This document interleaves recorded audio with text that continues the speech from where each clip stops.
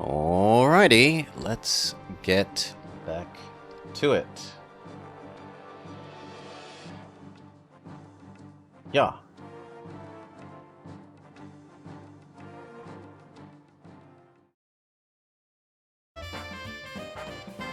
Ooh, why aren't you capturing?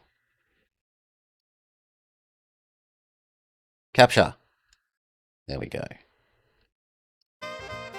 Hello and welcome back to the Bobble Players Escape from Ever After.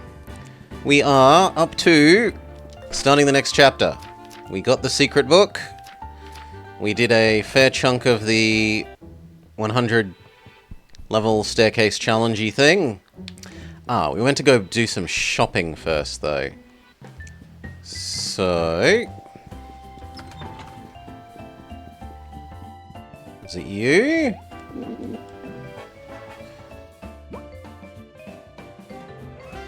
I wouldn't mind one status fix thing.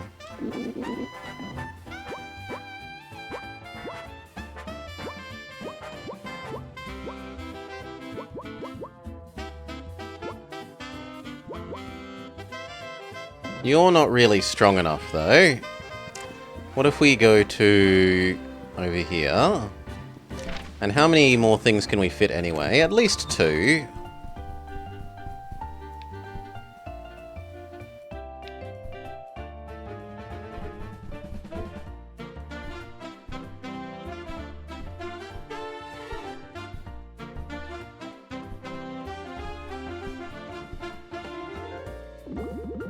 Yeah, I think a chocolate croissant.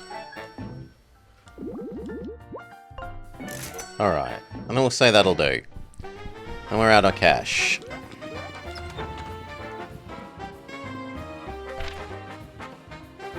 Well, not really, but we're out of cash that we're willing to spend.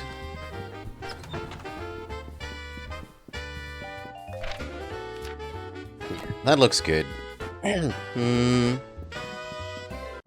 So into the new book. The Icefall Chronicles.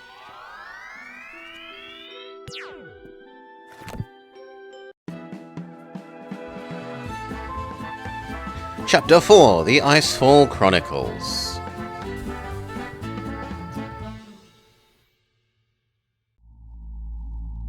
Glacius 9 Station. We were right. These soldiers were the next zone. Welcome. We weren't expecting anyone. You're here to visit the Glacius 9 R&D lab? That's right. Mr. Moon has sent us.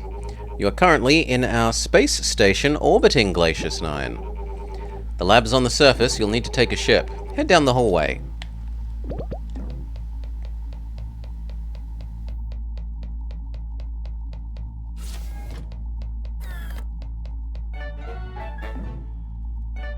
Spacesuit?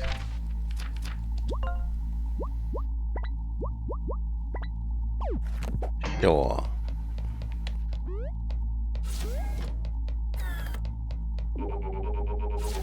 Go to the far door.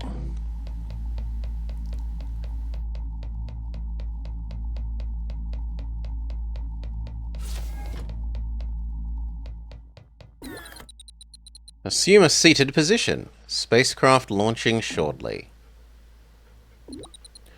3, 2, 1.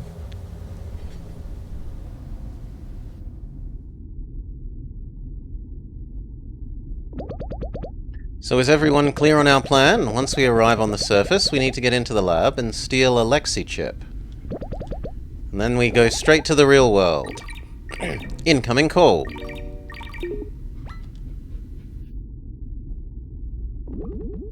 So it's true. I didn't want to believe it, but here you are.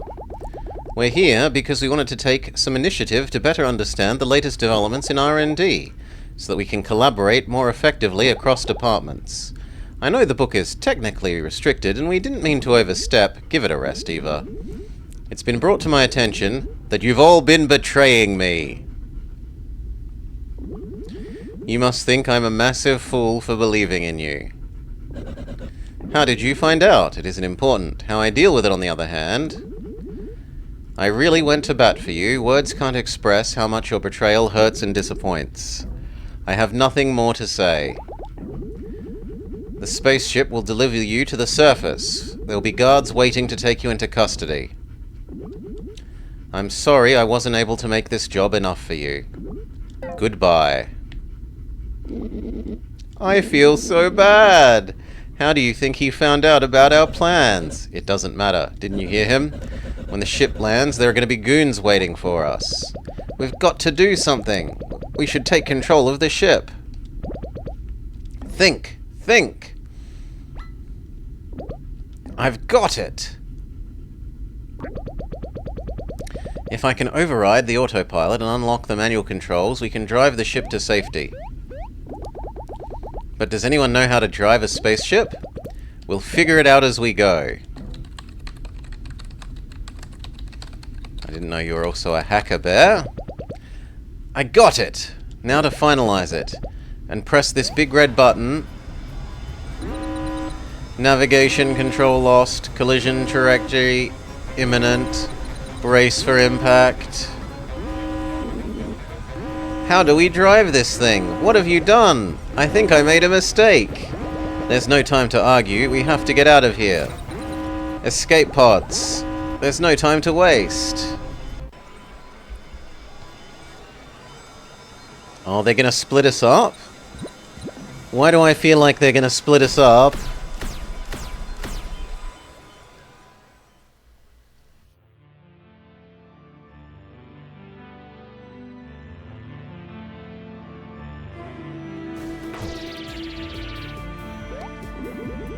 Ah, that was painful. Falling from orbit. Good thing I don't take falling damage.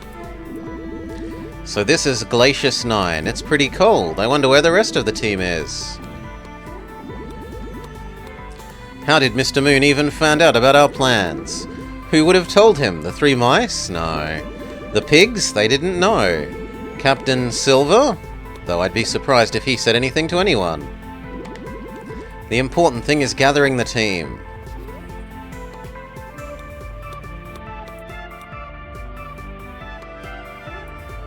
Maybe these don't need us to sing to them? No, they do.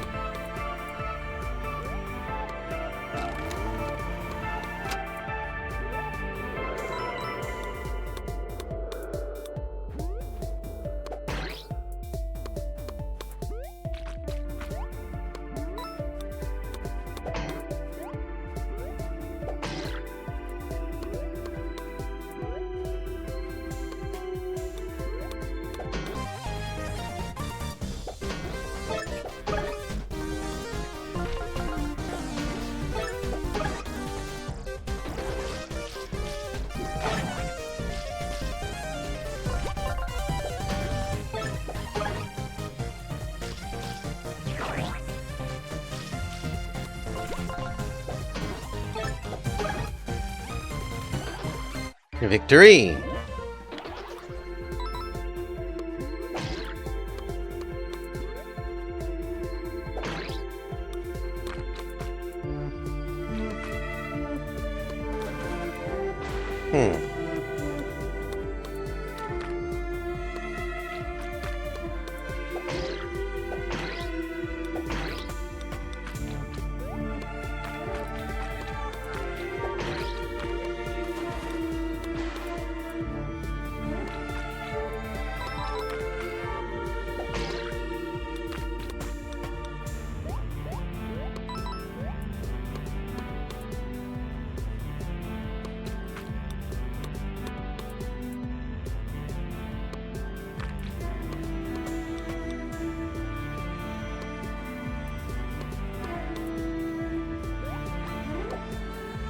Ah!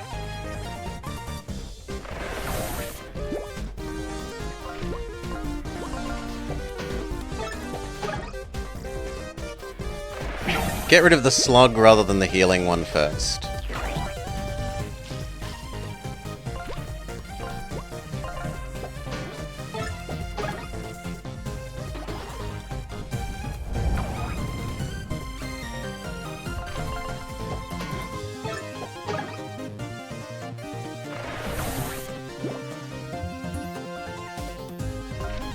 I can't do enough damage to you. We might have to use the special attack.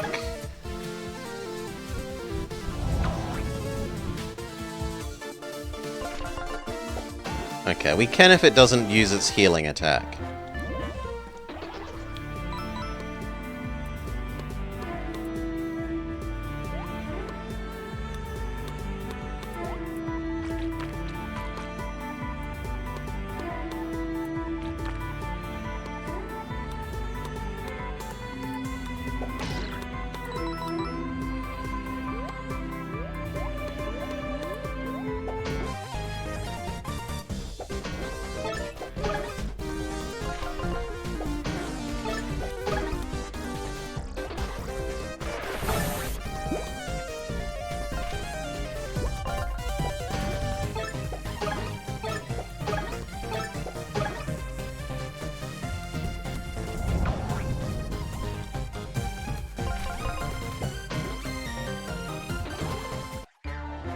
Victory!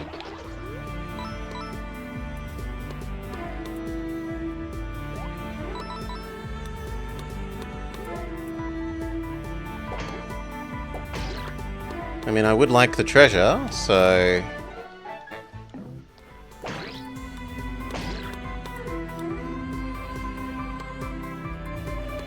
I don't understand. Oh, we can't do that until we get the dog back. Sure.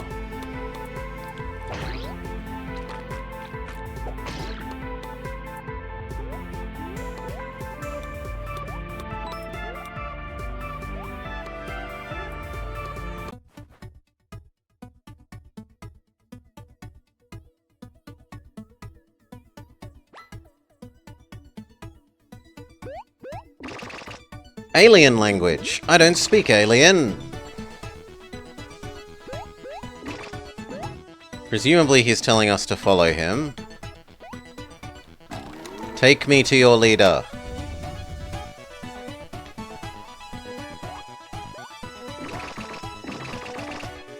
Ah, human. You seek more home feel thingies? I have. I find many human object. I sell you for shiny coin.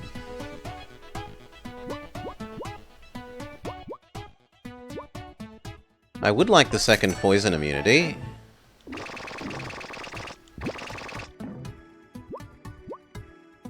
But other than that, not so much. Maybe the muffin.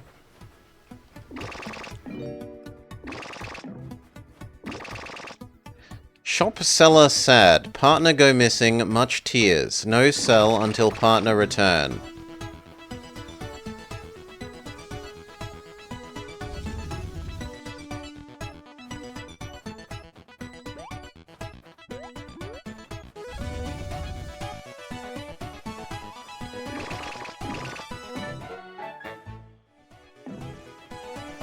Something that's toxic? We might need the bear to kill that, we'll have to see.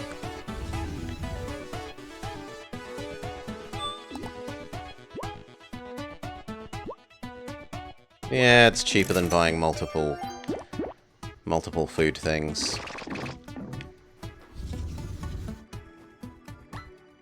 Doggo! Wolfgang, is he dead? Greetings, I know small your language. Friend, furbeast. Him ill. Eat bad, berry things. Much poison. But I was so hungry, and they looked so good. Find Goodberry. Cure. Make Fluffy sick no more. Goodberry, grow outside village. Bring me now.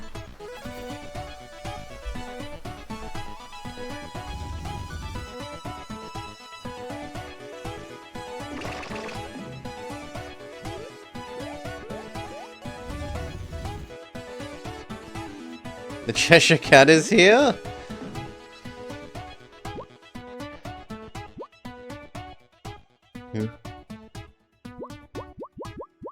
Ah.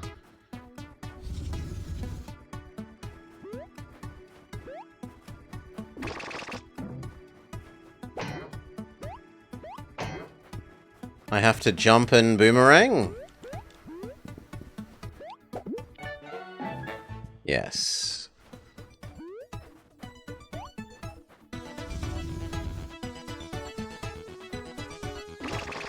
Goodberry, yes. Give to your furbeast friend. Fluffy still sick. Need more berries. Plant is rare, more grow near. You need other friends to help find more plants. Find friends, then berries.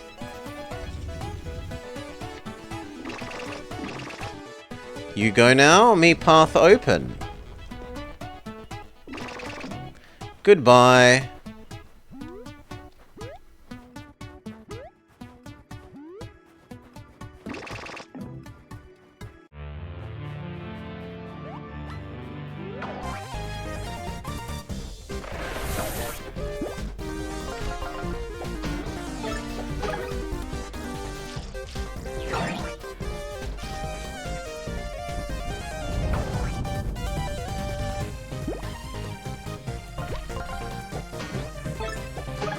Goodbye, slug.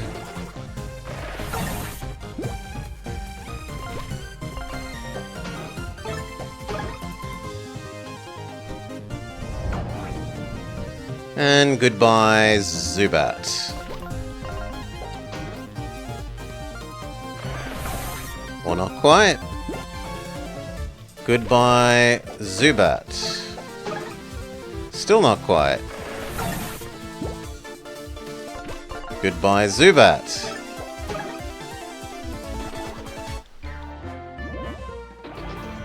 Kinda feels like we should move the extra damage thing to you. Temporarily.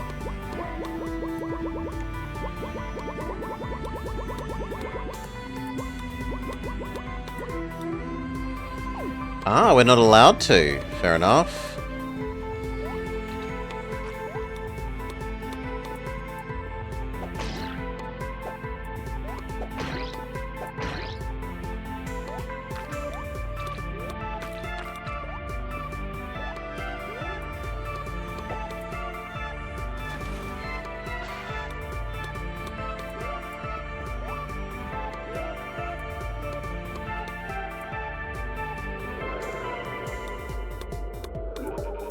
You better come with us. I'm telling you, I'm an employee. I have every right to be here.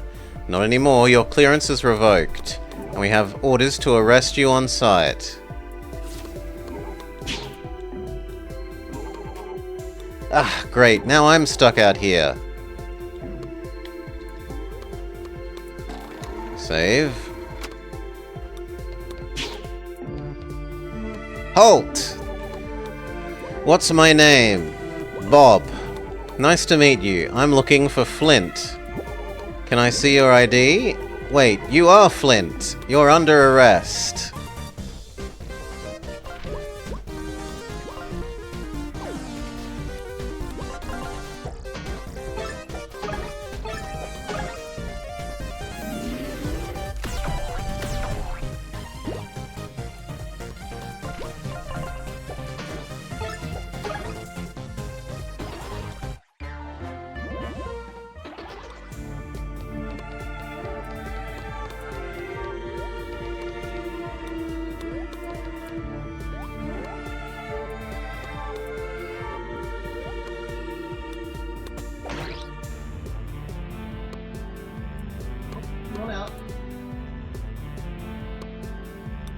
Bloody doggo.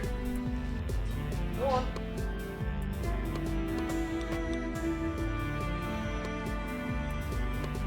She's been wanting in and out, in and out, in and out all day. No, go away. Had enough of you. Wanting in and out, in and out, in and out. Make a decision about where you want to be, dog.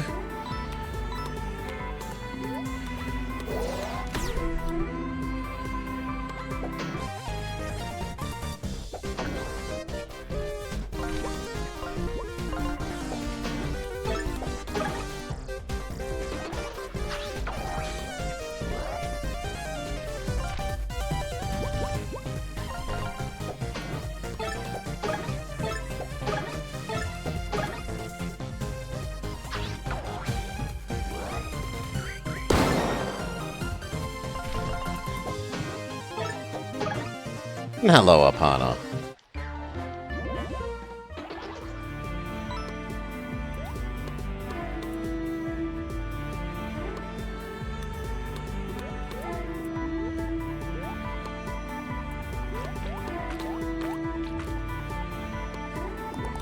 Mountain path. Caution. Steep drops and hostile wildlife.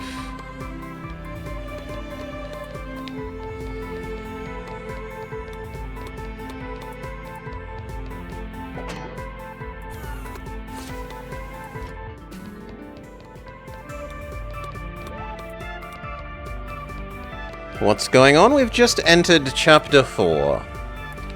We're breaking into the R&D department to try and steal a chip so that we can travel to the real world.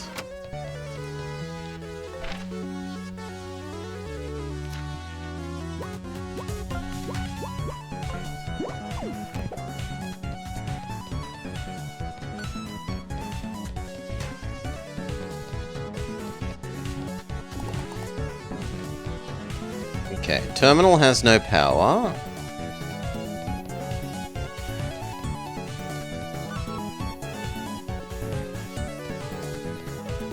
There's something here, but we need Dragon's Fire Breath first.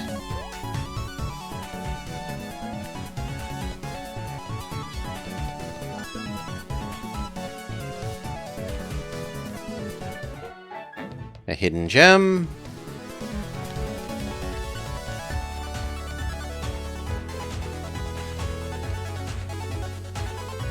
We need Dragon's Fire Breath. Presumably we will find Dragon somewhat soon.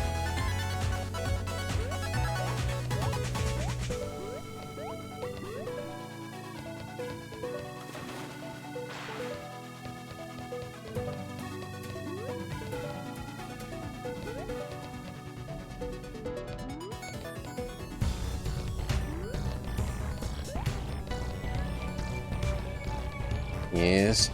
Patches! Flint, you came! Where's everyone else? I haven't found them yet. Well, I've kind of found Wolfgang, but, well, it's a long story. You've got to get me out of here! I'm on it.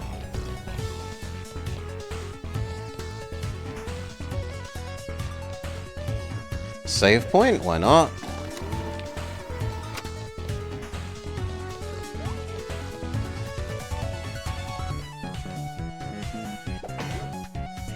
No, we would need other person's power for that.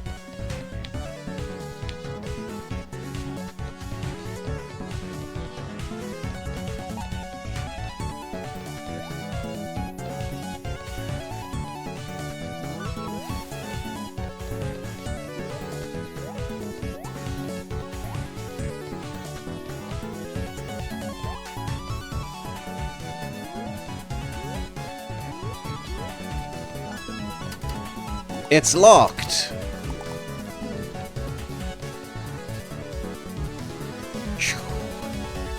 What a monster? No, no, no. Old man's a hit. Old man has dinner early.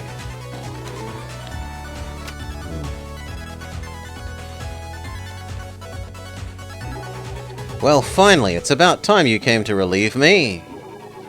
I've been guarding this very important door.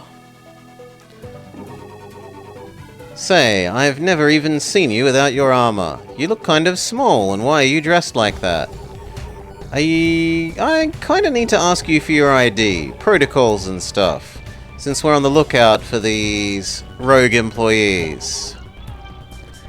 Could you show me? Here's my ID. Flint, huh, you have the same name as the person we're meant to look out for. I'll just be heading out then, see you. Wait a minute! I almost forgot to give you the key! Bye! That's well done. The door has no power! The terminal has no power!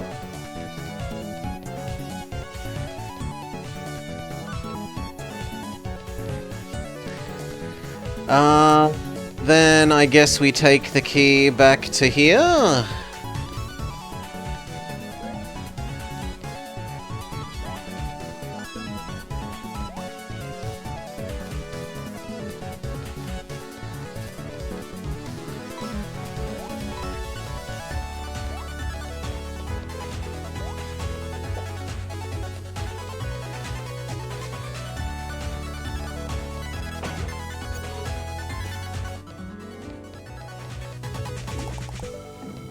The terminal has no power.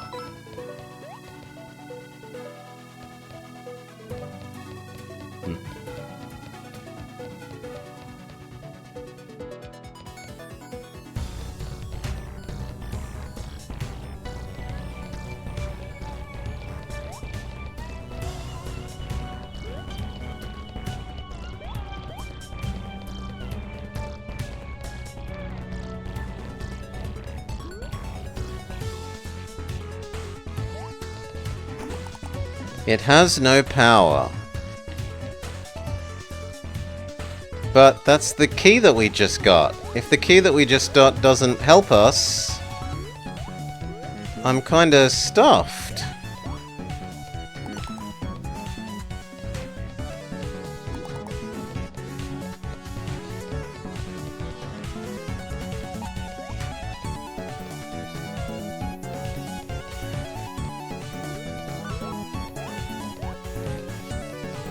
Nothing. No, the things that are inconvenient to us still have power, like these laser skipping ropes.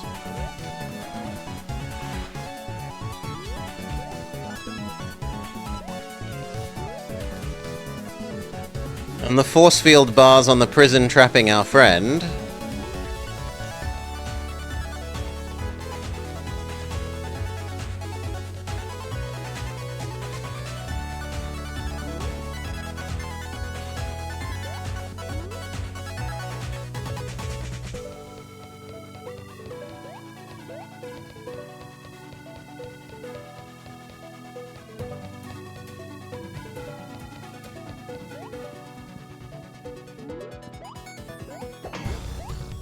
Too short for that.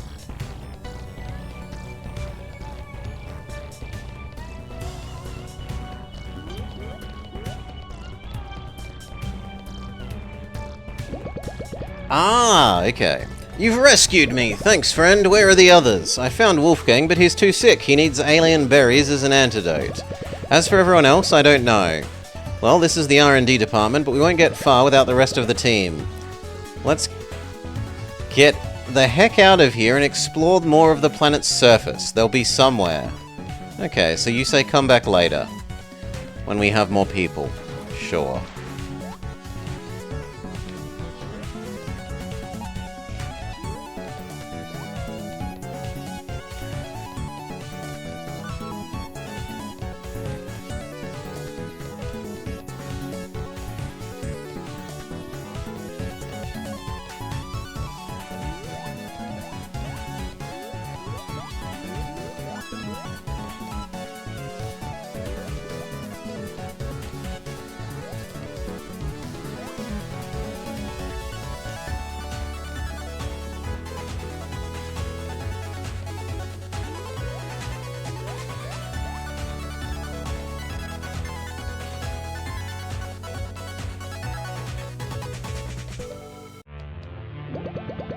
So Wolfgang is indisposed. We need to find Eva and Tinder. I overheard the guards saying they saw an escape pod fall over a mountain to the east. Let's check it out.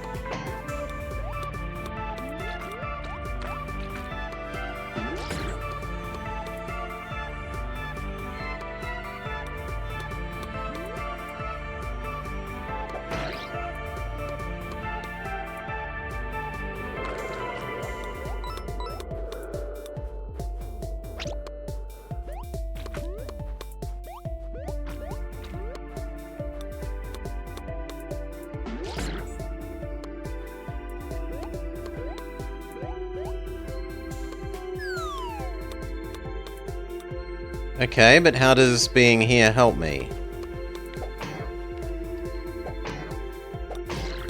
Okay, then that, then that.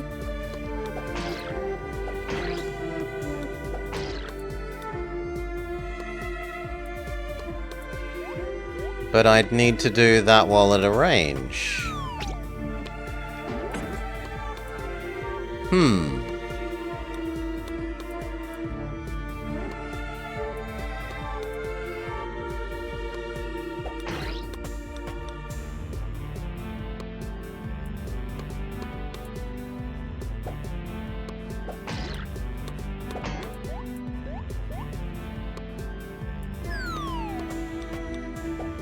Maybe we can make that jump?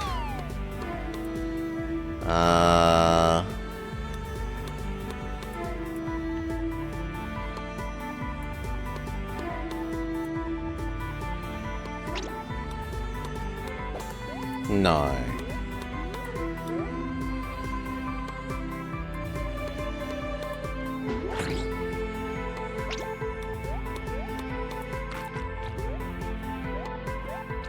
But Now we can use Teddy Bear. What? Why didn't that count?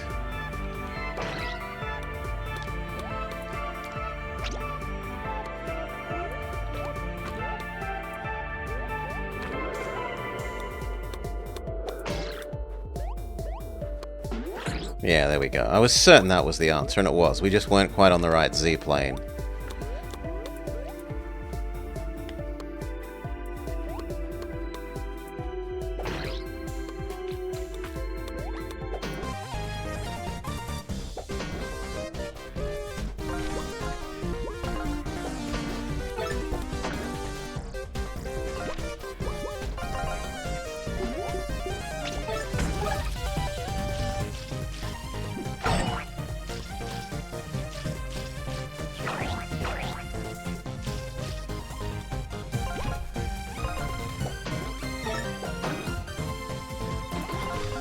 And Giga Punch.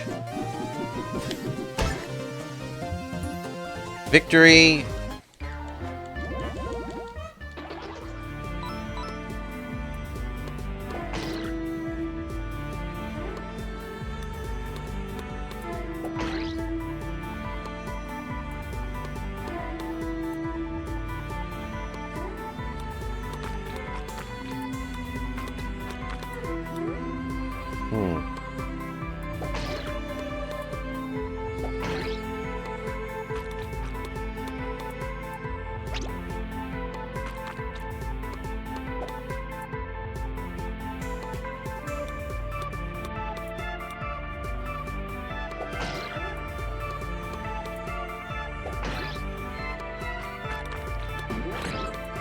Victory!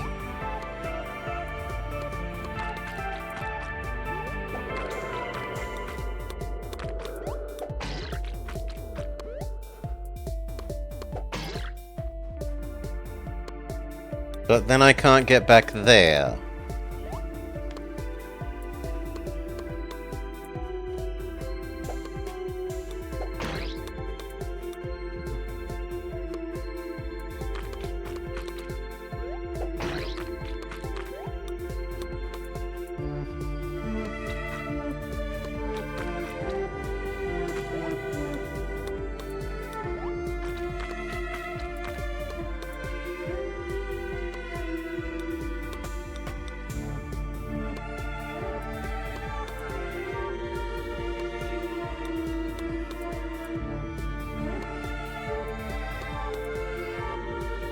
I think it's that we use Teddy Bear back on this button again.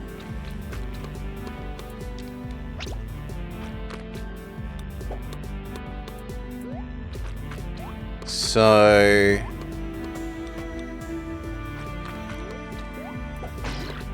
red, blue, and then Teddy Bear does the other red. Yeah.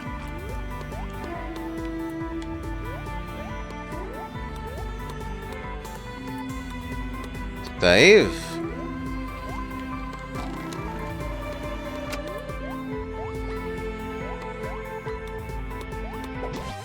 Well, bugger. Oh no, that counted as us. Giga Punch the snail.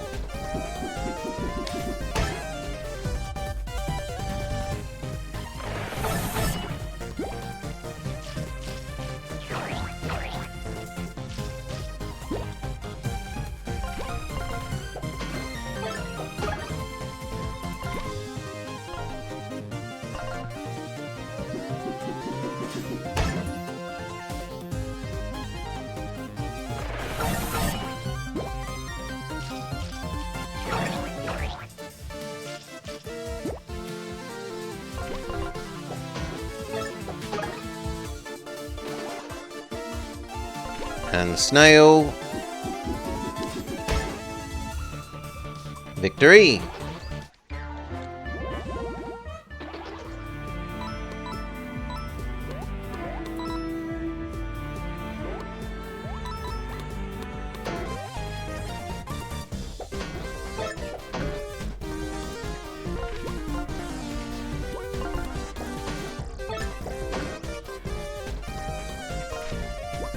then wake the snails up.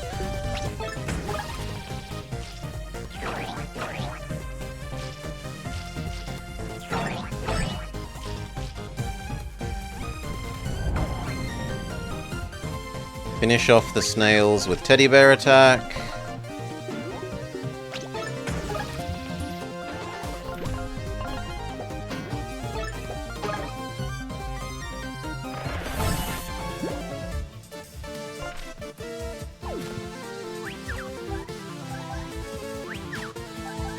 Heal.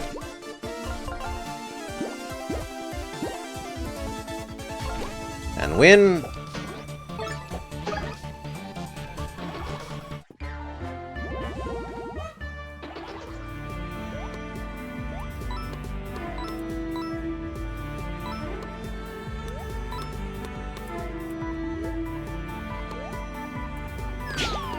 Eva! Flint! You came for me! Help me get down from here! My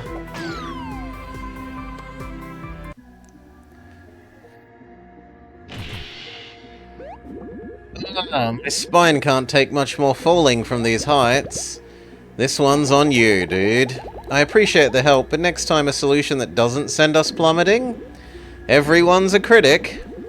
So, we've got to find Tinder and the berries to cure Wolfgang. Let's get moving.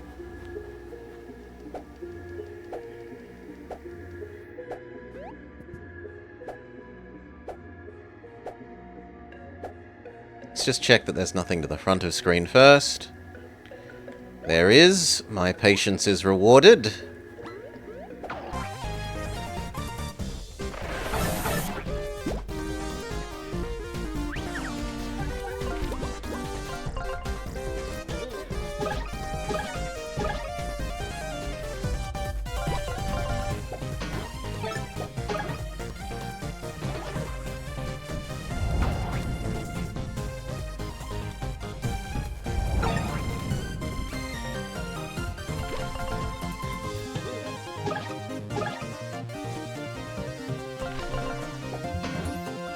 And there was one.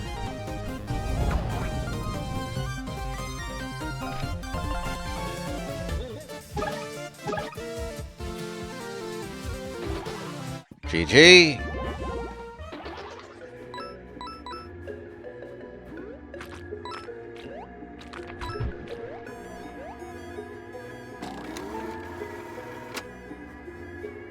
Okay, the berry, but we can't... We can't get the berry?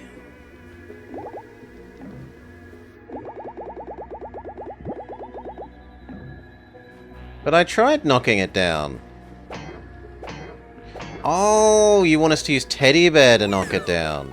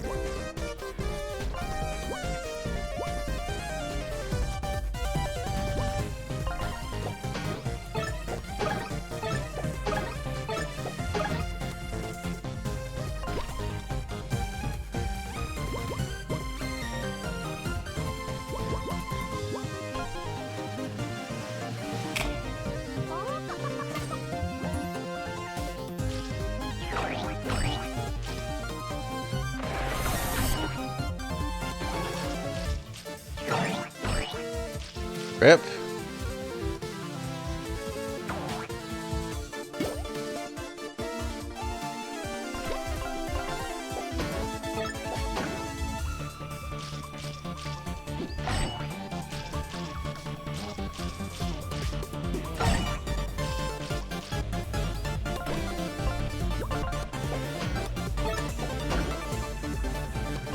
And the teddy bear tremor, GG.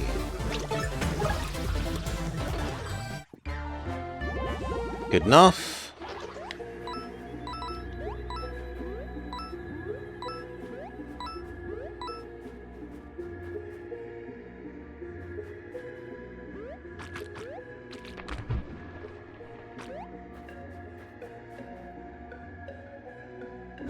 Hey! Is someone out there? It's Tinder. What are you doing up there, my dude? Patches, is that you? I'm stuck. Pull me out! Sorry, but you're up really high. I don't think we can get up to you. This is unacceptable. Get me out right now. It kind of looks like Wolfgang could help us, but he's not with us. Wolfgang, you cannot be prioritizing him over me. I deserve immediate rescue. We'll return with Wolfgang as soon as we can. Hang in there.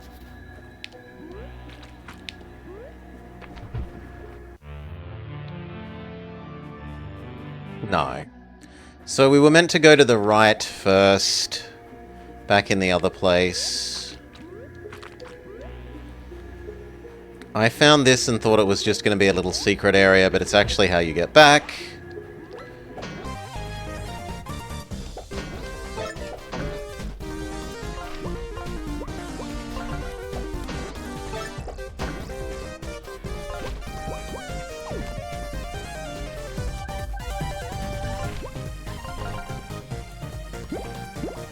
Heal and mana.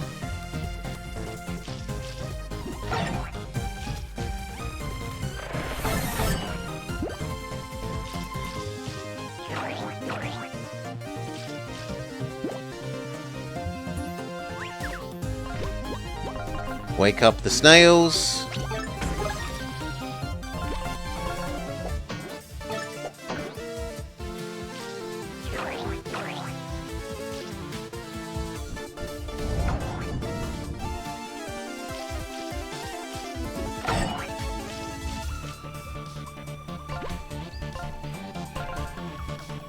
No. Well.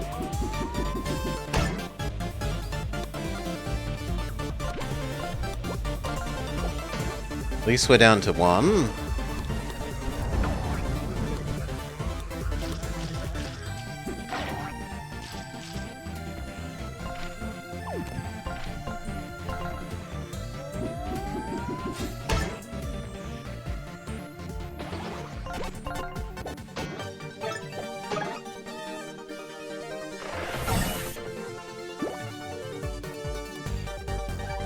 And then heal. And finish you.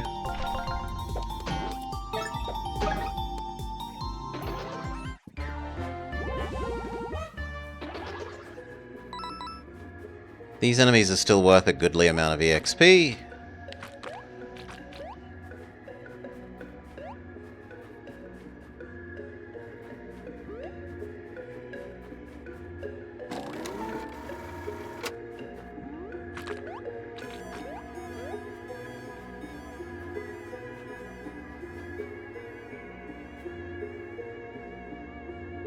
No, there is no area further to the right. Oh, well, that's just frustrating.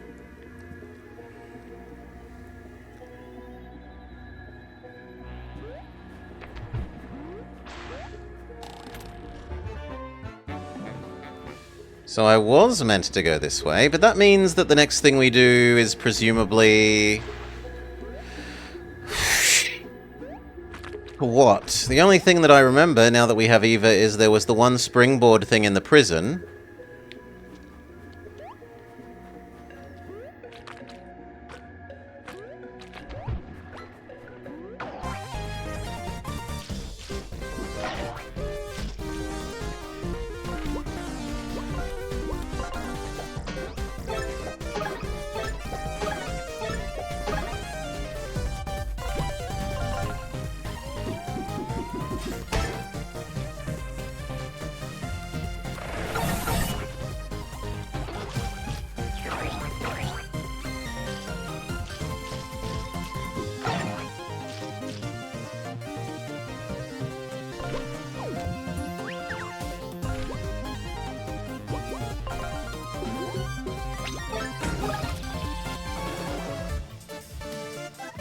You do a synergy heal.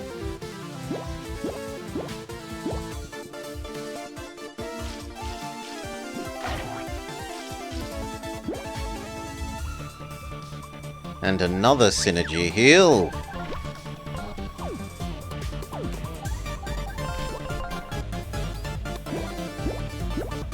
Then finish off the snail.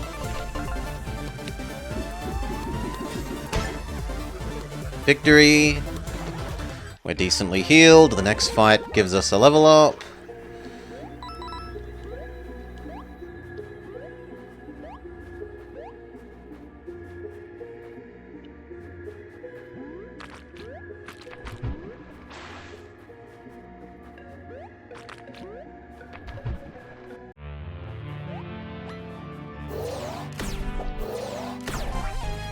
Bugger.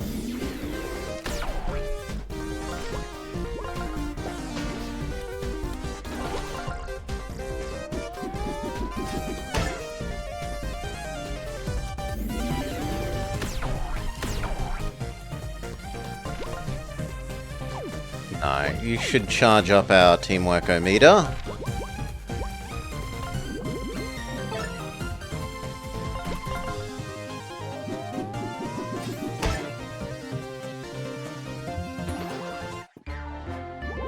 Not quite worth a level.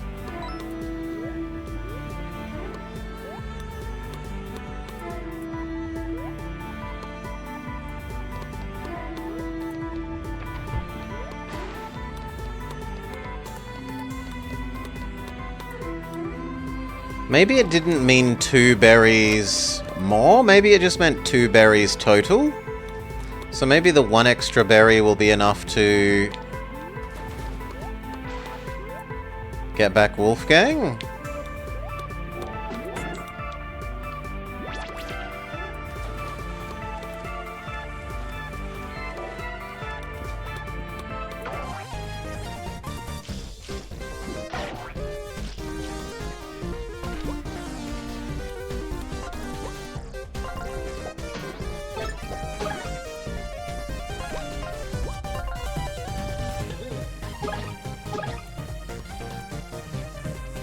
Two.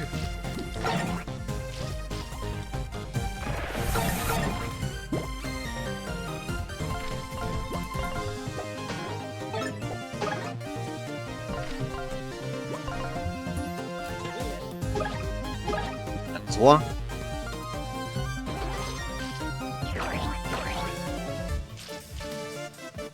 You cannot afford to be around anymore.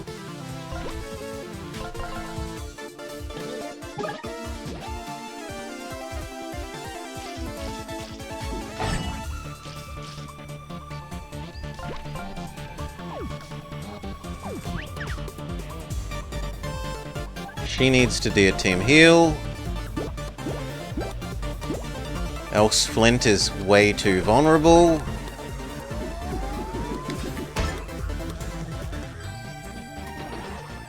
Level up, level up.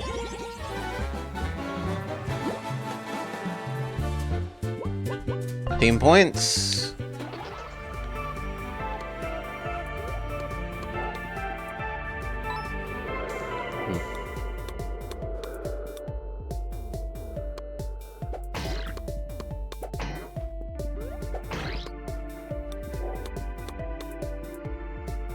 Actually, I don't quite know what we need to do. What do we need? No, that's all we need. Treasure.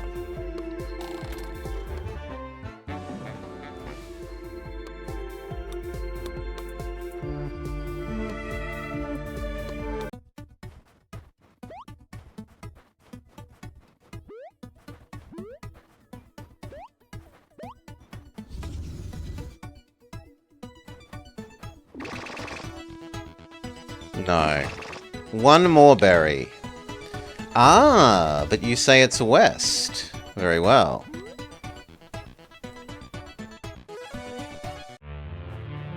Also, we now have a new teamwork point, so we should look at what we're going to equip.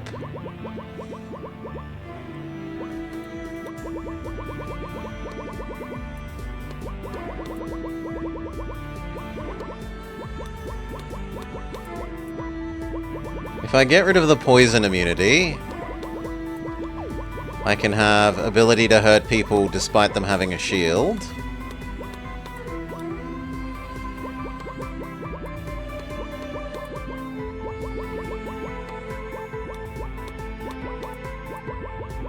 I'd rather have the poison immunity.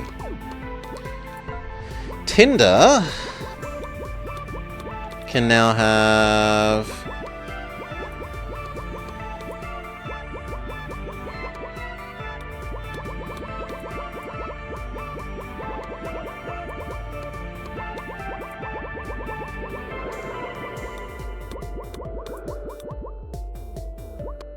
Hurt all ground enemies.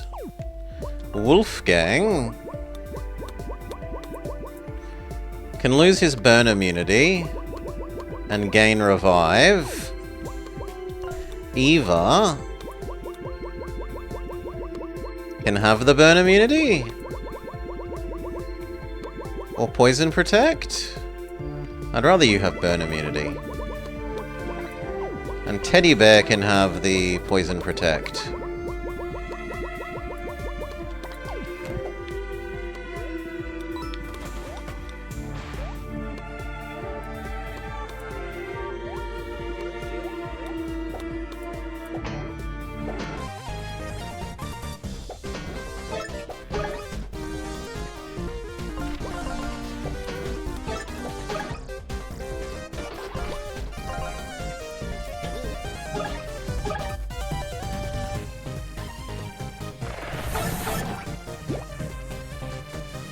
We need to Pokedex this enemy. Seemingly. Icy vampires. Don't let them touch you.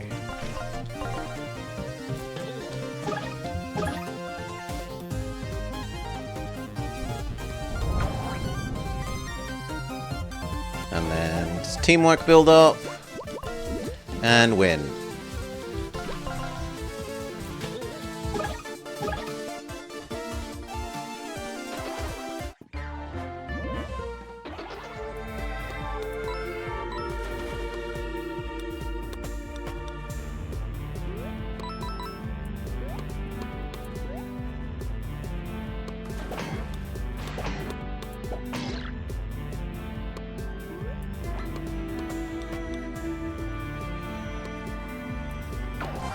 Come on.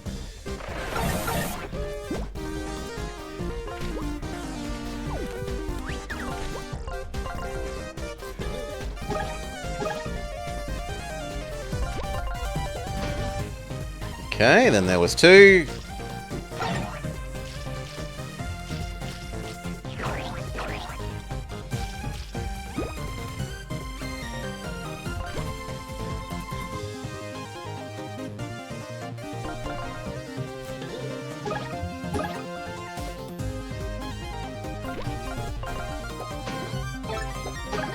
There was one.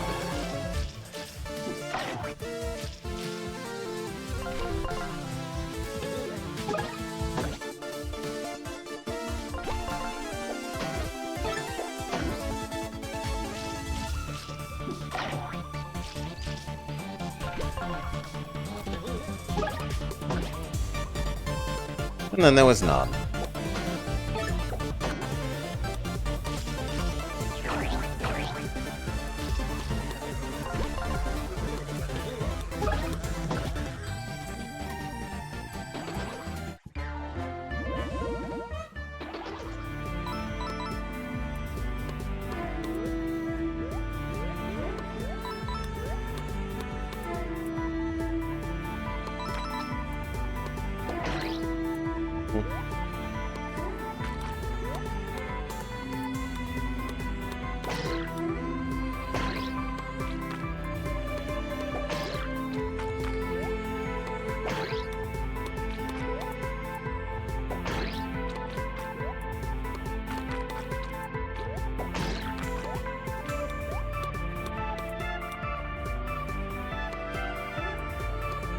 No, the last berry is up there. So I have to work out how to get up there.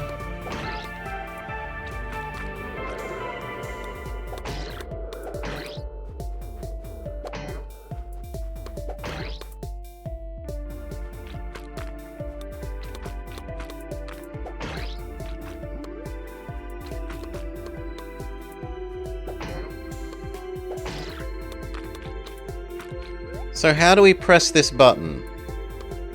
We press this button by leaving Teddy Bear here.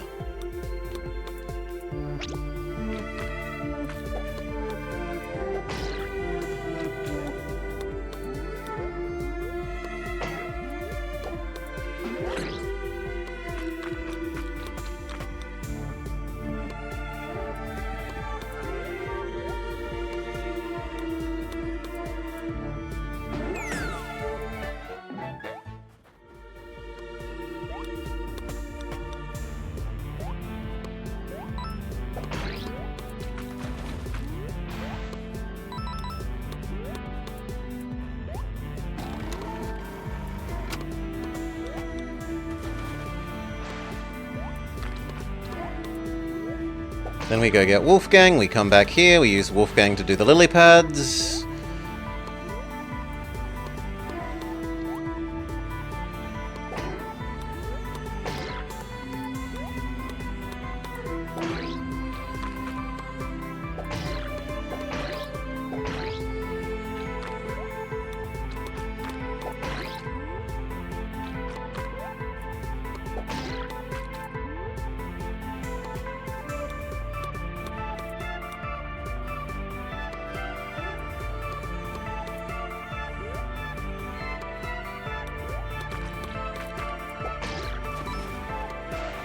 Slightly too slow.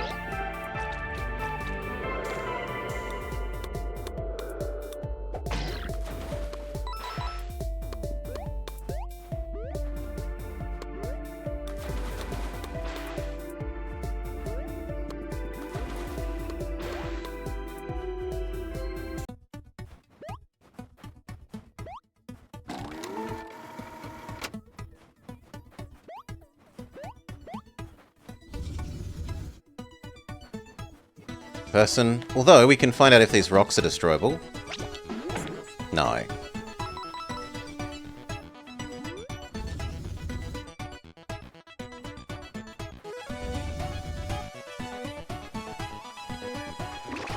You find 2 berries! Give to Fur Friend!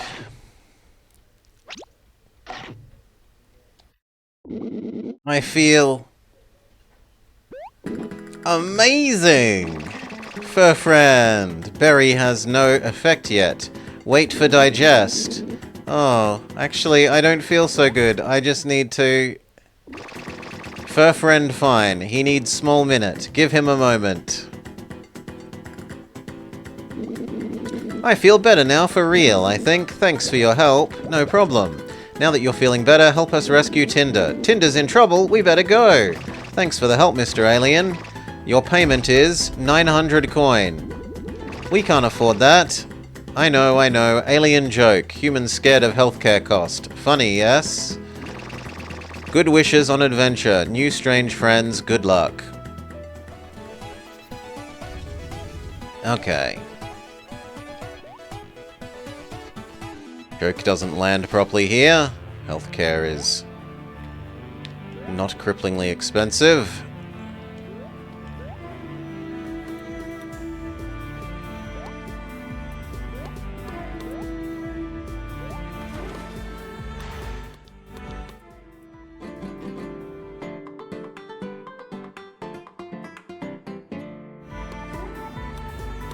Song of Staircases.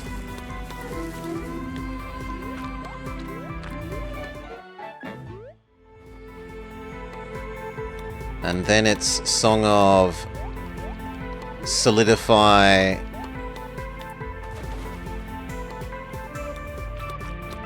Yeah. Song of Solidify. Ah, good damn it.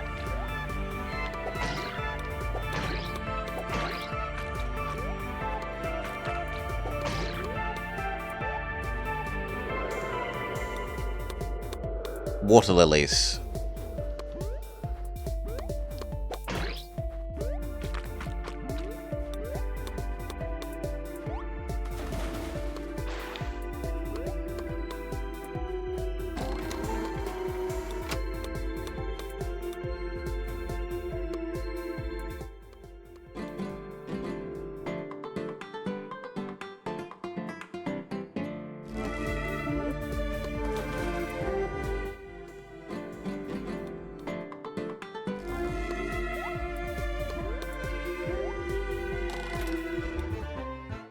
Another guard thing? That would go really well on patches. But you might not be allowed 2 of them.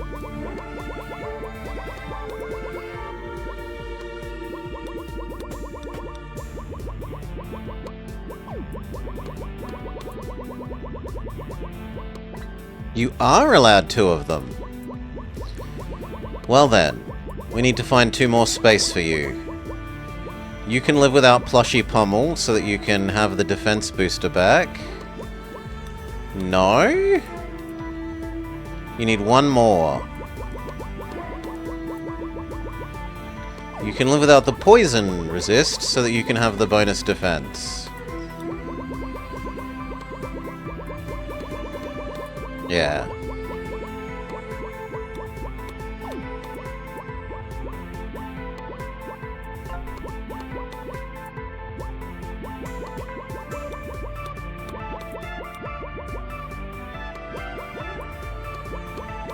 I could actually see an argument for getting rid of that, the health, and the dragon to give her the bonus defense.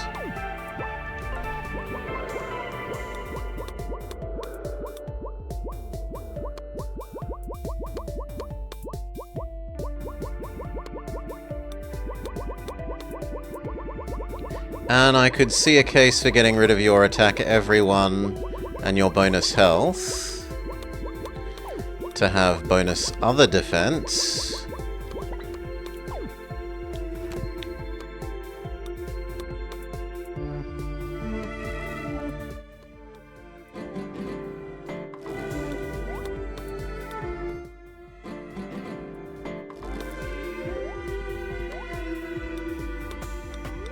Save.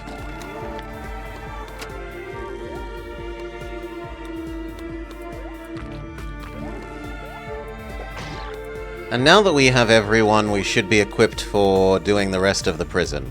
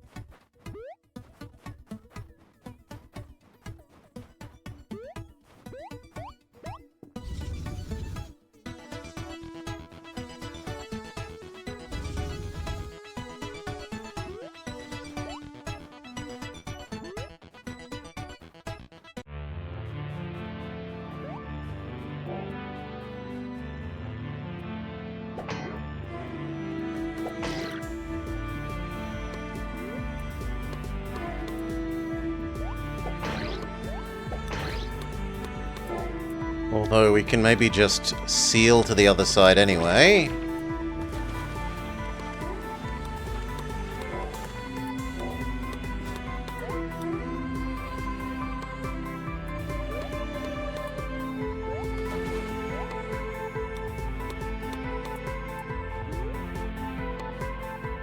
Alright.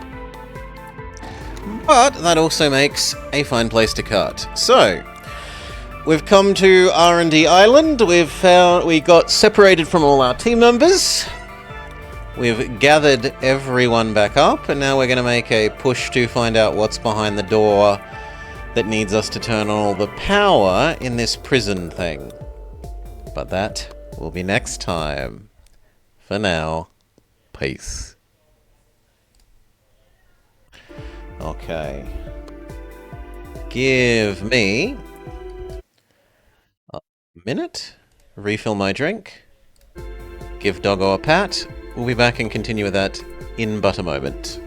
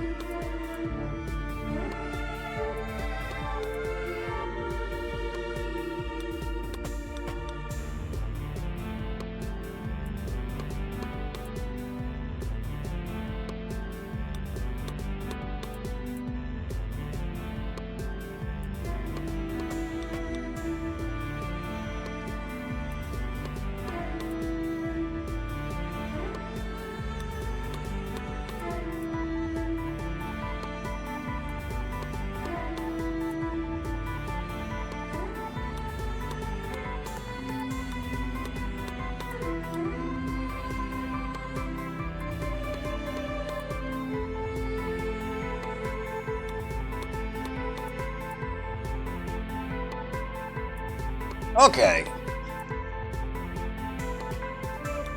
Drink refilled, doggo padded, we're good to go again. Hello and welcome back to the Blobber Plays Escape from Ever After. We are on to Chapter 4. We got separated from all our crew members, crash landing on the planet. We gathered them all back up, and now we're trying to get through a door at the end of here, now that we have all our team members' powers again. So we suspect, for example, that these can probably... No, we don't have the last team member. We need to go get Tinder. Okay, my bad. I just said I made the typical mathematician error of a solution exists. We don't actually need to bother doing the solution. We need to go use dog to rescue dragon.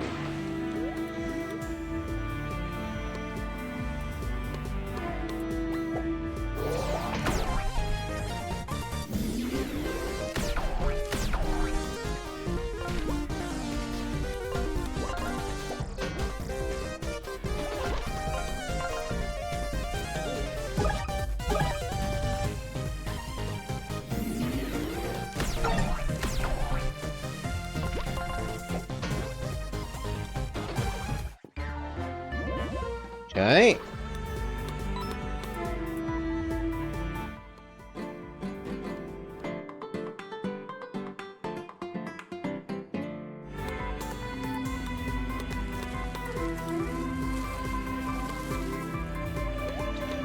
Song of Staircases, which gets us back to the dragon.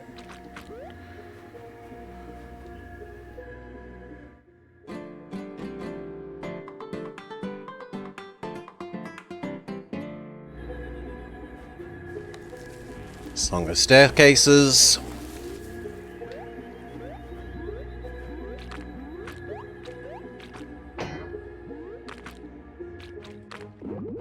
Okay, Tinder, we're going to try and pull you out. Be careful.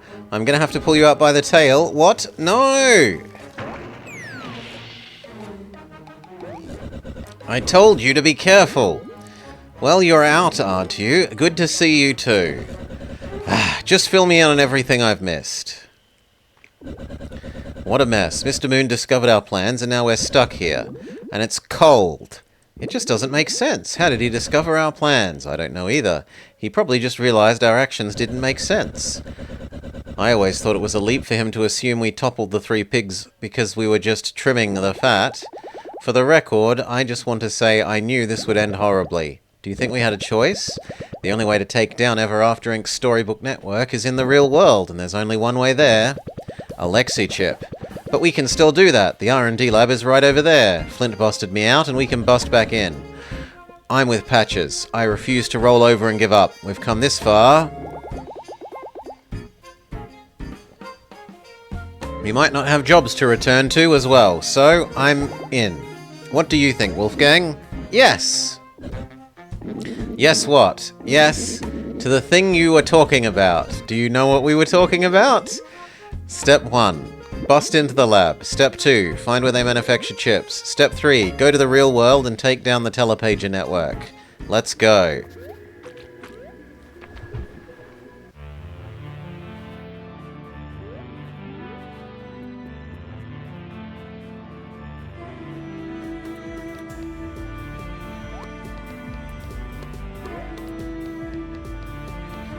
Okay, Dragon. Now that we actually have Dragon.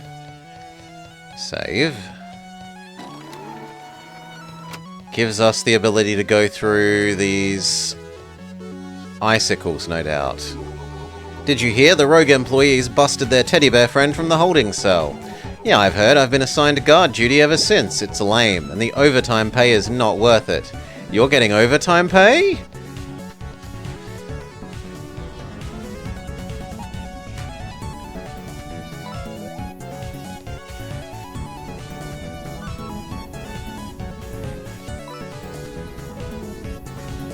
A little fiddly.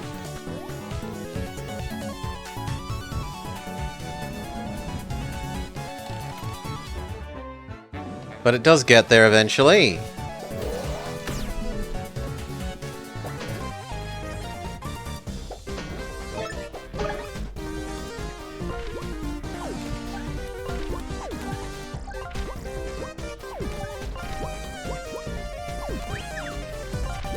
Melt them both. Oh, you had a shield and I didn't realize. Well, I feel silly. Become him. Poison. G'day, Fry Heights camper.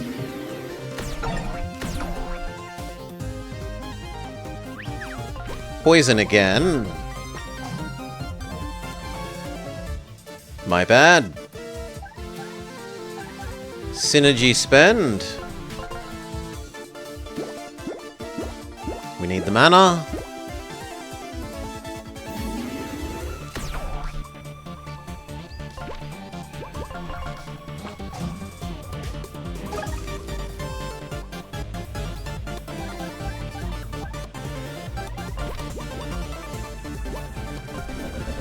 Your lute playing makes me want to plug my ears, but it's competent as a weapon.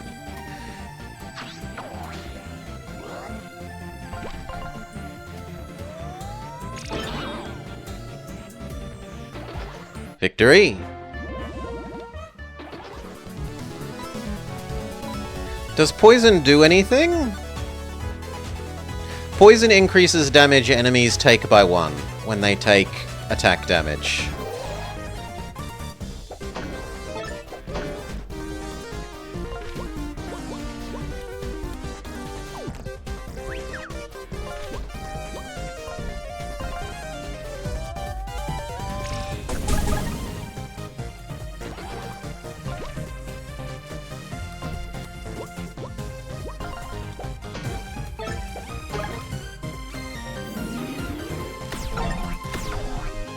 You thought it only reduces armor? No. It works on non-armored enemies. Increases attack damage by 1. And burn is 1 damage per turn, if they aren't protected by a force field type effect.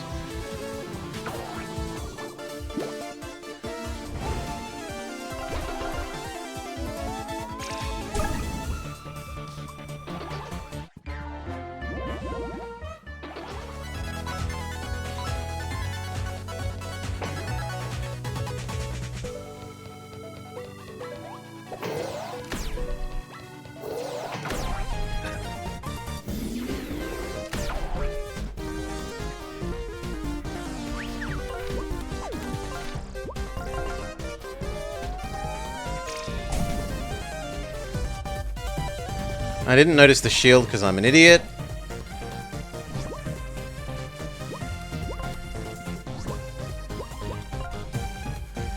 Shield, steel.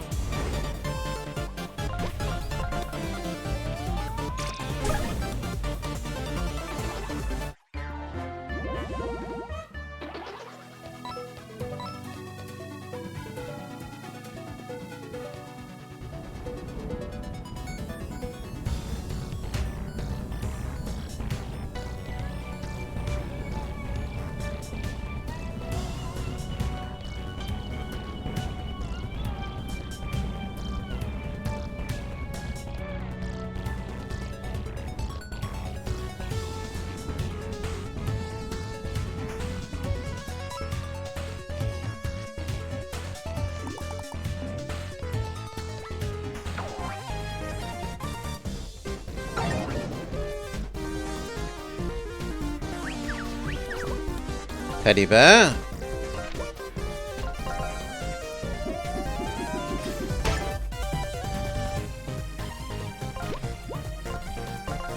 Fireball both.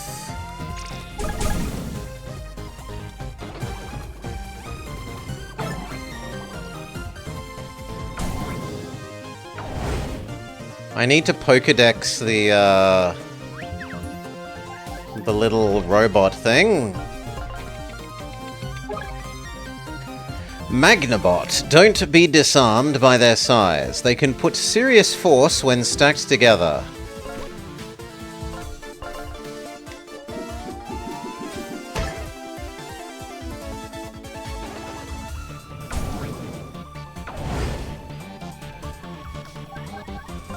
Heal and win.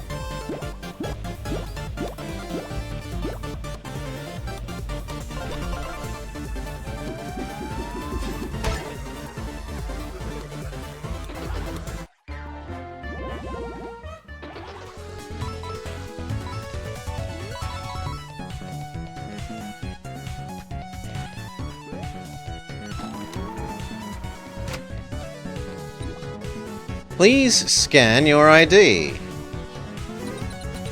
Insufficient clearance.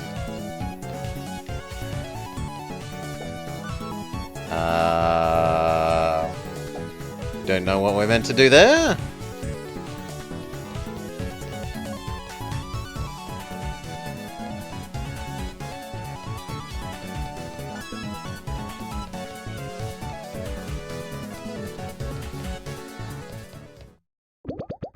A computer terminal. I can use it to remove the restrictions on our accounts. Sit tight while I do my magic. Okay, hack into the mainframe. I'm in. Wait, what? I don't think hacking actually works that way. It doesn't. But we're in a sci-fi storybook, so naturally the storybook's logic applies. I'm almost done. And done. Our account restrictions are removed. We can use the company telepages again. Badge is restored to normal. Now we need to find the Lexi chips.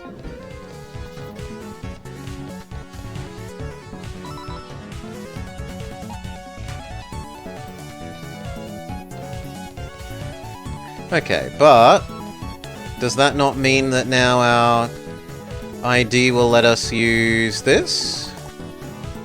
Now the issue is that it has no power. Well, what about you?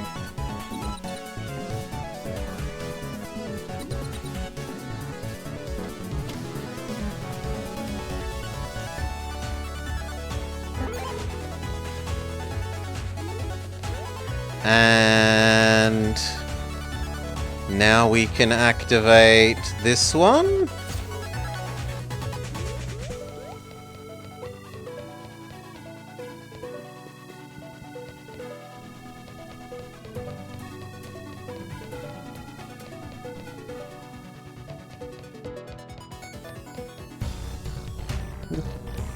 I'm not convinced that we maybe should have gone upstairs.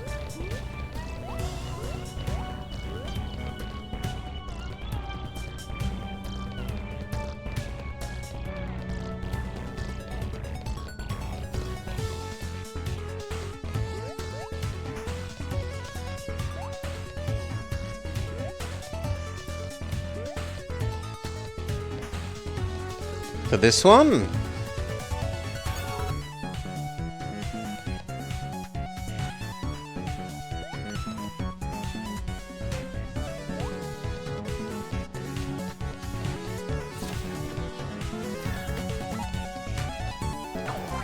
Oh, bullshit, the flamethrower goes that far away.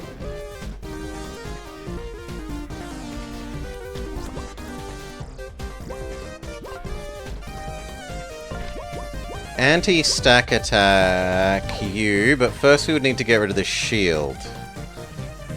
So you use frog attack on him. Then you can use anti-stack attack on... I fail them.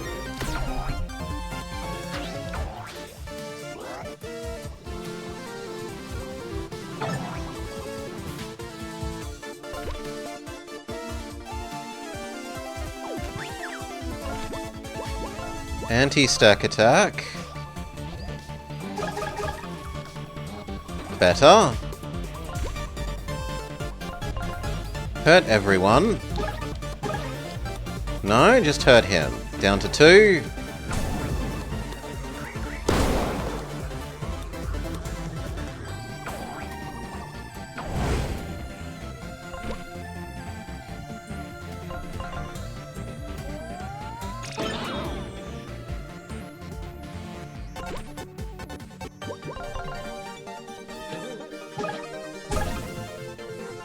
It's 1 robot.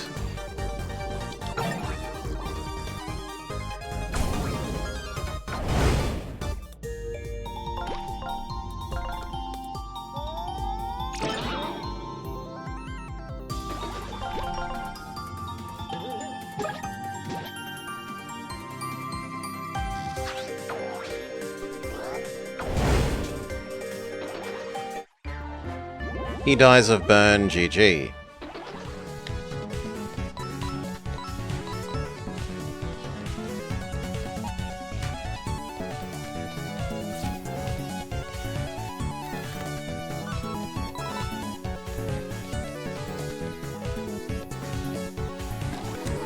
Scary dark cave?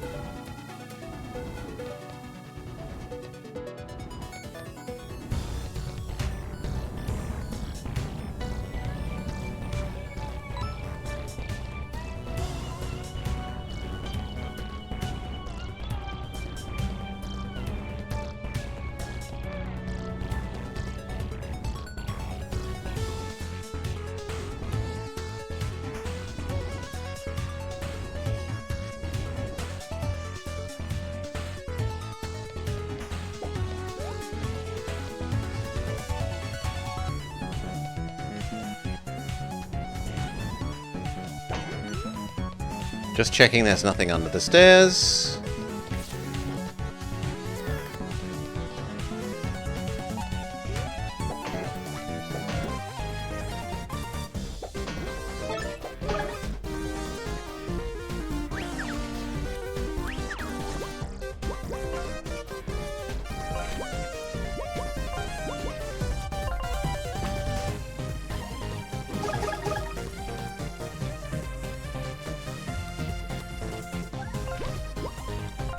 Fireball everyone!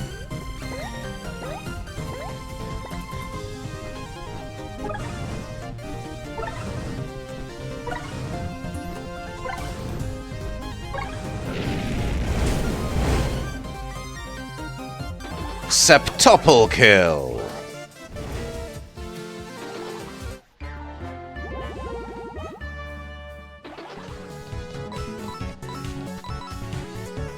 Even though I think it was only pentakill. But anyway, sounds cool.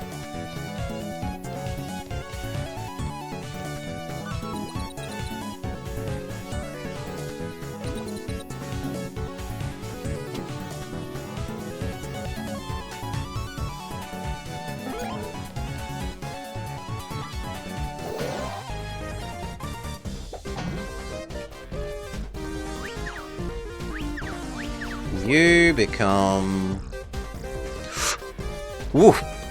Become her.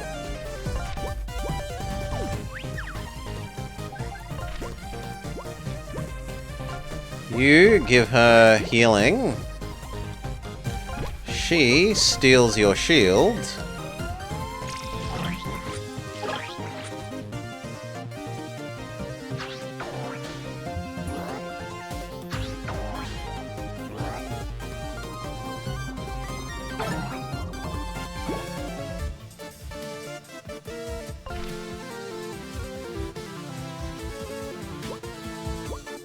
Yeah, hurt everyone.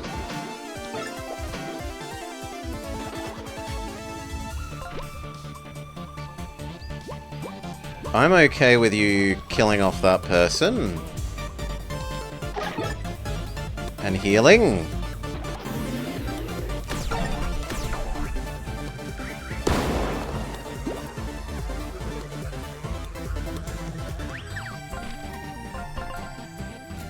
Poison bounce. Normal attack. Fail.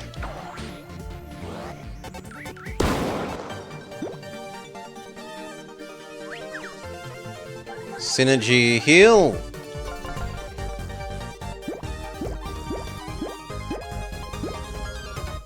And finish him.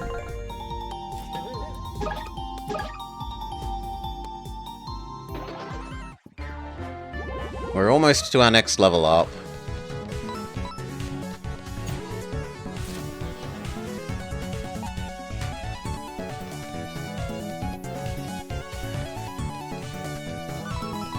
Save.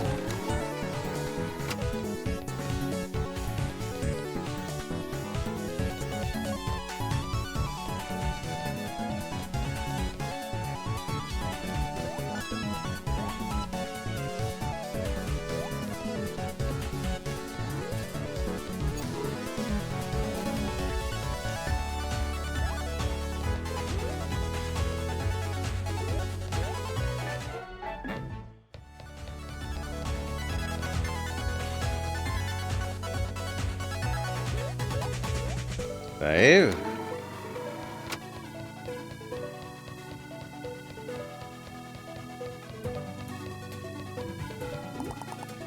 Okay, so we've done the orange. Presumably we've done most of the red. But we still need to do blue and green?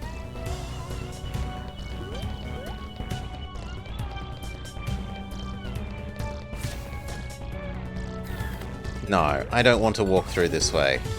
This way is painful. I would rather go the other way.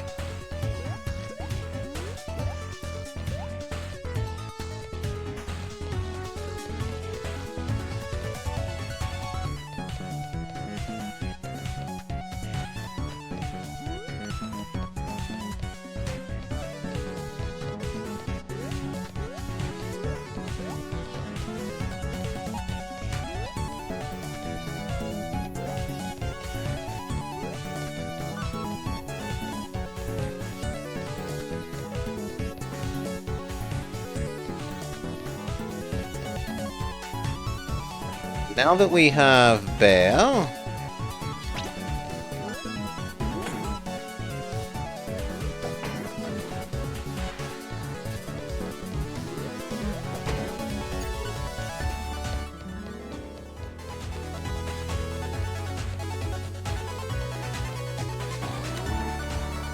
and we have Springboard...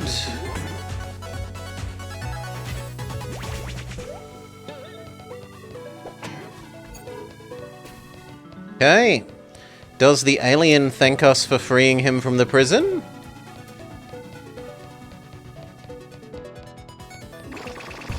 You help me. Much thank. I must go. Partner wait long time. Visit in shop.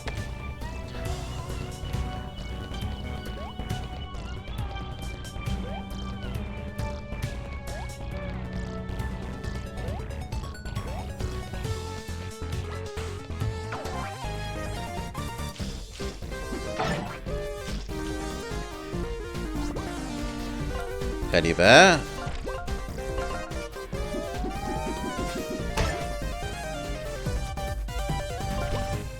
Multi-bounce.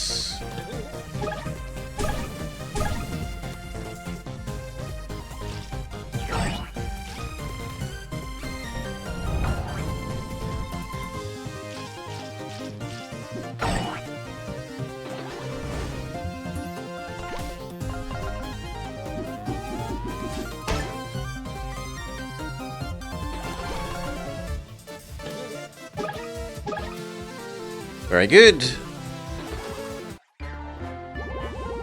98 experience. Okay, so next fight we almost certainly level up.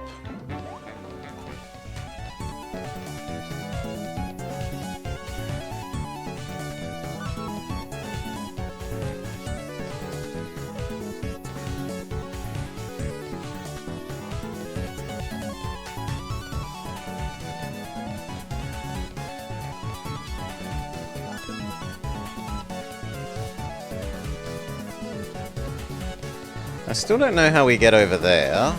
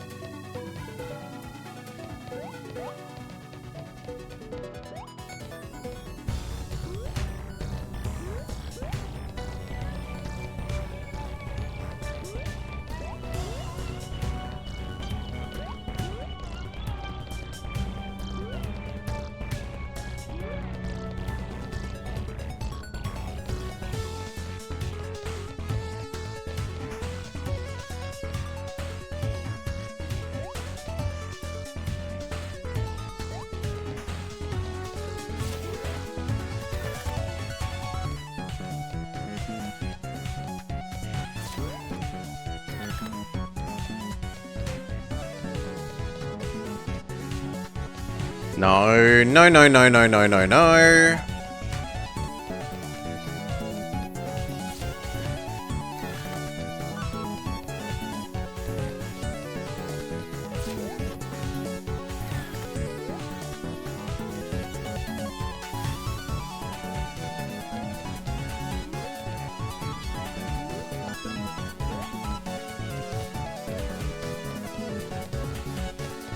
But then this is the start of the dungeon, right? Yeah. I'm okay with paying for some healing, though.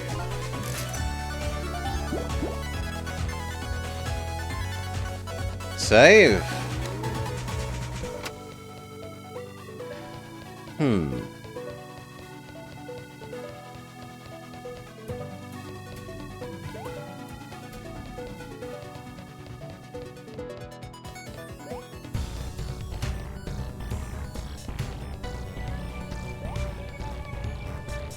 Was I meant to press that thing?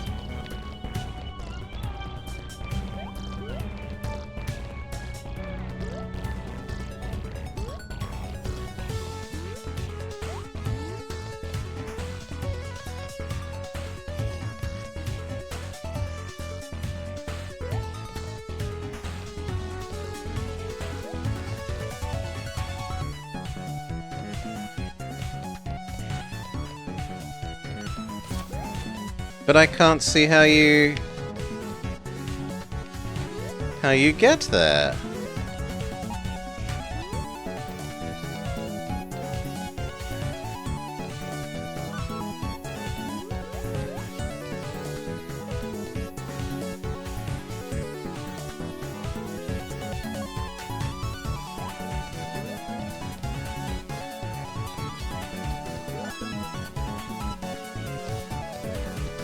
We haven't pressed that one.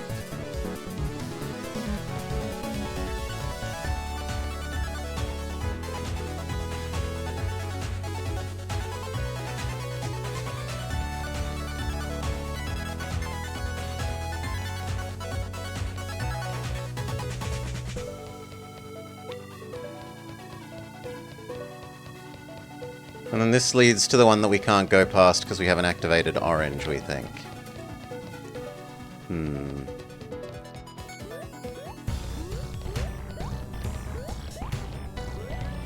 Well, I am feeling a bit lost for where it wants me to go.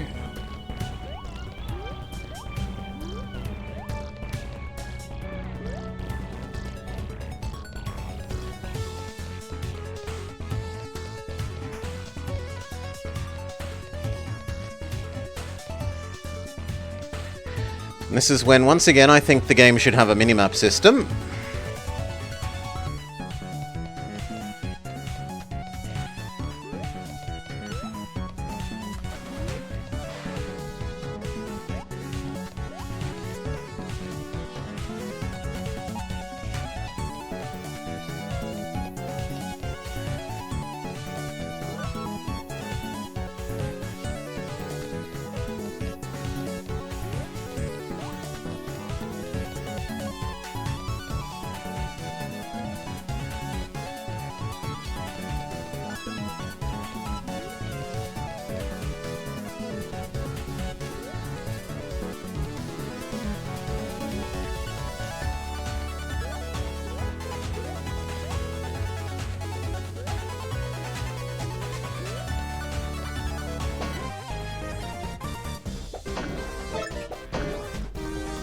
We want to hurt all ground things.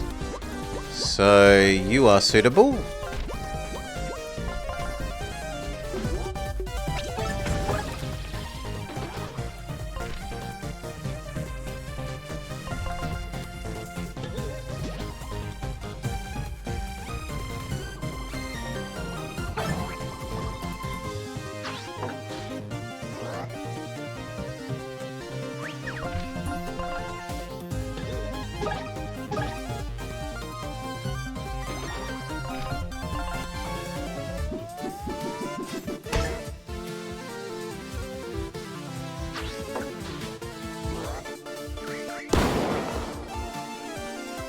And then a synergy boost.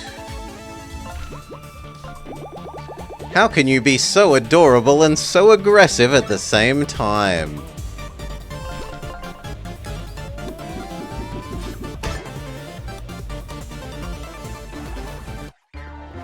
Level up, level up.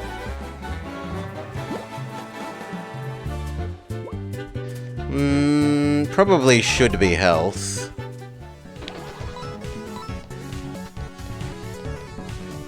Hail, Marwox. Nice watch streak. Ow! Timing puzzle.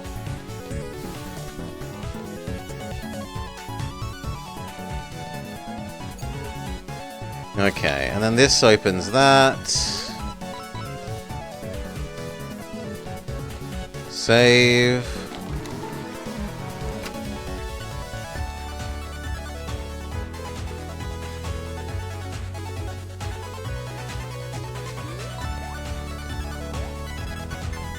Timing puzzle.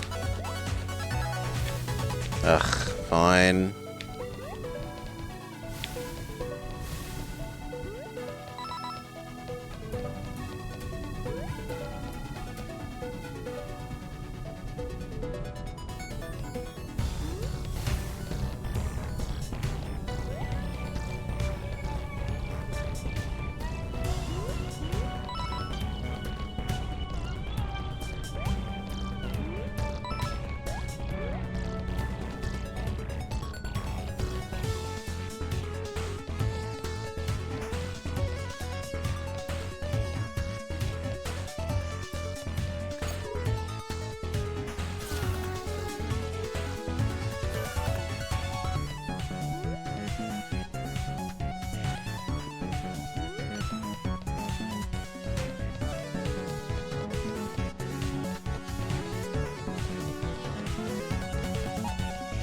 This isn't something we can interact with like I thought it would be.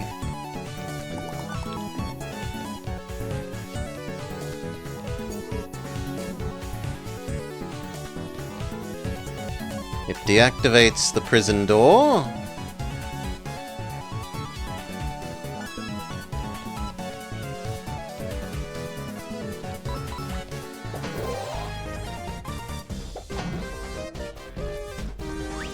Shield absorb.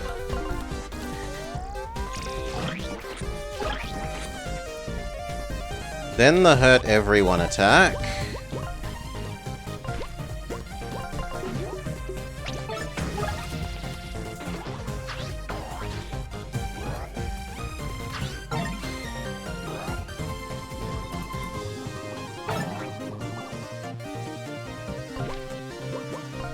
Bounce on everyone.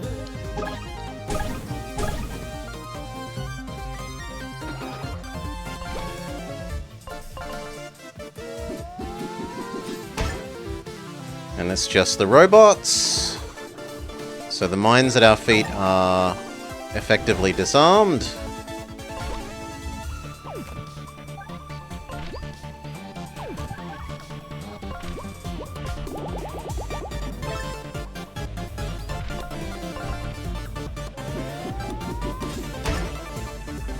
And then this guy dies of burn at the end of his turn. Lovely.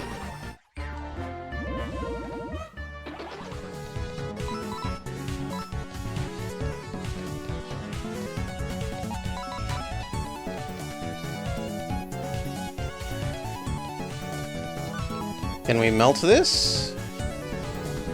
No.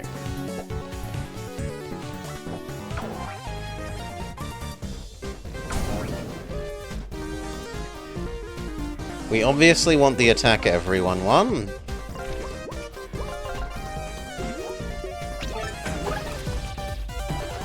Then we want to steal your shield.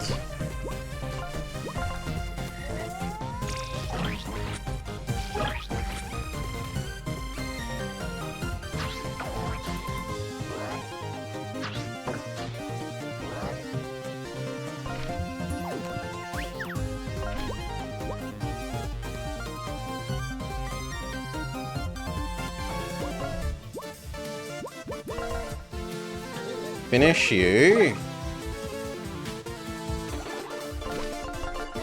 I guess we'll be finding out if one guy's mines set off the others. Which the answer is a yes.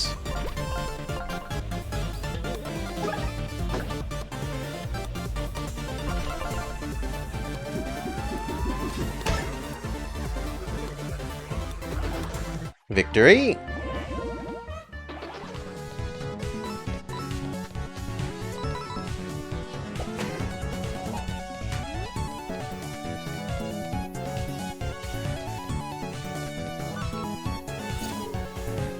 But that just links back. That doesn't help us go forwards, game. Look! I need to go forwards.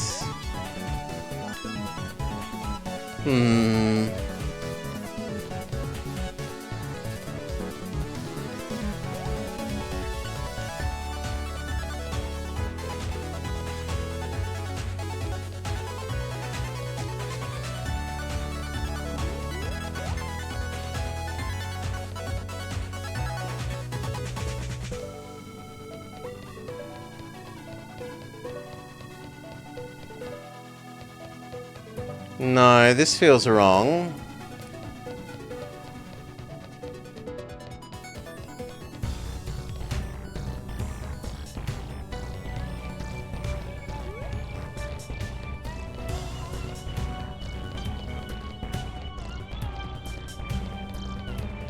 Save.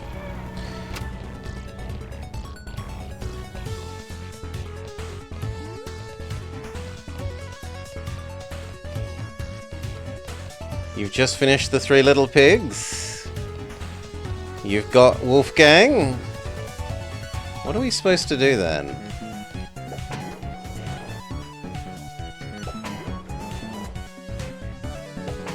Okay, so it's some sort of puzzle involving this. But I can get there from underneath now. So it wants us to go around the long way. I can do that. Tedious, but I can do it.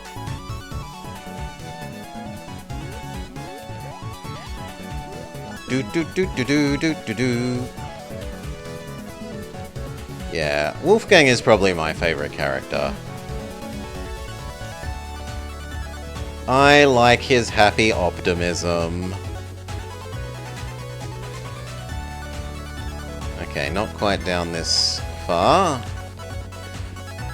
You just don't like the platforming? Yes, telling how far in or out from the screen you are. I think what they could do is add like a dotted line that goes left to right across the screen on the ground that tells you where you line up with. It could be quite faint so that it doesn't get in the way of the visual style elsewhere, but that would mean that you know where you're lining up with.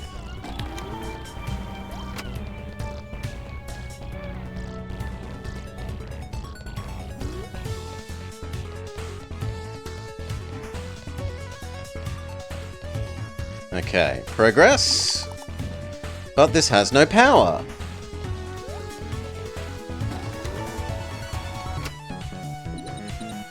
Scan your ID.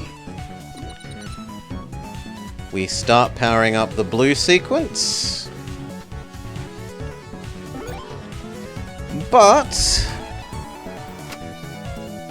oh no, we've got a little more time. can go for a little bit longer before we cut, so we'll keep going. Blue becomes blue.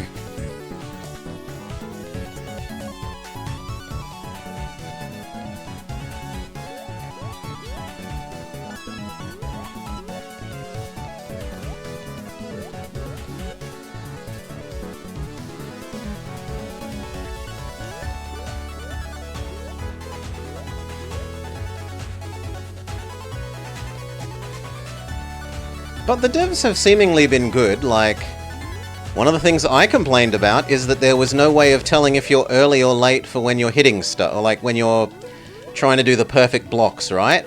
And then patch just yesterday/today was the, oh look, there's now visual indicators for whether you're too early or late with hitting the perfect blocks. So I have a fair bit of hope that it's going to be made even better. And the couple of little points that could be improved, that some of them will be.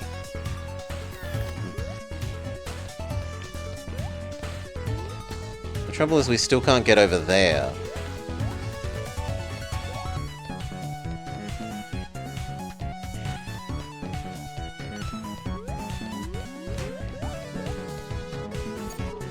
Now we can?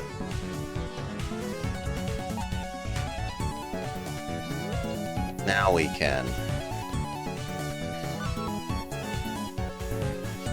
You're playing on Switch? Yeah. I'm on Steam, so yeah, that could definitely be a thing, but, it had a patch when? On the 27th. So 2 days ago it had the guard timing window patch. For us. Save. Yeah, there's a little option in here where you can say turn on or off the timing little graphical indicator for whether you were too early or late. So like if we fight Zubat here,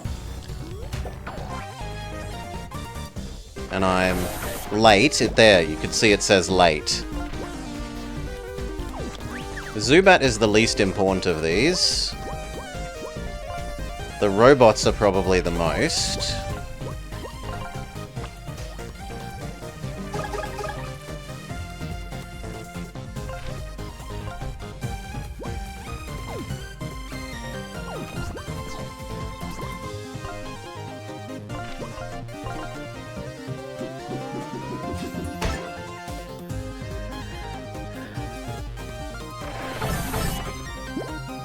I think that wasn't a Z issue. I think that was a height issue. I think he was below... his hitbox was below where we were allowed to hit.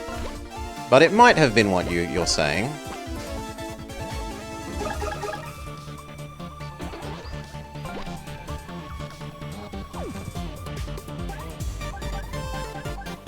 Restore our mana and do a little bit of healing.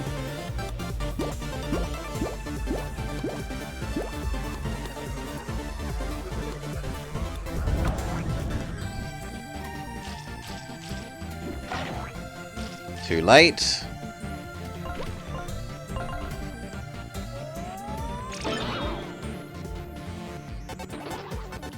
You become Flynn.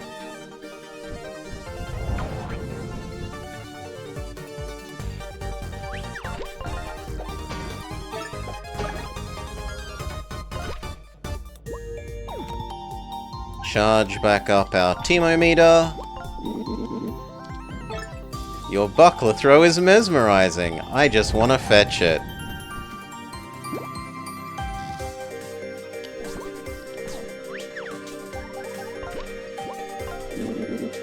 You're my favorite fan. Possibly my only fan. Okay. Victory, and we even end with a fairly charged up Teemo meter.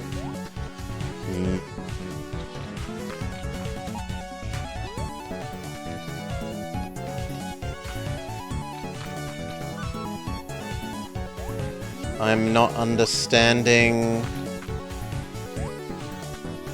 why I want to... So... Sure, that puts us up here.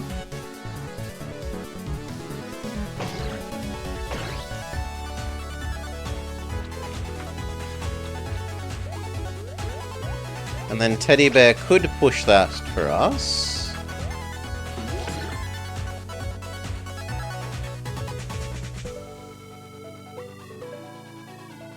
But now we can't go up.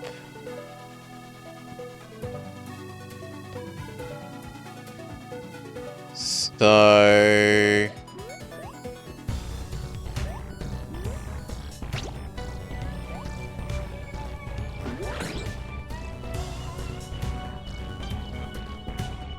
Well, we can't have it both ways. Now we're up, but I can't get past the green.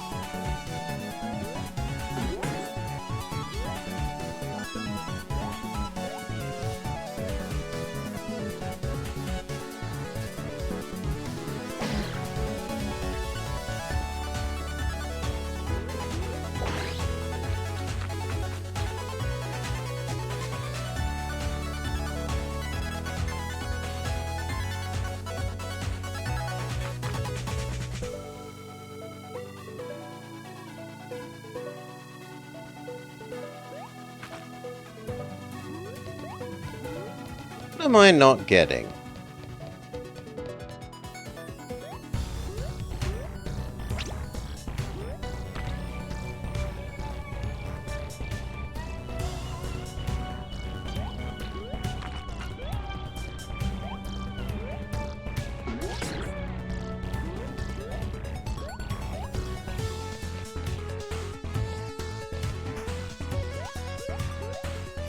Maybe we're meant to have done another blue thing first?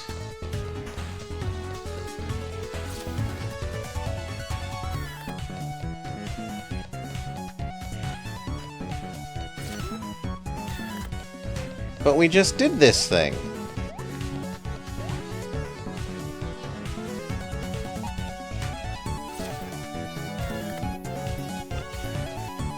Ooh.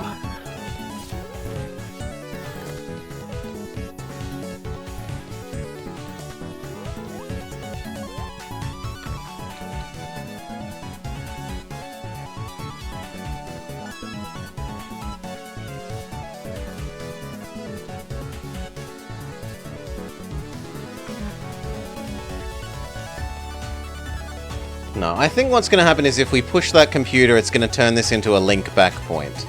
So I do think this puzzle is what I need to do, but there's just something that I'm not understanding.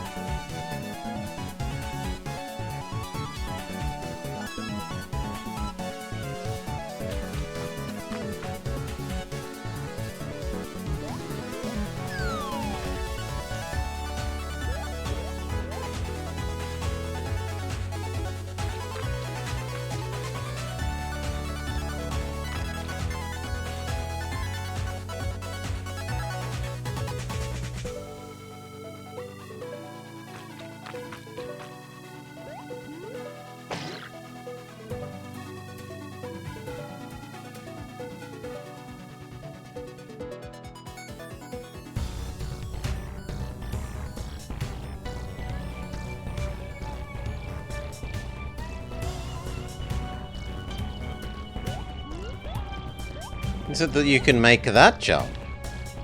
No.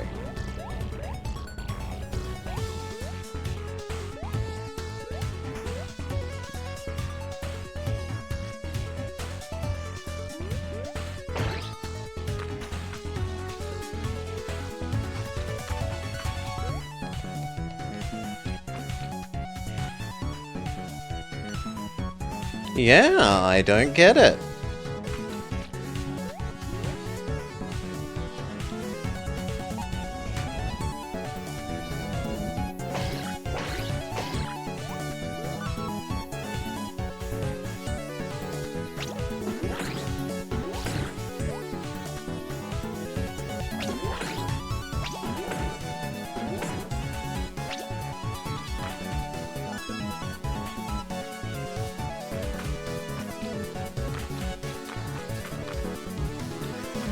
Either bear can be on this side. Like, he has to be doing that, doesn't he?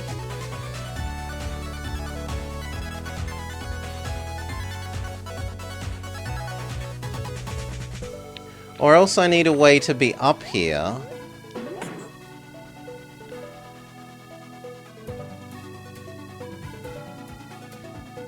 Now I use bear. Okay. Morning, Solar. I'm an idiot. There we go.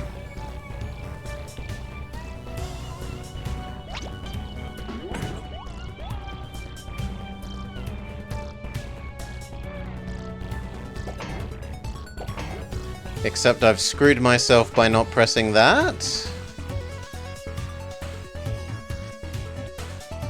Yes. Okay. We can learn. So... re-solidify that.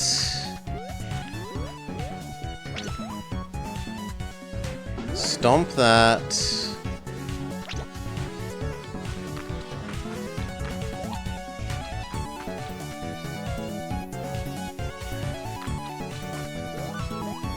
Stomp that.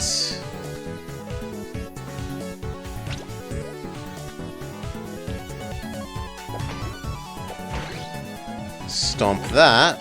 GG.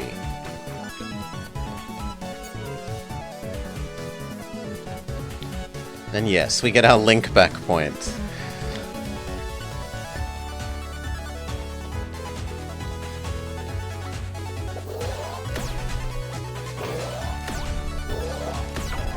Come on.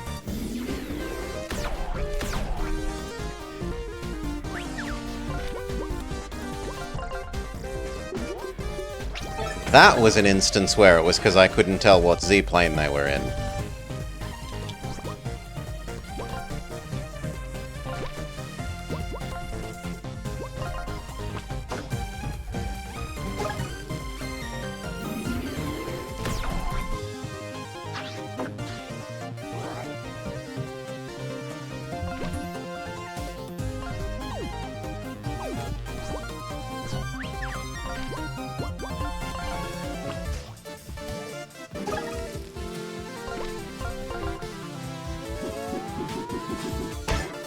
And then there was one.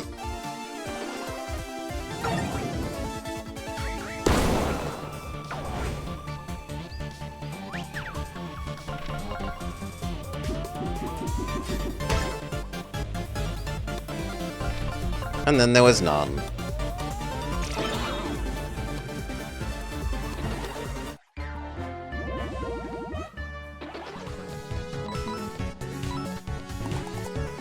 It has no power. That's okay. We give green power.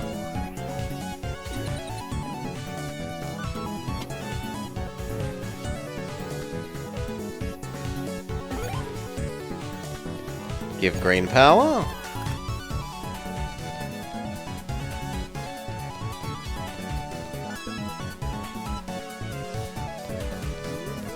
But what's left?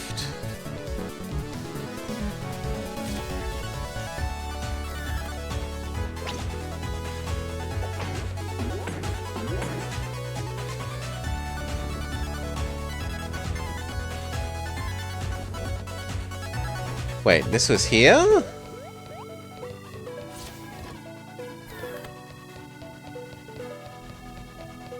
Okay, this was here.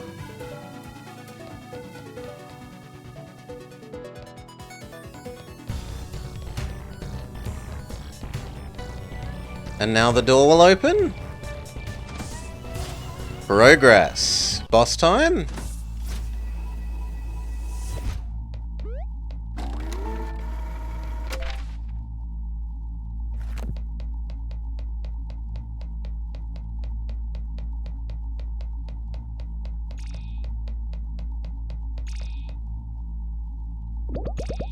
This must be wherever After Inc. manufactures its shield technologies. The Lexi chips should be ahead. Let's keep moving.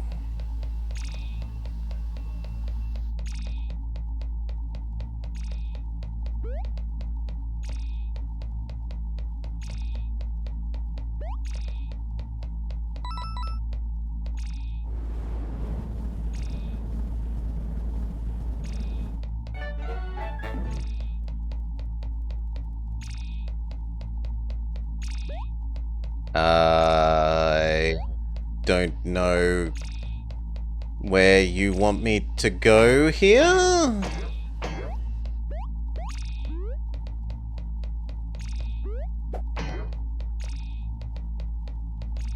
Oh, this is a door. Okay. Save.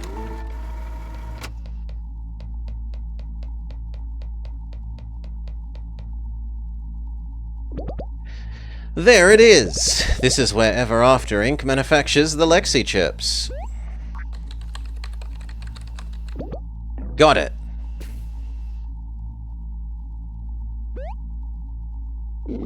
Nice job. That easy? I had to quantum splice the firewall through a glory-synced bypass socket, then oscillate the FROB nodes with a dynamic kernel matrix. Only once I inverted the polycache was I able to break through and print the chip. Well, duh. Come on, guys, let's grab the chip. Using this chip, you can finally warp to the real world. Hold it right there. I suppose I shouldn't be surprised you managed to worm your way out of the consequences of your actions, but you're going to hand over the Lexi chip now. Absolutely not. Mind your own business, Moon. We earned this fair and square. Stay back. You don't know who you're dealing with. I don't want to hurt you, but I can't let you go to the real world with reckless plans to harm the company. One more time, give me the chip. Do you really want to see your friends get hurt? I'm sorry we lied to you, but if you let us go to the real world, we can take down the company. Oh, kid, I'm sorry to laugh at you, really I am. What do you think is going to happen once you get there? You'll give the CEO a firm talking to, ruffle her hair a bit, and pff, problem solved? Even then, do you really think that Ever After Inc. won't just slot someone else into her chair? We're going to sever the telepager network so that everything can go back to normal. Ever After Inc. is enslaving us, can't you see that? We'd be better off without them. It's not up to you. He might be, but I feel like he's betraying the company myself. It's not up to you to decide. I would not be better off, and neither would any of your co-workers. You guys don't get it. You're too self-absorbed to see why some folks might prefer things this way. Your plan isn't only ludicrous, it's misguided and selfish. Did you put the pieces together? Do you know how I found out about your plans? Who told me about your betrayal? I didn't piece it all together on my own. Tinder, it's better they hear it from you.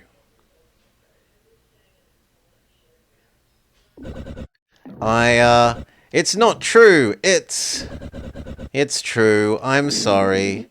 Why would you do that? I can't believe it. But this was your plan to begin with. I think we've already lost. I was a fool for believing we could climb our way up the company and make a difference. You have to understand, I never cared about toppling this company on moral grounds. I never cared about saving other people's storybooks. I just wanted my body and my castle back. And I've made a deal with Mr. Moon in exchange for telling him about our plans. When did you tell him? After the CEO came and told us about the Director of Storybook Affairs job being filled.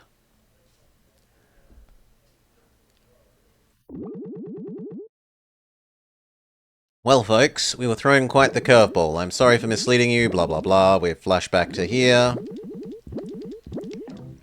And then Tinder ran off early. Are you kidding me? We did all this work for nothing? I'm going to cool off before I do something I regret.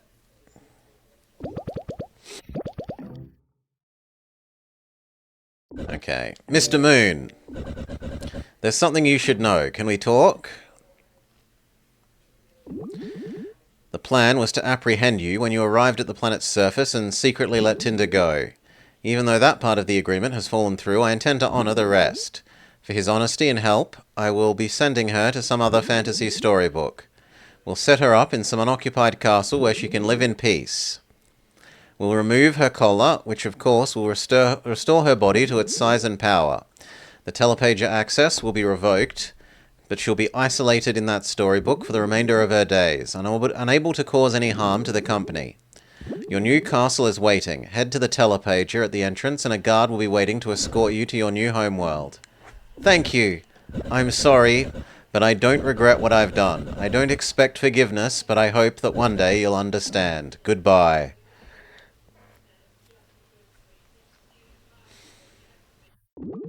I'm sorry that you were betrayed, but Tinder was finally able to understand the nature of your plan. I hope you will too. I'll give you one more chance. Give me the Lexi chip. Never! Patches. Mr. Moon has the shield. And just so that you can't make any more,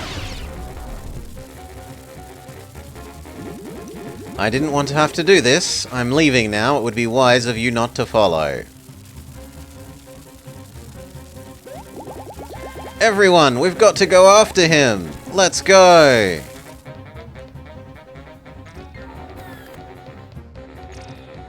Cutscene. Stop. You're still not giving up? I don't want to hurt you again, but you don't leave me much choice. Okay, can we Pokedex Mr. Moon? No, we cannot Pokedex him.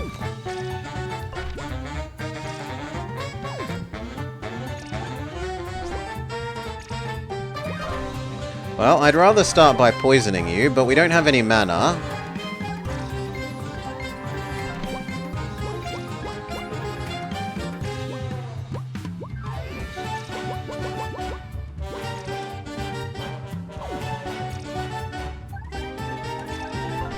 So team heal.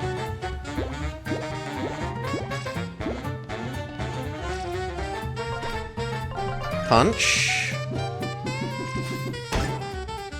He's invulnerable. He's impossible to damage. It's over now. Okay, lose in cutscene.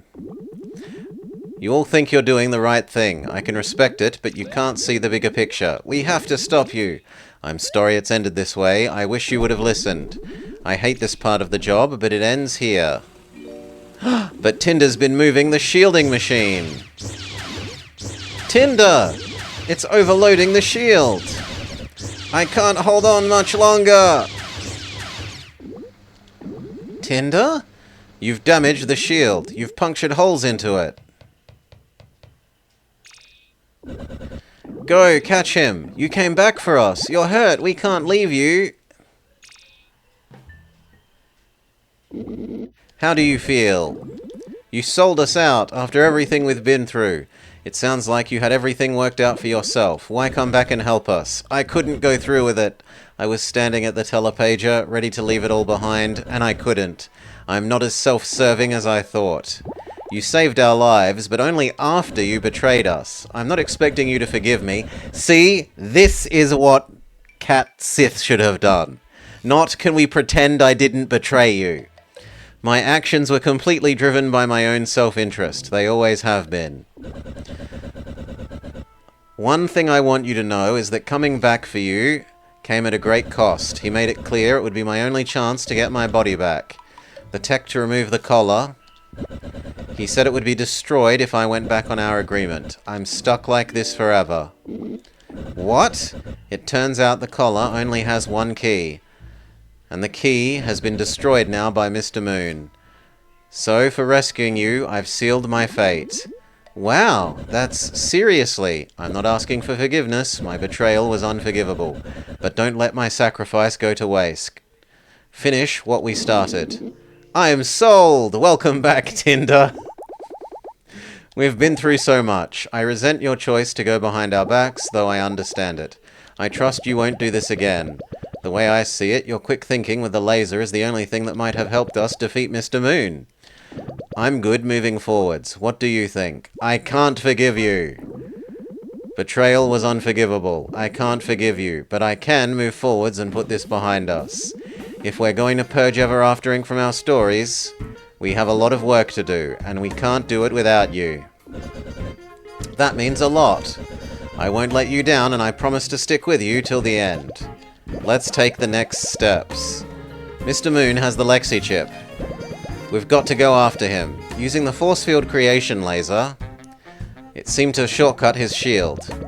We've punctured some holes into it. Maybe now we can damage him. But he could be anywhere. Mr. Moon still hasn't alerted anyone outside the R&D department about our plans. He's keeping his hand close to his chest to save face, which means we can freely explore. Let's go find him.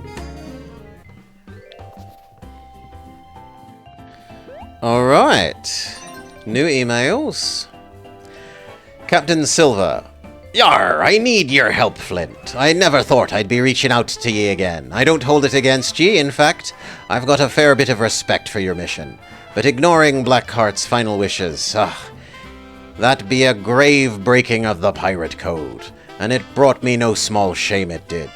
Truth is, I got myself a new quest, but I can't take it on alone. I've scoured the high seas, and I'm now looking for a crew as stout-hearted as ye lot. And I've found none to match your grit. Meet me in the jungles of Moltenmoor Island, where I've made new residents, and I shall share more of what I've uncovered. Fair travels, Captain Silver. Dear Flint and Wolfgang, sorry to be writing you like this. I appreciated your apology in the HR meeting. I'd like to speak with you about something regarding our current living situation. Can you meet me in Happy Hal Hollow? Dearest colleague, it is my first day on the job, and I'm quite unable to stomach it. I've been sent to the worst place imaginable, a village full of disgusting, greasy wolves, walking upright as if they were human. I'm disturbed. Please offer your assistance to me and come to my aid. Hello, I hear you have Emberstone. I await behind fireplace in dungeon.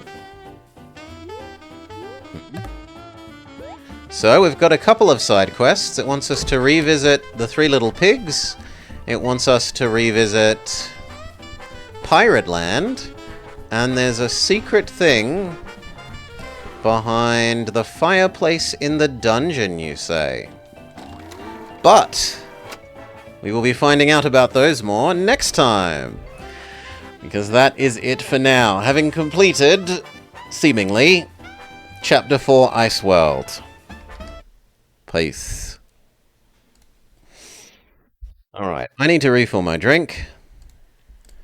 But we will be back to this in a couple of wins, maybe? Or do we go do the daily? No, I feel like doing more of this, I think. So give me a minute to refill our drink and then we'll continue. Yeah.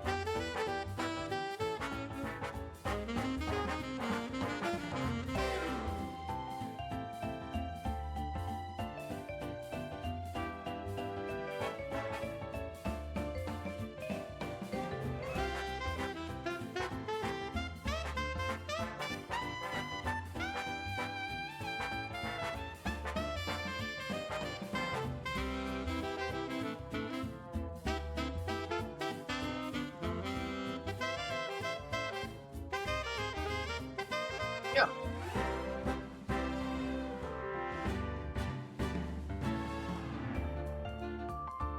Alright. Drink refilled. Welly has been part of the Mr. Moon is the bad guy lobby from the start, decoy.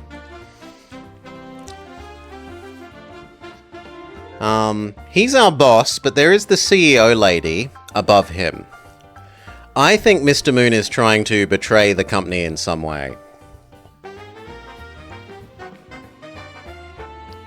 Alright. That said, let's get back to it. Hello and welcome back to the Bobber Plays Escape from Ever After. We just finished Ice World, Chapter 4. Nominally, we've been given a couple of side questy things to do in the hub world. We've been asked to revisit Pirate Land. We've been asked to revisit Three Little Pigs Land. No, we just had that happen, Decoy, with Dragon. Dragon just betrayed us. And then said, unlike Cat Sith, who said, please can we forget that I did this, Dragon betrayed us, then double betrayed to help us, and said, I understand that my betrayal is unforgivable. At least make use of the opportunity I've granted you by double betraying. And then we said, "Aw, we forgive you." So much better. Stupid Cat Sith who I hate. I would like to pay 1 for that. Stunning 1 extra enemy? I mean, it only costs 1. That seems pretty easy.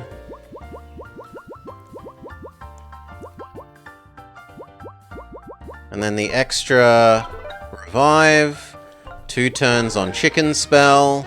Chicken Spell, if it lasts 2 turns, might actually be worth doing. You think we're going to be double betrayed by the bear? And then I'm going to go with the run through all enemies one.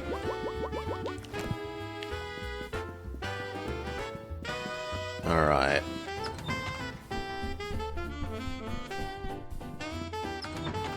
I don't think we have enough to trade with the Cheshire Cat.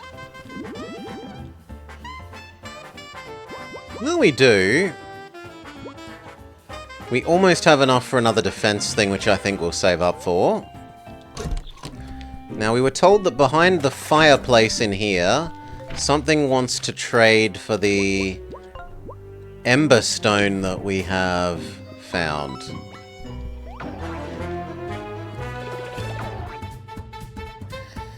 Will Crisis Core be on the list of games? I don't know Crisis Core. I'm not even aware of Crisis Core. What is Crisis Core?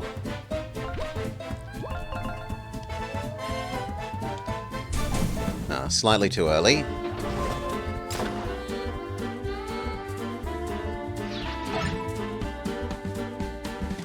But I think the one that's most likely to be at the list is continuing Golden Sun. Because even if I found the story way too cliched and much too... It asks you, do you want to do something with a yes-no dialogue box, and you say no, and then it's like, but you must. Then don't give me a stupid dialogue box game. Don't give me a fake choice. It was very pretty. It had really lovely graphics and music. I'm kind of interested to see more of the world. I liked the characters. And aside from the one issue, the one control issue, it controls quite well. It is the prequel to 7. Follows the story of the person who Cloud thinks he is. Designed for the PSP. I don't think we've ever played a PSP title. I have no idea what the state of,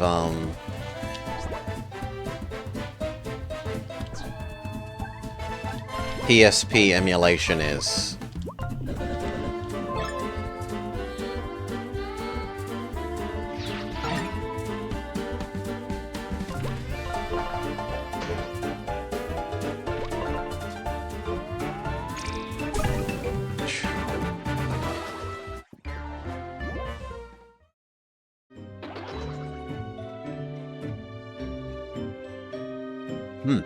But in good news for that, then, is, that means that there's a whole world of PSP games that I haven't played that could be, assuming that it works, a rich, untapped vein of games.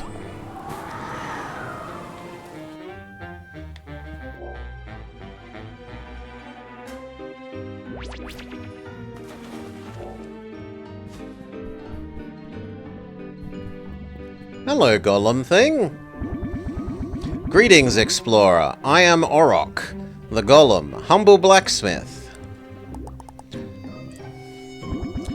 I seek ember stones. I can provide you with a great service. I can forge an attack boost trinket and a defense boost trinket together. This will save you trinket points. Yes.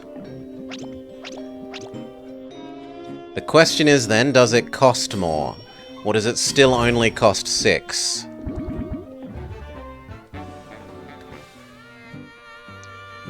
Boost both!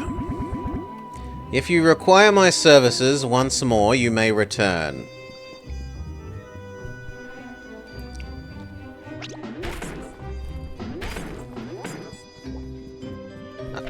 We need to re-equip stuff. He has a hideous amount of free space. It only saves you 1! What a rip-off!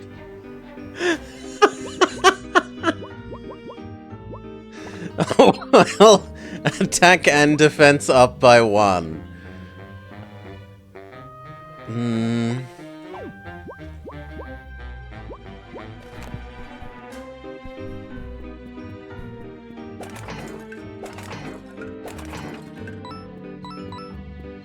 And if we blow out the fires in this room...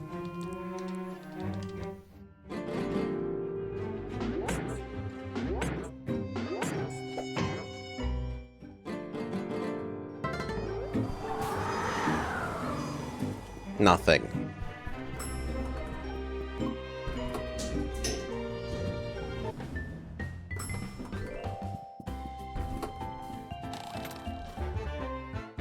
Backpack upgrade.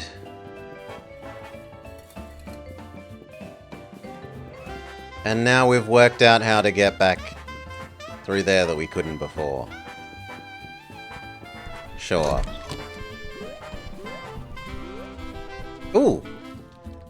Hello, I didn't notice you.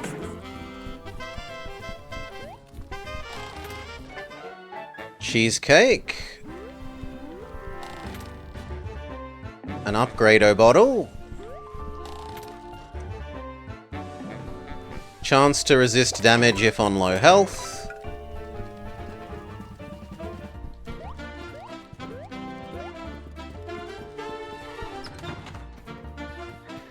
Okay, which do we do first of the new side quests? Three Little Pigs or Pirate World? I don't think my voice can handle too much more Pirate Man at the moment, so I think we'll do Three Little Pigs.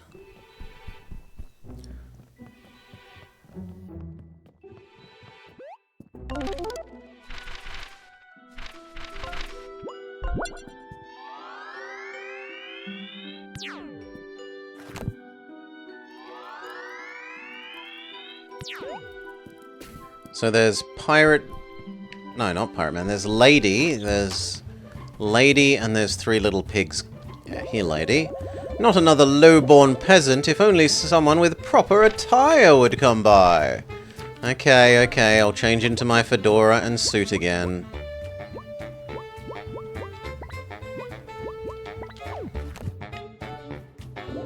Ah, it's you! I'm saved! What's the problem, madam? After Ever After Inc. hired me, they sent me to this wretched place, a village of wolves. I won't entertain the absurdity. Civilized society doesn't consort with beasts. Not to mention the heat, the sun, and the smell. It's too much to bear. Help me. What would you like me to do? Mr. Moon sent me here to conduct a census. But I can't possibly be expected to interact with these foul, disgusting beasts. You will have to take the census in my stead. You want me to do your work for you? Ha! A true gentleman would help a lady.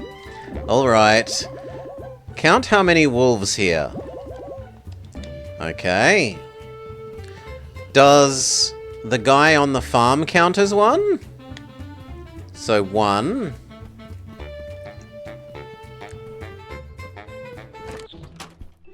2, 3, 4, 5, 6,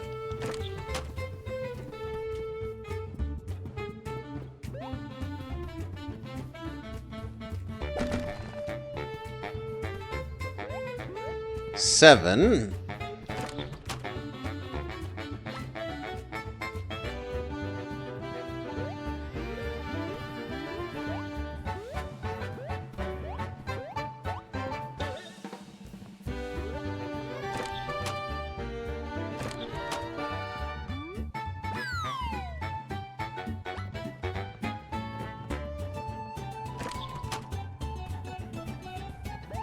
8, 9,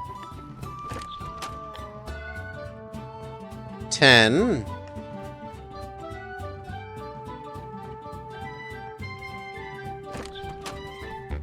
11,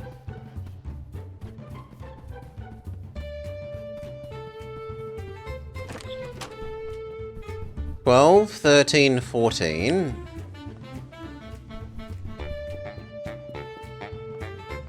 15,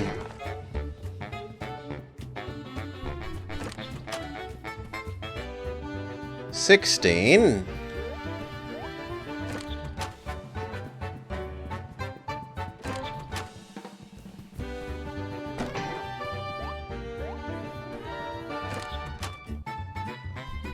17,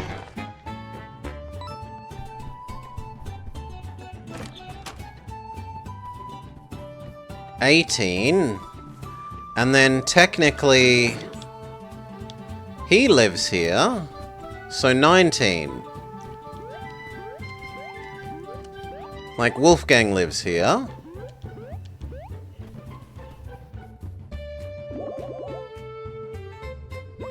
Yes. Ah, and then the game does specify this, not including Wolfgang. Well, then it's 18.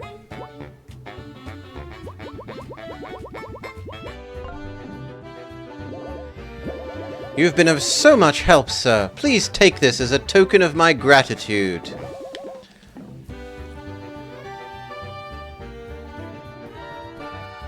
Okay, now we can talk to Three Little Pigs, man.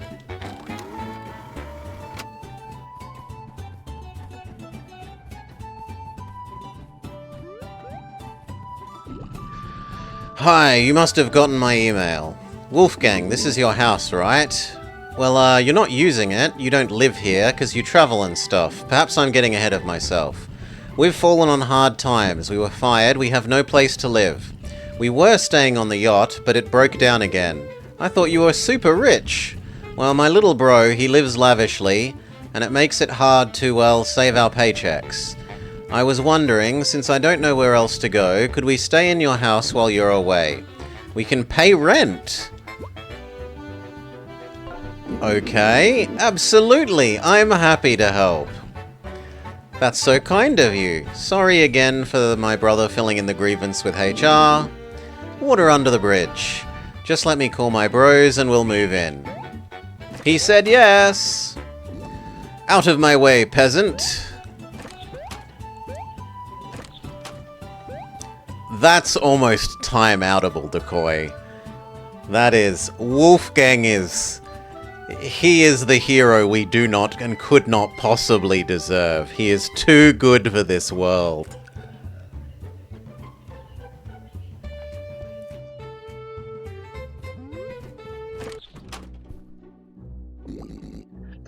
Peasants in my house? Wow, it looks different in here. I love what you've done with it. Naturally, we had to remedy your appalling taste in interior design. We've deducted the renovation expenses from the first month's rent. You're welcome. Thanks for letting us stay here. I have your rent payment. It's not much, but it's what we have left. Free money! Being a landlord is great. Take this trash that you left behind. Now scram before you track your disgusting filth everywhere. Can we put out the fire? Yes, but it doesn't do anything. What about you? Hey, punks, the irony isn't lost on me that now we live in the stinky wolf village. Rub it in if you want. All we need is a convenient way to start saving some cash. Some kind of bank? For pigs? What am I looking for here? A piggy bank. A piggy bank? Get out of here. I've never seen anything so quaint in my life. We can finally start saving. Check this out. It's a little coin bank in the shape of a pig. It looks like me. That's so cool. How delightful. What an adorable little thing. Maybe you aren't half bad, punk. I've got to give you something nice. Here, have this. He gives us an attack up. Don't get me wrong, we've still got a beef, but it's our beef. We ain't gonna let anyone else knock you around before we've settled it. The 3 little pigs will now come and help you at a time when they're most needed. Just let Wolfgang eat a little bit of them? I'm convinced it's a bad guy for good since all the bad guys in the game just turn into NPCs. Swap chain. Complete the trading sequence. Achievement unlocked.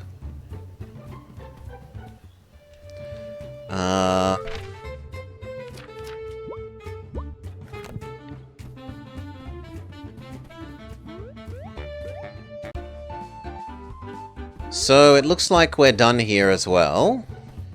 So my voice might have to be ravaged by Pirate Man.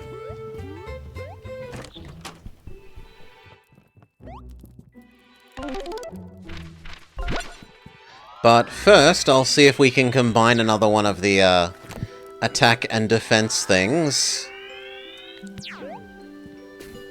And save one measly Team Badge Mana thingamajig.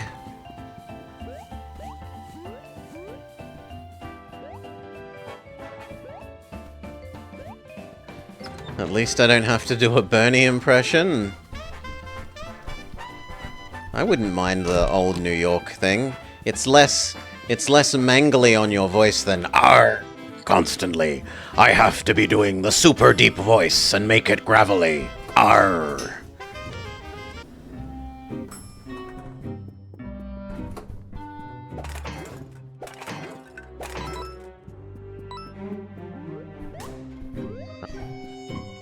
Can you do it again?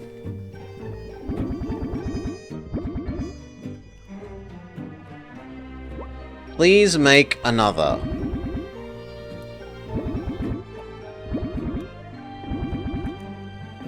Oh, he needs us to get another Ember Stone.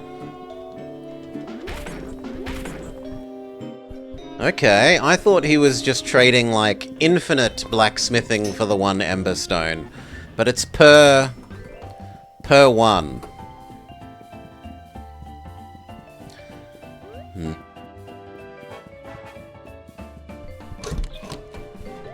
Alright.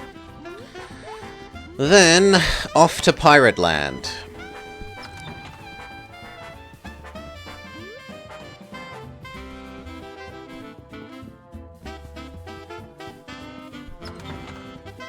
Double check our emails where in Pirate Land he said to go. Greedy bastard. Greedy bastard robot.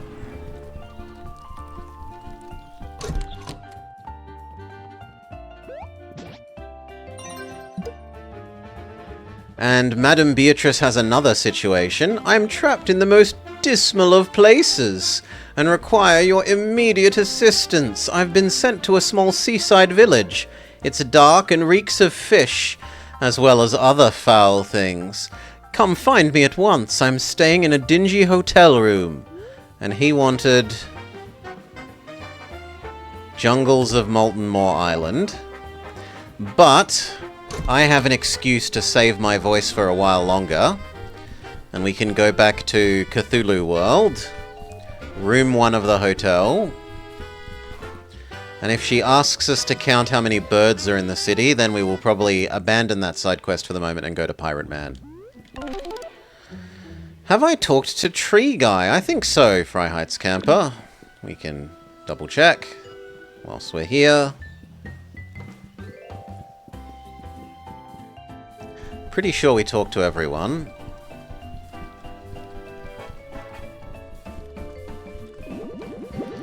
Work is so stressful. I used to have a full set of hair, but it fell out.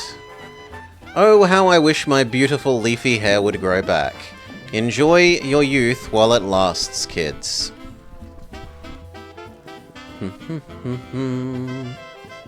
Okay.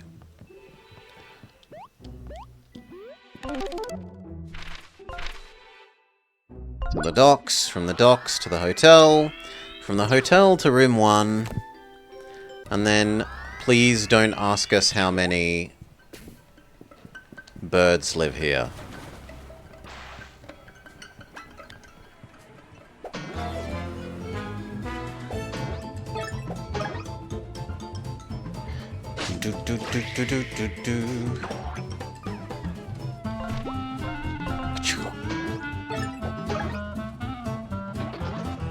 We want Wolfgang. Done.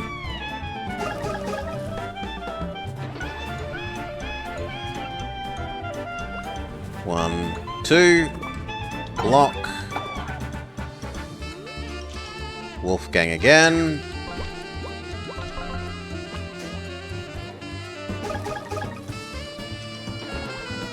Victory. Office life is indeed stressful. Yeah? Wrong one. This is the inn, not the hotel.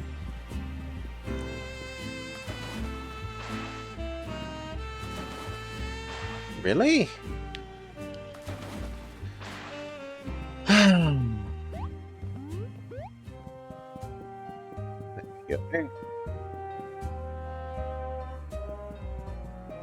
There's the hotel.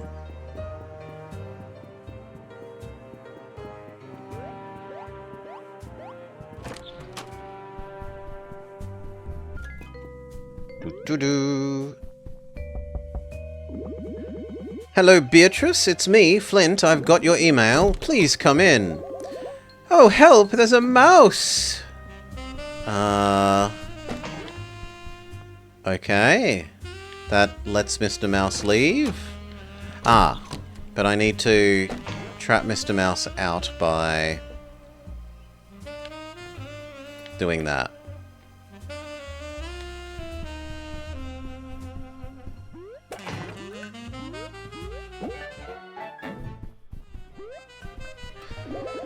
You disposed of the mouse. It's a disaster. I'm not fit for this kind of work. What's the problem? I was sent here to liaise with the Innsbeek branch of Ever After Inc. However, you can see my accommodations are quite bleak. This simply won't do. And what do you want me to do? You're such a dear. Clean up the hotel a bit so that my stay won't be so dismal. Clear all the spider webs. Okay. I don't know that I ever realized that we could cook them with tinder.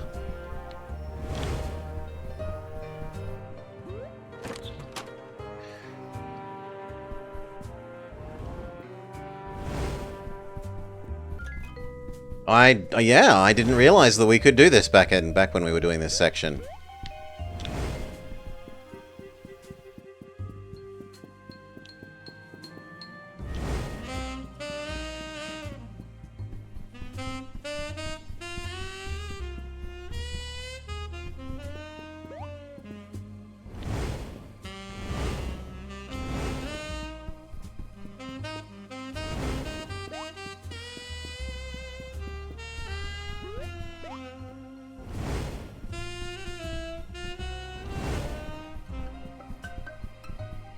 I think that's all of them.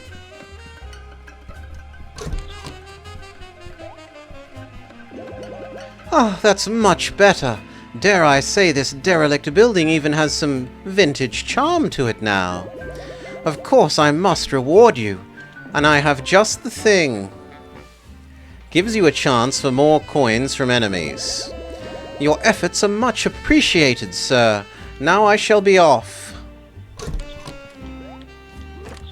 Okay.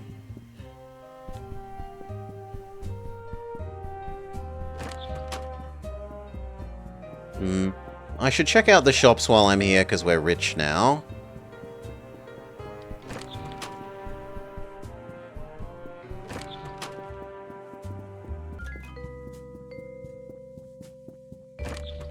And stuff that might have been beyond our price point.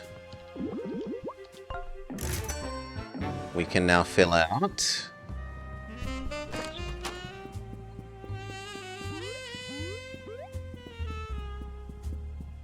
I forget if this was selling anything as well. No, this was Cheshire Cat.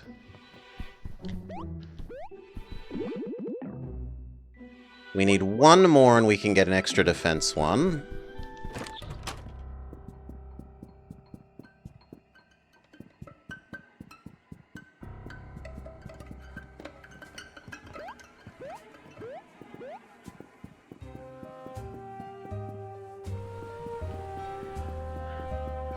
Now, we could go straight to the Pirate Zone from here, but I have an inkling that maybe Beatrice is going to give us one more quest.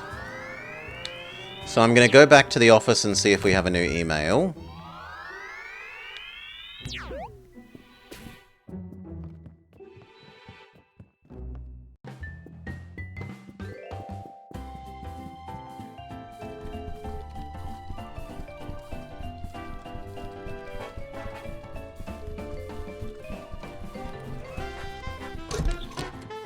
No! Well then. I have no more excuses.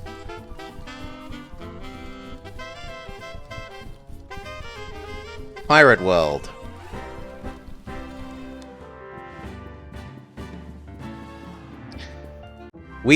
I could find an excuse to do more of the, Staircase of 100 challenge thingy.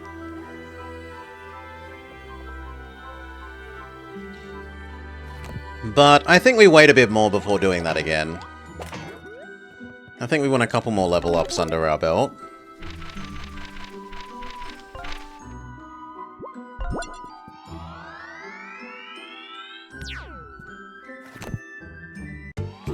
How far did we get? We got up to 50 or 60 now instead of 20.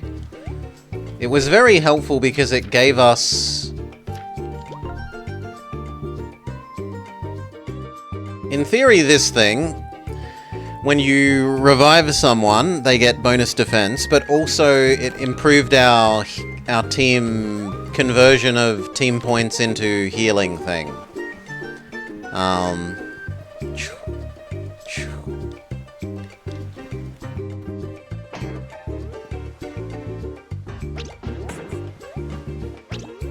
So our team heal now does 8 health per person and 8 mana instead of 6.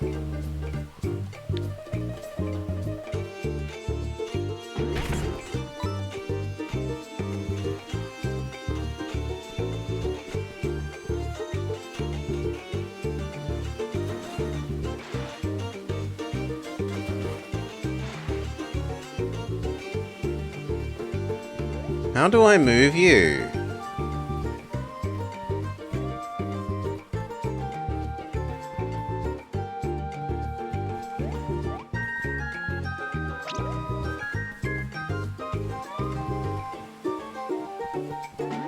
By doing that.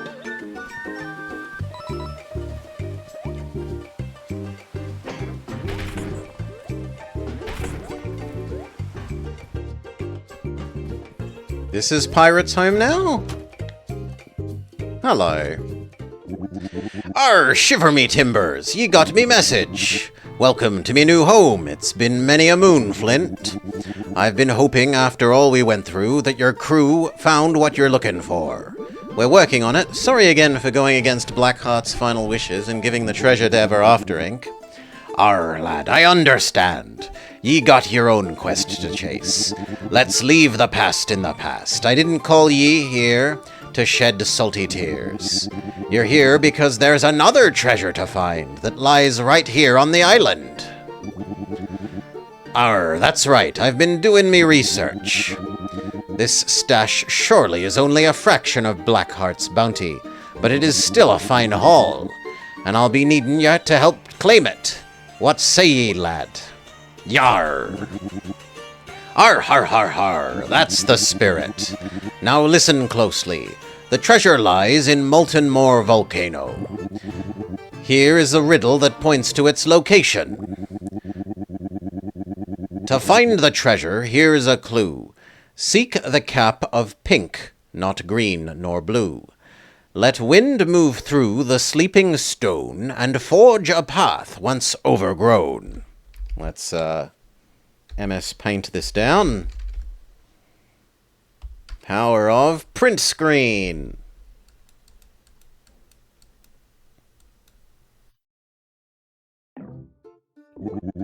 Arr, did ye get that? I'm counting on ye to find the treasure for me. So you're not coming? Arr, I'm too old for caves and adventuring. But find it for me and I'll make it worth your while. Come speak to me if the riddle needs repeating.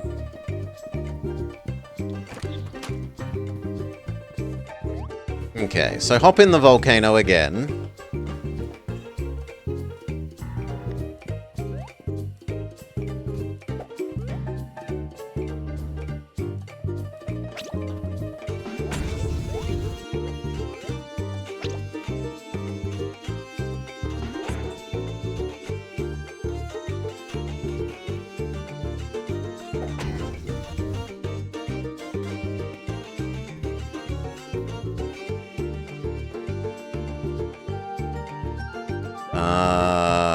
I do need to push you, but then how do I get back up here? Because this will press those. So what I need to do is press blue?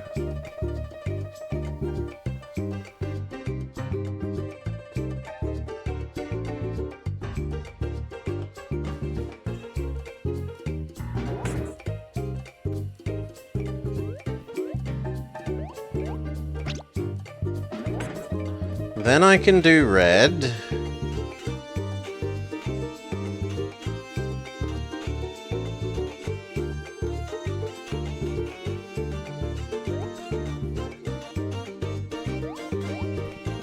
I can press U.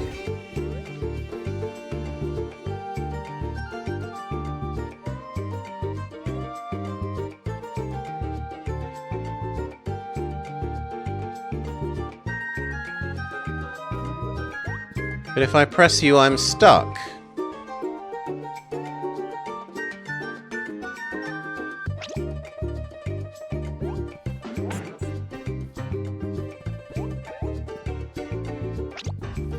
I can do that.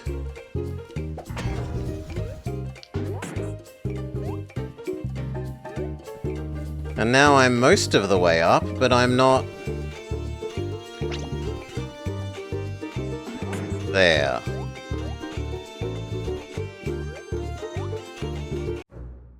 Okay, save. And it was what? Seek the cap of pink. So we need to find a pink mushroom. Search for a pink mushroom.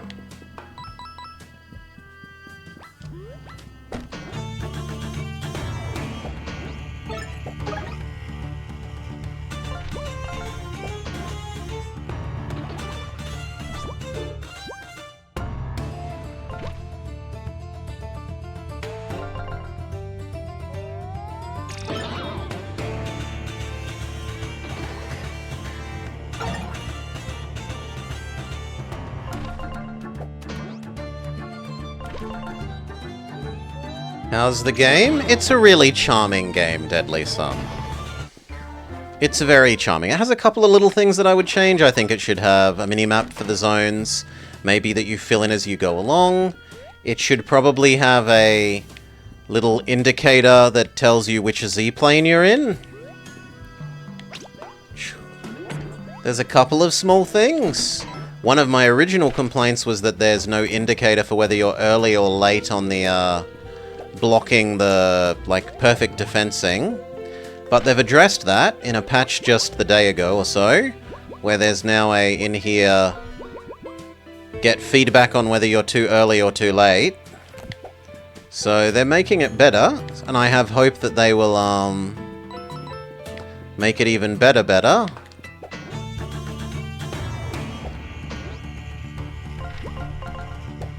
I mean, I'm okay with them just putting a really faint dotted line in whatever your Z-plane is, Welly.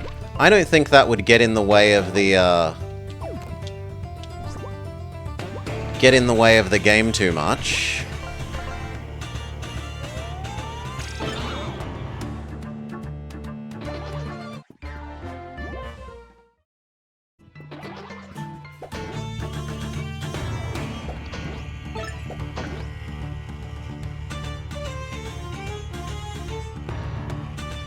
Oof. Giga Punch.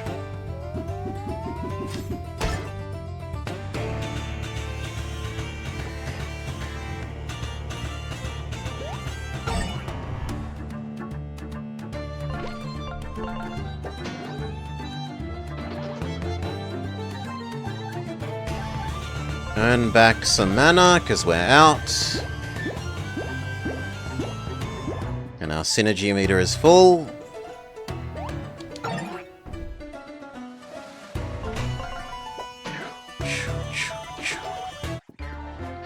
What do our builds look like? Sure, we can show you in a sec. So, we have the multi-attack on Flynn. He has health, regen, poison immune, and we have another space now. It's tempting to give him the fire immune. Tinder has breathe fire on everyone and charge. I don't think we've used this yet though. This is the most recent one. Tinder has the double attack, well, attack and defense thing. We only just recently added the defense one. And that is all. They're very simple, just attack and defense. Wolfgang has all his spells, and we've upgraded them all. And then he has double... I like the idea of our bard being better at encouraging people. It doesn't really matter where you put this, but flavor-wise, I like the flavor of having our bard being better at encouraging people. And also, Wolfgang is just the nicest one. So him encouraging people also works that way. It works in terms of his character. Emergency block. And that's it. Does the health trinket cost a full level of trinket points? It costs multiple levels of trinket points.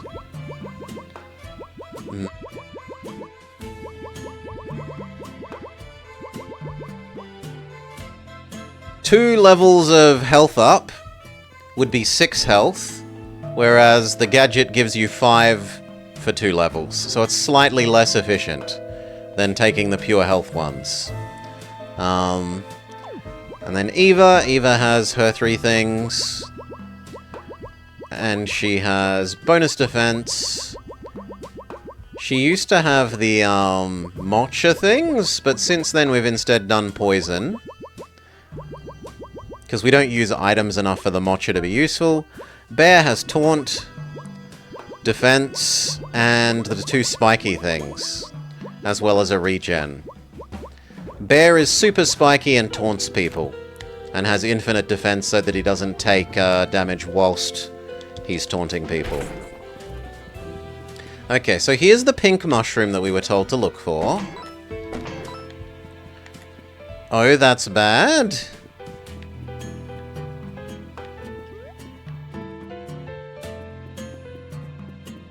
What don't you like about it? You want the conversion between badge-based health and level-based health to be exactly the same?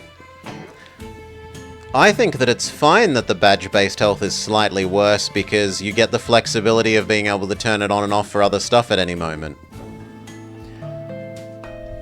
Now, what was the rest of the riddle?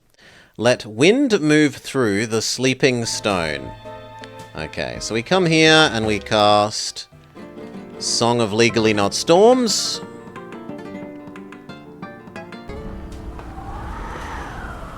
And that opens up this.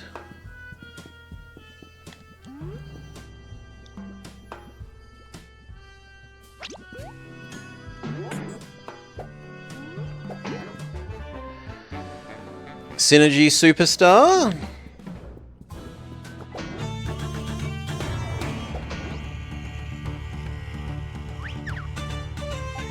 Teddy Bear, do Ground Pound. You like them being the same? Due to the opportunity cost of having a better badge versus emergency health if you did too much of a goblin build, this way feels more punishing. You liked them being the same. But there is no opportunity cost of having it the other way, Welly. If the health is...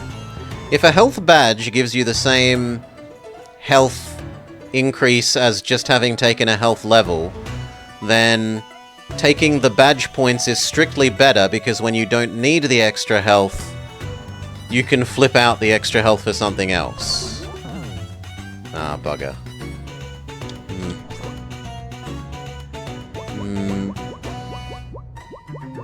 Of these, I probably prefer your bounce.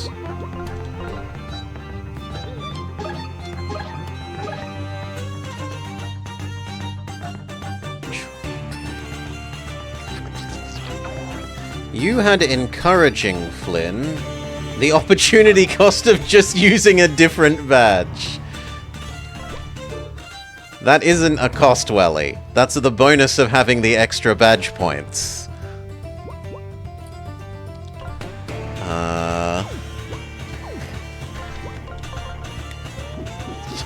You aren't describing a cost differential between... You're just describing a cost differential between various badge point allocations.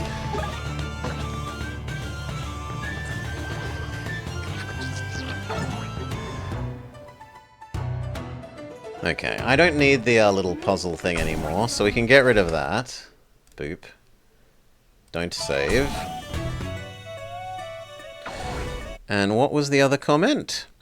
You had encouraging Flynn, DPS Wolfgang, risky business tank patches. Eva and Tinder were situational. Eva was hardly ever used. I basically only use Eva when I want to steal someone's shield.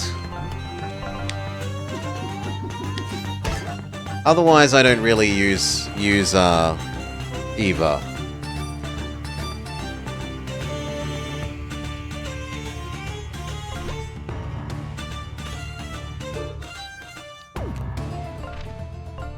Yeah, we'll stomp you. Oof.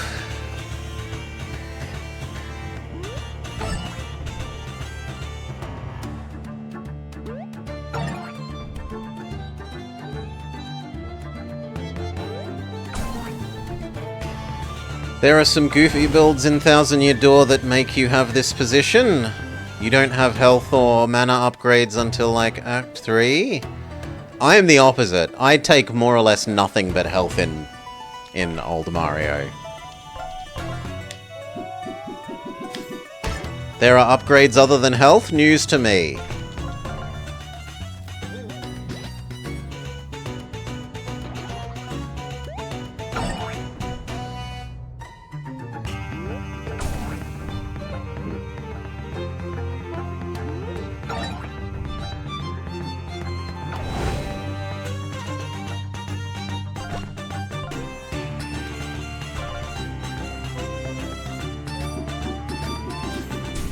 Ow! Your kangaroo attack isn't legal either.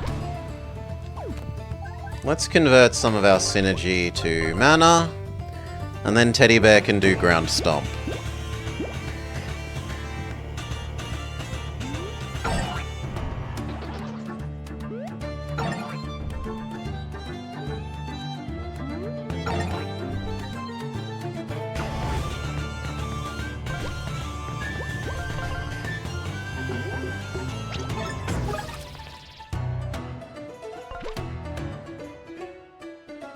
We don't want any of these, so we just get our mana, well, our team mana points back.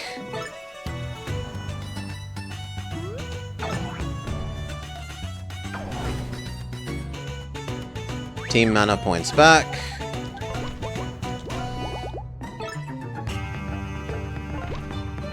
Win.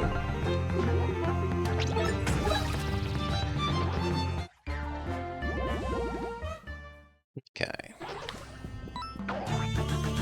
And then the babies that they spawned.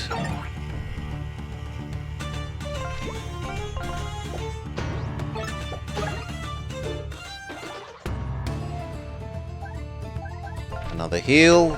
We do need more mana.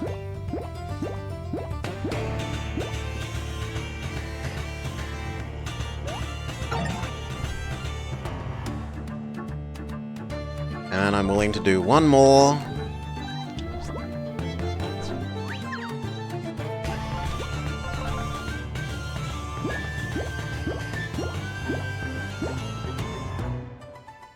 Then win.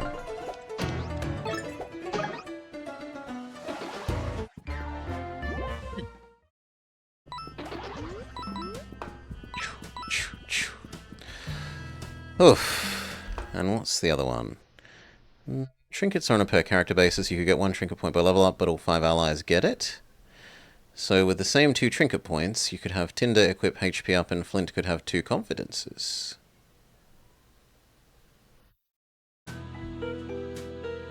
I am clearly not remembering enough about that. Doesn't sound different to me like the...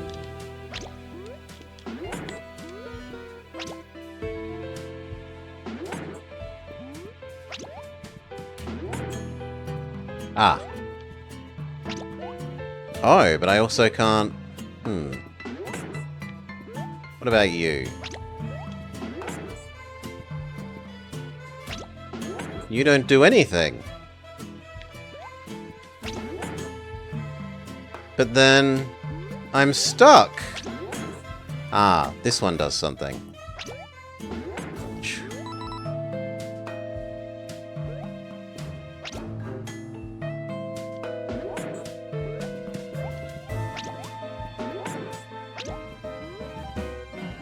You have to double use Teddy Bear. Thousand Year Door has 1 pool versus per character pool. And then how do we get into there? We use our throwing discus.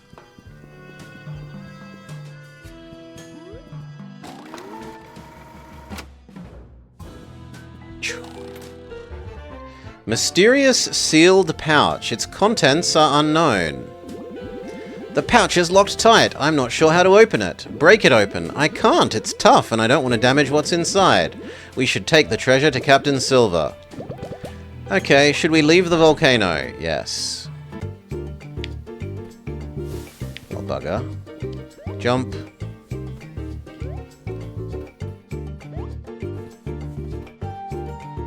What's inside the bag?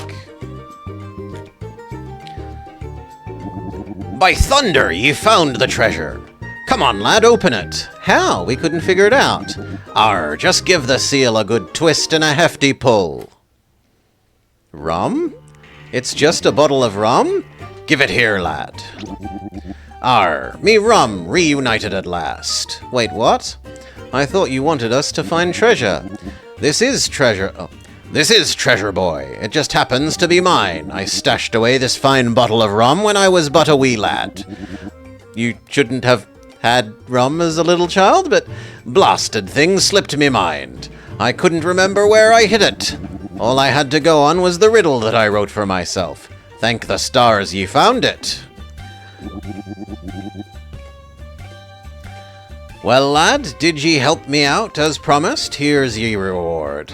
We stole it off of his pirate ship, right? Because we can't get back on the pirate ship anymore.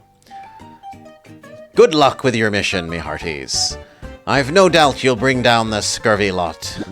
As for me, I've been living the quiet life. The ship telepager is still there? Can we go back to the ship? I've been living the quiet life. I'm in your debt. Captain Silver will now come to your aid. Goodbye to ye. Drop anchor and pay me a visit any time. Is that true? Can we teleport to the ship?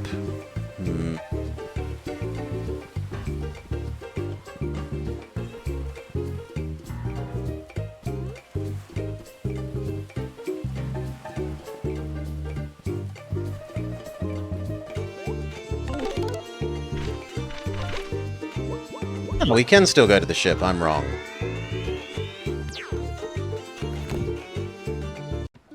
Is there anyone here to talk to? Yes! But you're acting like we just arrived on the island for the first time. So not really.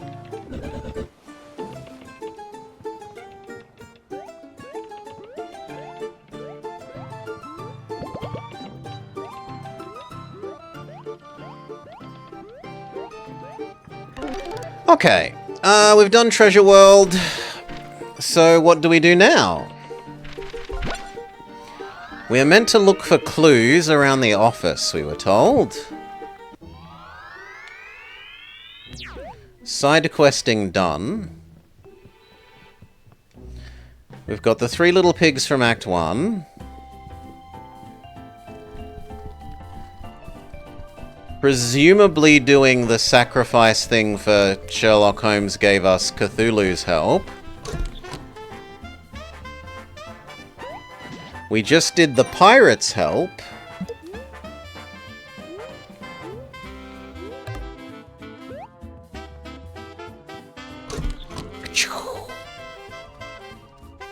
Oop. Ooh, what's being held? No, Blackheart isn't a... Blackheart isn't a racial slur, Twitch.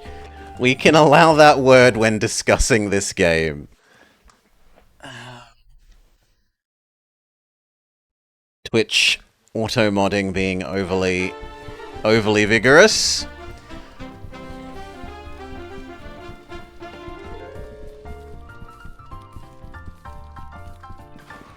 Okay.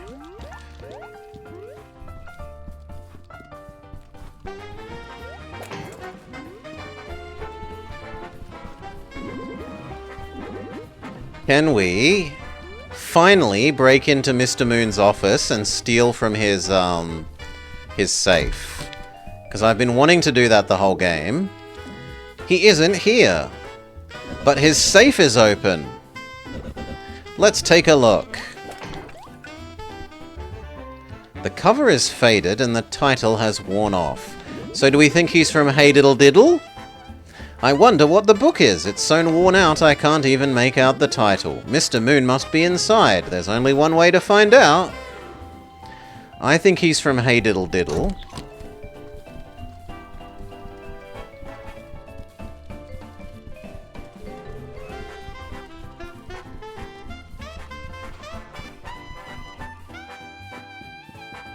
Save.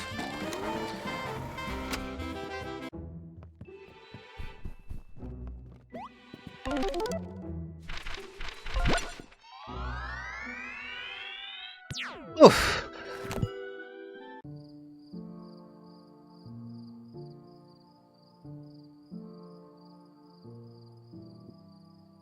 This isn't obviously Hey Diddle Diddle.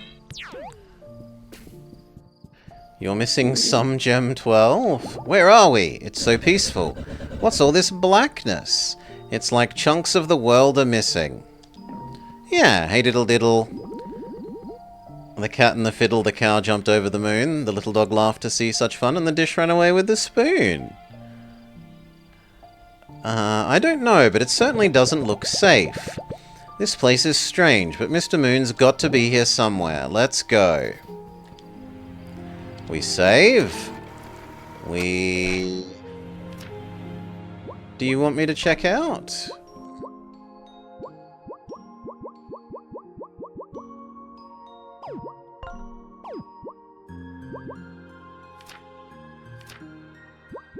This? I do not have 12, apparently. I don't know if the ones are the... We could do the math.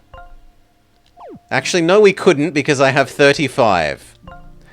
I can't do the math on whether the ones that have star, like, are red are the ones you have or the ones you don't have, because I have exactly the same number as I don't have. So, Can't tell you, sorry. The ones without numbers are the ones that you have. So I don't have 1, 2, 3, 6, 8, 9, 12, 13, 15, etc, etc, etc. There's a big chunk that I missed there in a row. 65, 66, 67.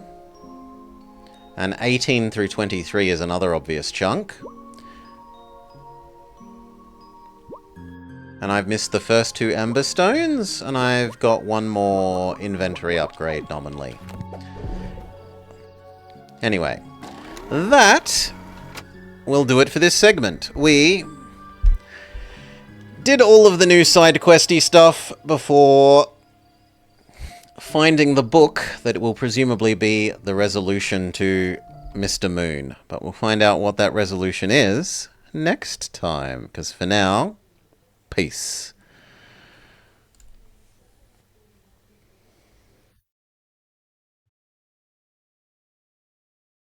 I need more drink, so we will BRB in a minute or so. Refill my drink, maybe grab a cookie, pat doggo. We'll be back and continue in a minute or two.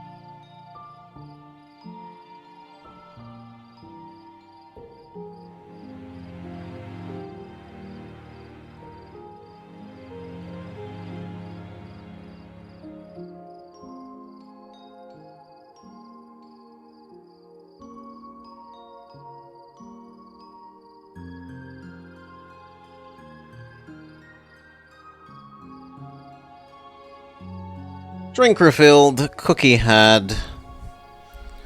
Cheers, everyone.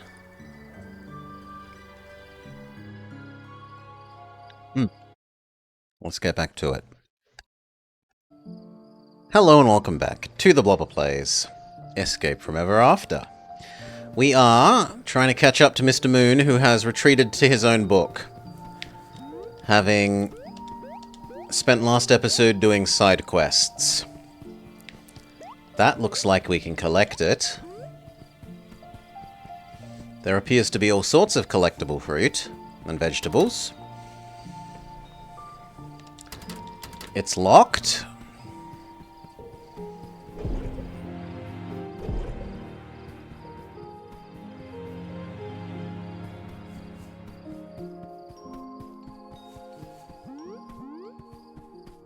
You think there's only one gem here? Well, that doesn't make sense, because I've got the last gem on the list, right? I've got gem 70. But we got access to this after the end of the previous zone. So there shouldn't be a, there shouldn't be any in here if your theory about them being in the correct order is right. Dear Diary, the mysterious void continues to creep over our humble hamlet. Today it swallowed an entire home, gone as if it had never been. Everything is fading away, and I cannot help but wonder why. Side quest ones could come like... No, Welly. I have the literal last one. Nothing can come after it. And those ones were presumably... Oh, I guess if you mean that the ones we got from side quests came last. Yeah, so I haven't been paying attention what order we grabbed them. That's true. I'm assuming there that the ones that we got in Iceland correspond to the last three, but I don't know that for sure. Yeah, okay, that's true. Everything is fading away and I cannot help but wonder why. Still, I'm trying my best to carry on, and despite all this, that darned mouse is still bugging me. Let you rephrase that. You know that at least one is here, and you believe only one is here. It stole my cheese and took it into the mouse hole. Ho ho ho ho, I'm too clever though. As soon as the mouse scurries inside, I sealed it in with the bookshelf. I broke my back pushing it, but what a triumph. So... release Mr. Mouse? And then he goes across to here?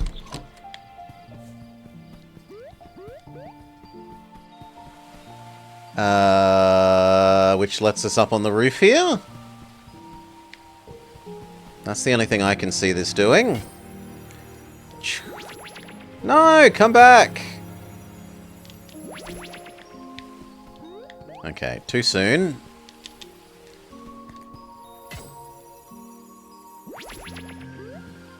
Boing.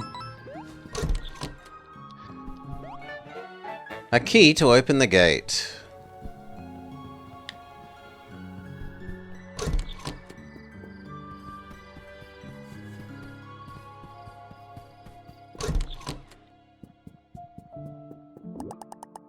There's a combination lock on the door. No, I don't know the code, and I'm not going to start brute forcing that. Although, this might be a clue. Its hands no longer move, but they still point the way. The password is frozen in time. Well, if we find a clock, then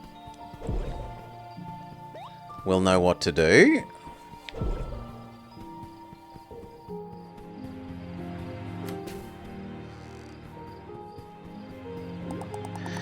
Help yourself to my carrots and tomatoes.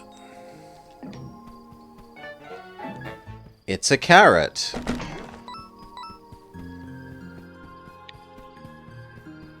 Okay. How is that help me? Presumably we need a carrot for something.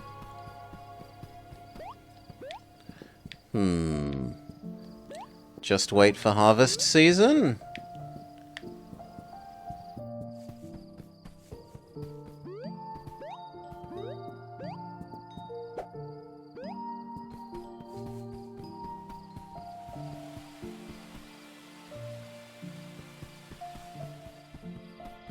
Was there a clock in here that I didn't notice? No. Is there a clock upstairs that I didn't notice?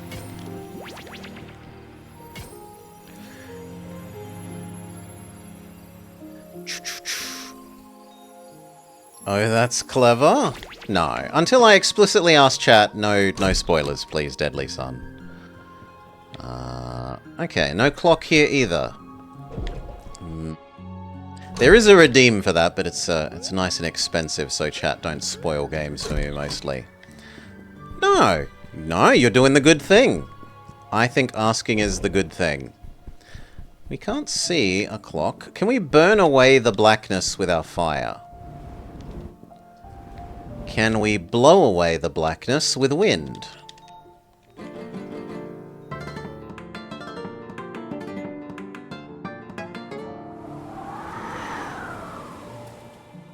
Also no. I was thinking maybe there's a grandfather clock hidden behind there that we can get rid of the blackness for?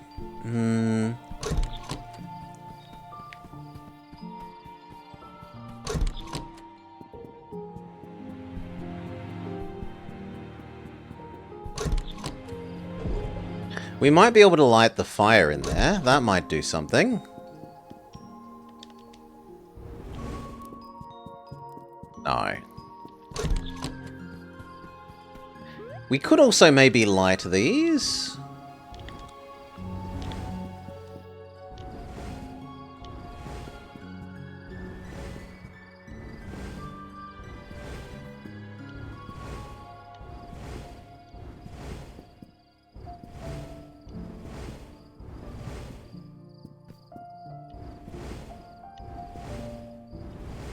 Alas, nothing.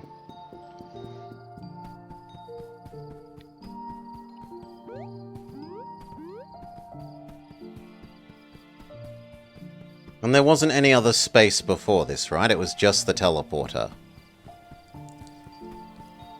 Yes.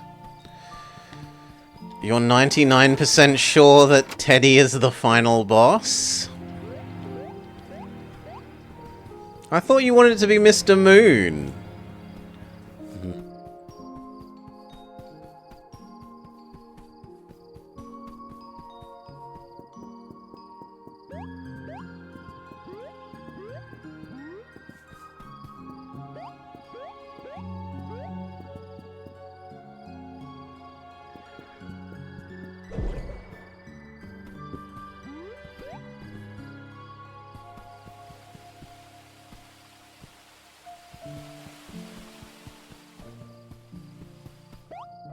Is there a clock tower that I can't see?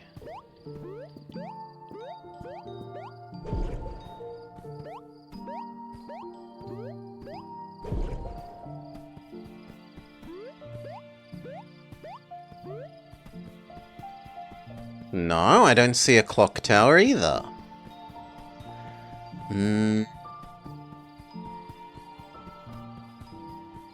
There's one available for the PlayStation 1. Thankfully, it's frozen in time and so unable to hurt me.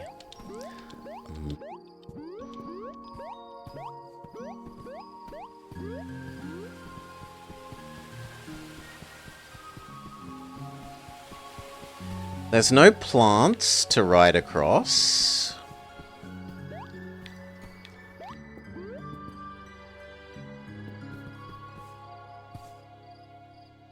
I can't see a clock over there either. Does the book give me a new hint now that I've solved the mouse puzzle?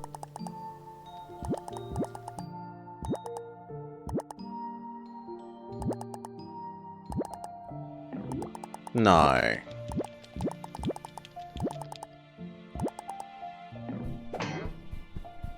Can we light this? Yes, but to no obvious use.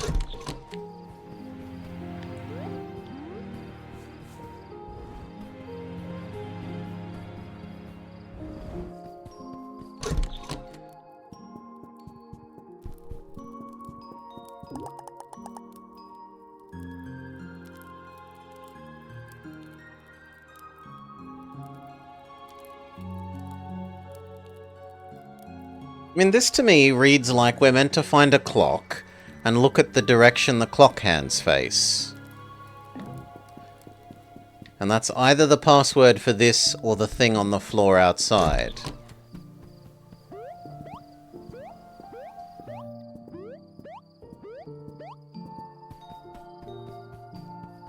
But maybe the further clues just aren't here, and we were told to find stuff in the overworld. So let's go back to the overworld.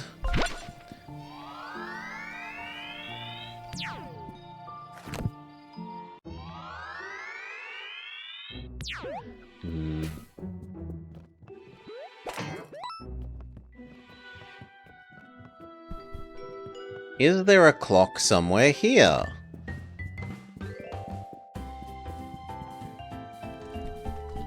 Here?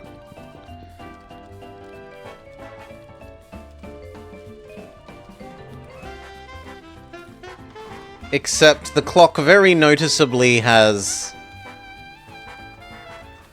8 hours. It's a very odd clock.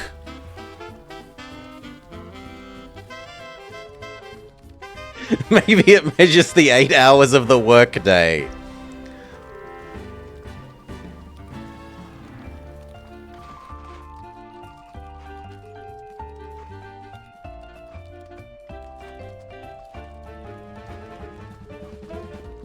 At least it isn't using metric time.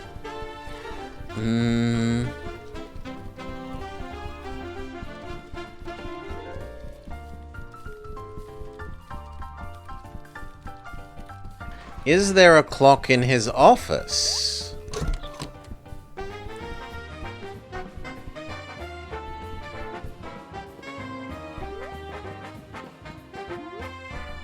No.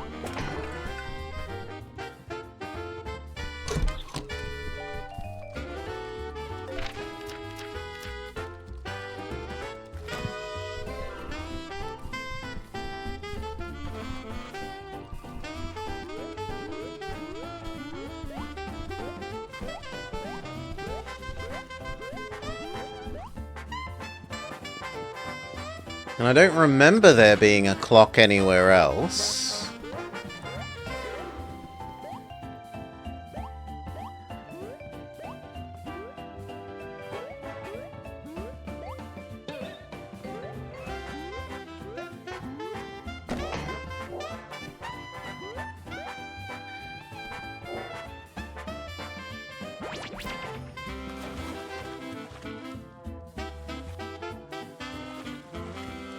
We do have the ability to punch here now that we didn't before.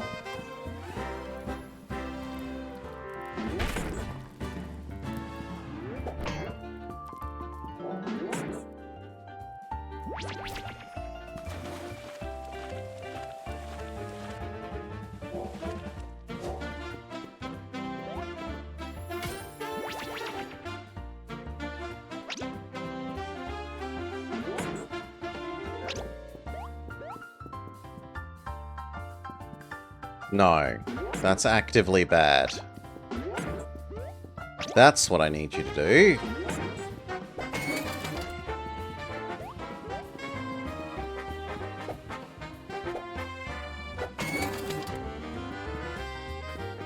But how do we get up there?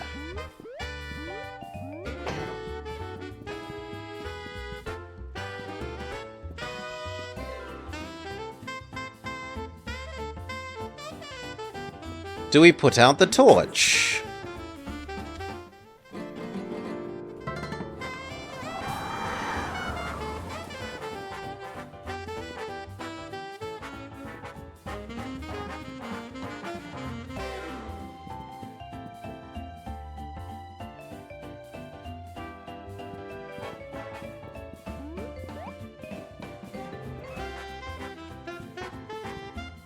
Do we put out this torch?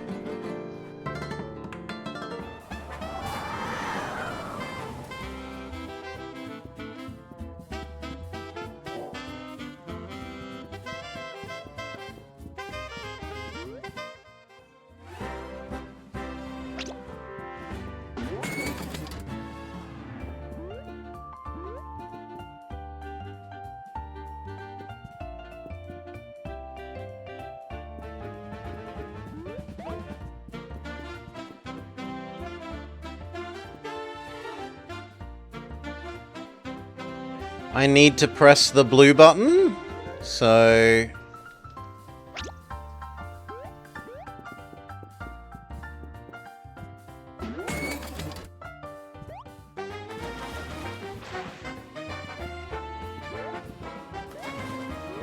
Okay. Ink. And another Ember Stone. So we can go make a Combino one again.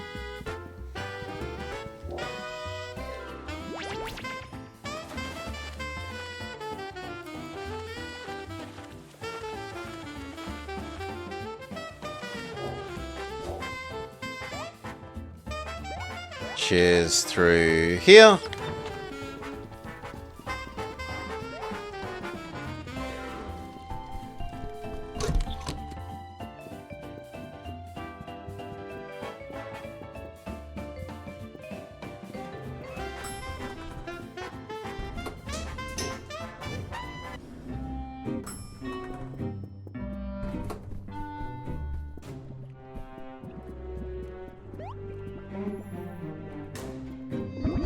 Hello.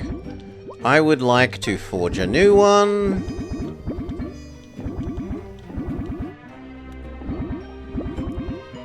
Yes, please.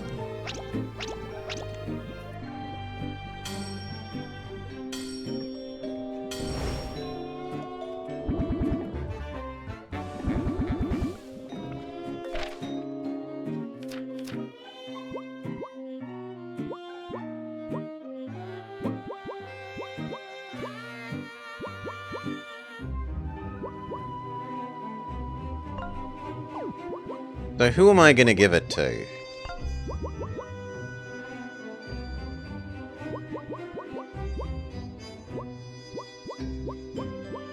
He's pure defense. You're basically pure bard. You are our mixed one. I guess I should give it to you. So we lose health boost, poison immunity, synergy thing,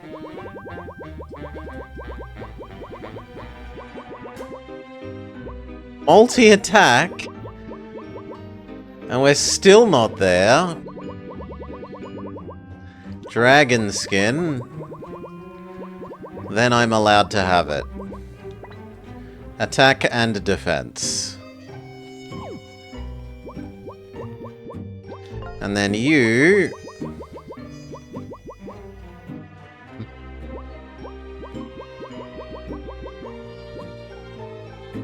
I guess she can have the other spare regen?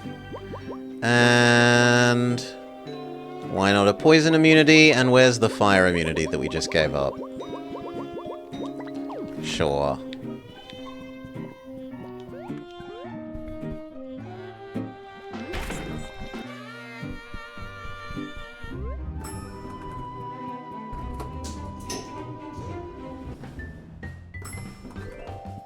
Okay, so we've saved 1 badge point. But I still don't know where we find the clock.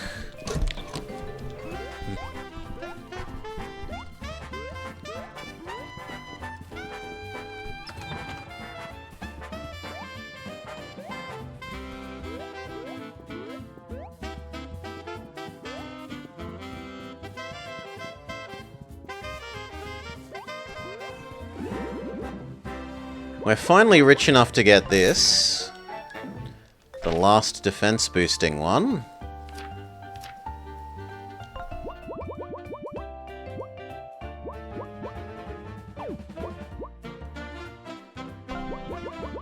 Which in theory we should give to Wolfgang.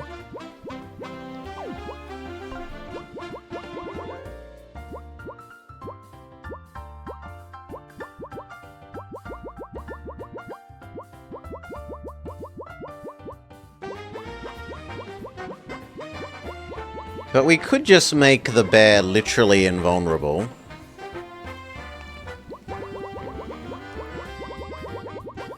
Give him double defense thing, instead of being spiky.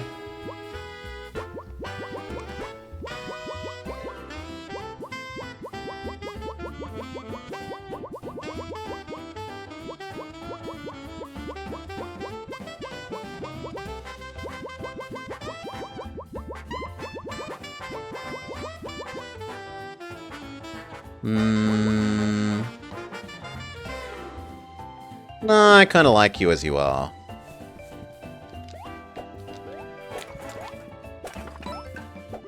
But yeah, I don't know. We can look around the world for any other frozen clocks. But I don't remember any... Ooh. There might be a clock in our dungeon.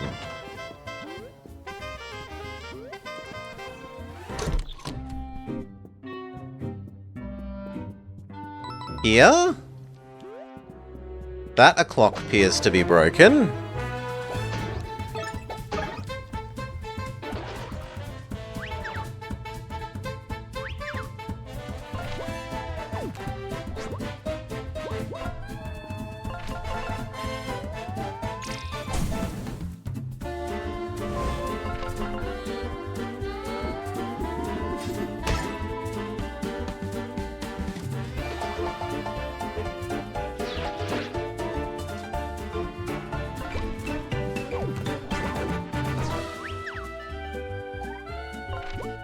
Just grow our synergy.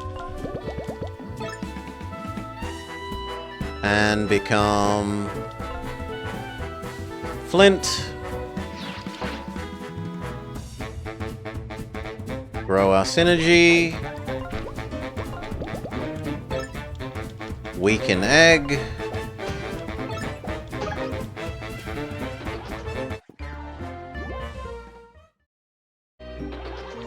Okay, so...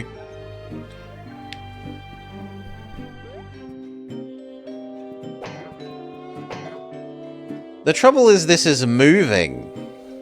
And this is hardly frozen in time, right? This could be anywhere between 4 o'clock and 4:15?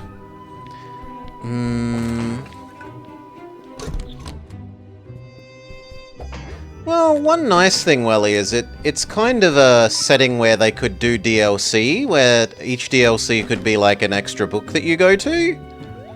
Conceivably, like it feels to me like that would be a reasonable-ish thing.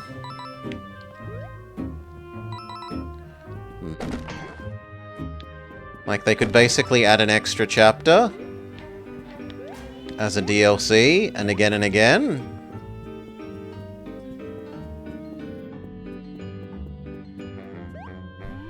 Go into all other sorts of stories.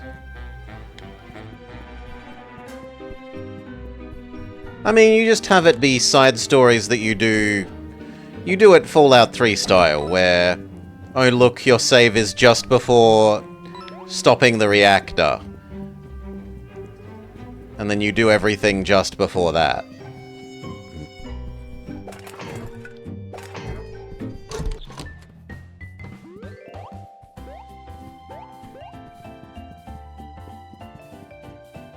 I don't think there's any other clocks.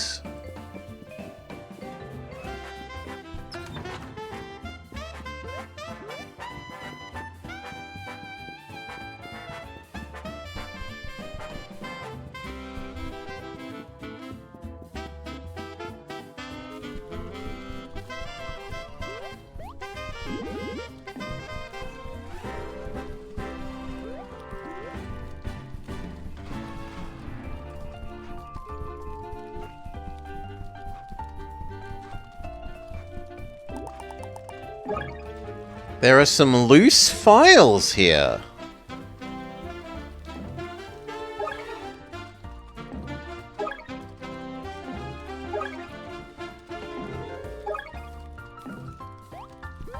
Oh, this lets you fill in your Pokédex for any bosses that you didn't Pokédex fully? Because otherwise they'd be lost forever to time? Okay.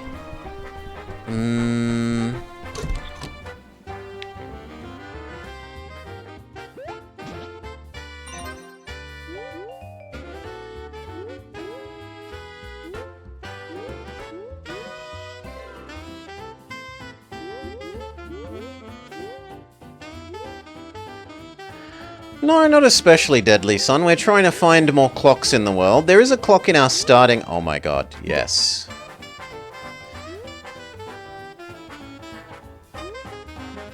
There is a clock in the,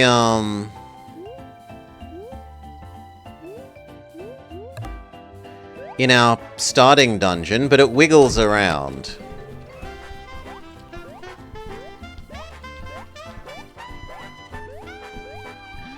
That's the only thing that I have seen that even seems... Well, there's also these clocks, but these clocks just seem wrong. Right? Because it's like, the clock has 8 hours, which is just... Upon closer inspection, it isn't a clock, but something pretending to be a clock. Hmm.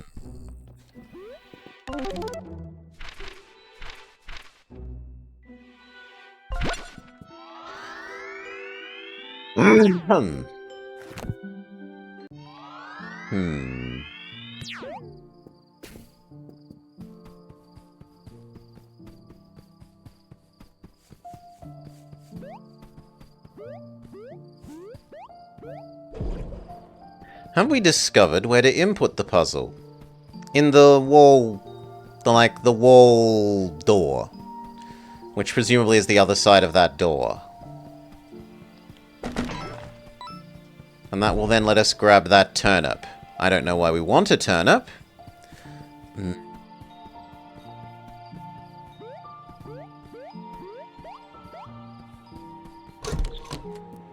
Right, this thing says... Its hands no longer move, but they still point the way. The password is frozen in time, and to me that says find a clock. There is the clocks in the office, which read as question mark 4 o'clock. So 400.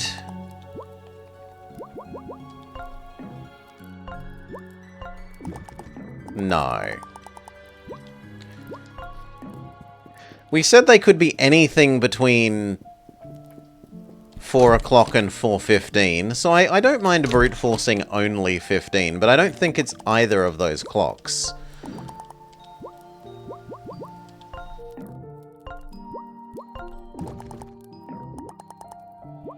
Oh, it increments 1, so this is a 1000 brute force thing. 4, 0, 2. 4, 0, 3. 4, 0, 4. 4, 0, 5. 4, 0, 6. 4, 0, 7. 4, 0. No, I want 408. We're only checking up to 415, Deadly Son. Because those are the times... The things that are reasonable to claim that the clock that wiggles around in the dungeon... 7... could be trying to show us as a stuck clock. 408. 4, 0, 9.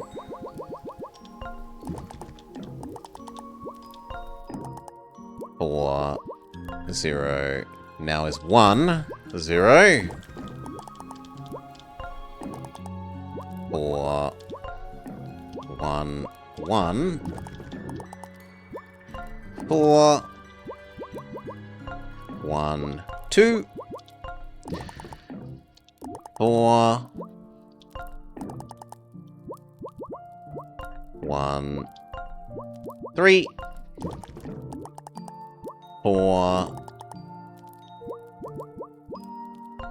1, 4. And 4,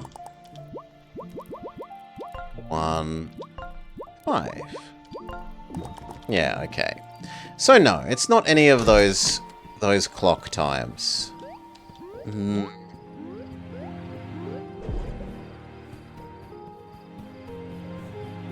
there's no clock visible here.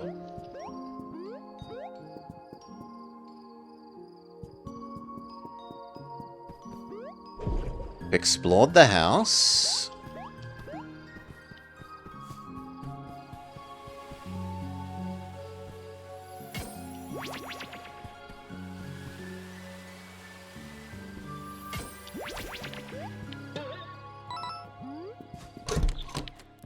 There's no clock in here.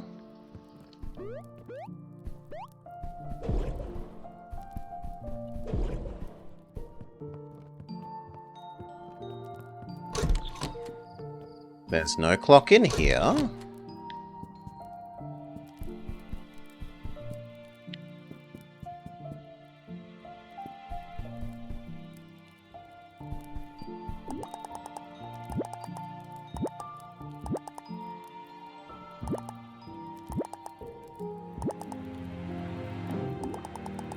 There's no indication of times in there. I'm not allowed to move the bookshelf again.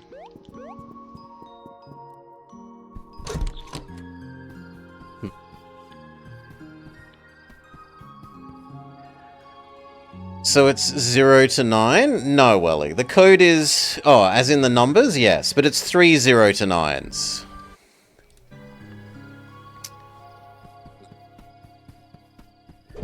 And we can't possess mouse, just mush... We cannot become mouse. Mouse only ever becomes springboard. Mouse and kitty cat becomes springboard for getting up into high places.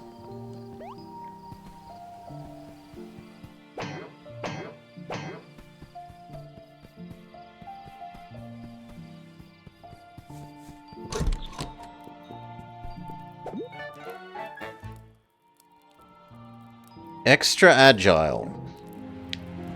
It wasn't cheese? Okay, that thing wasn't cheese, it was boots.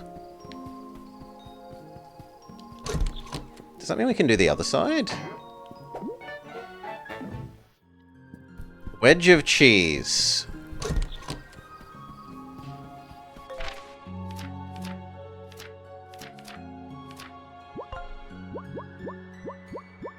The boot isn't actually something? Can we equip the boots? No.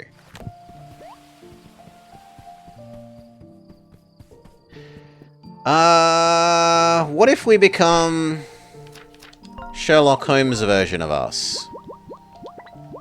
Can we maybe see where people used to be walking?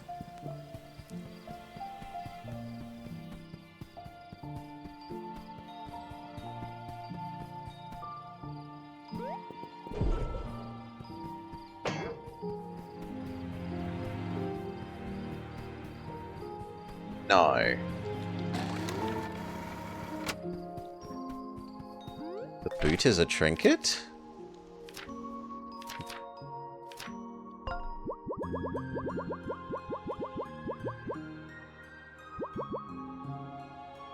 Oh, it's that one that I've ignored. Yeah, no. We haven't bought that before. We've been offered that before and I've just ignored it.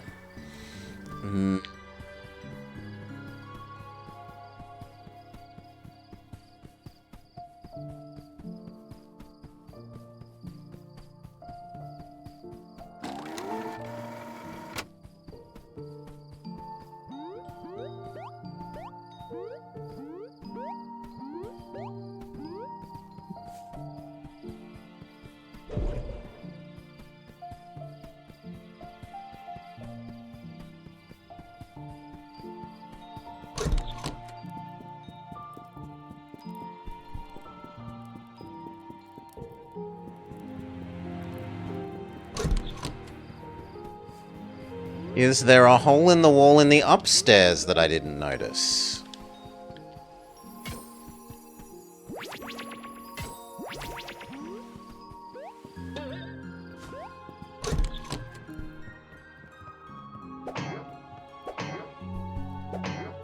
I am allowed to throw our shield through it, though.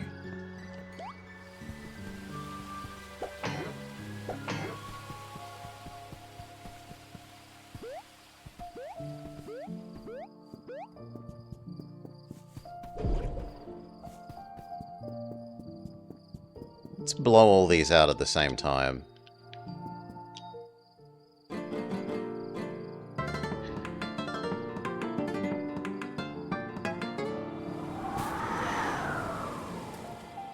Nope. What if we stamp you? Also no.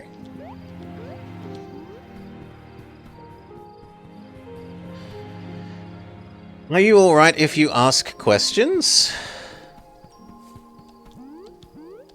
I'd rather struggle for a bit.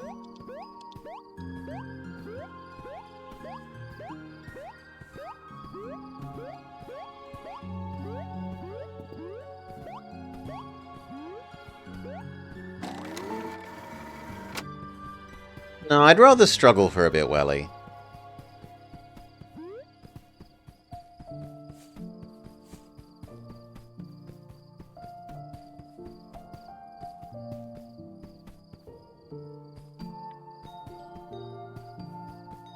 The number of these suspiciously matches the number of those things.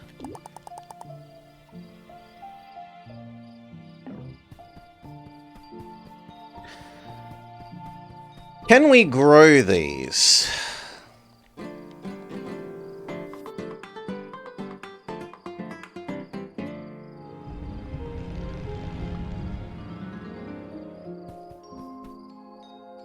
Okay, so we need to set fire to this one, this one, this one, this one, and this one?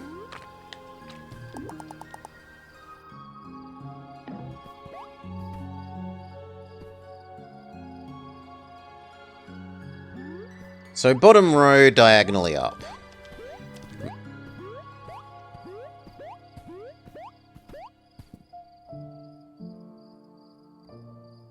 You can put a timeout on him? Is it going to go away if I walk away? Conveniently not.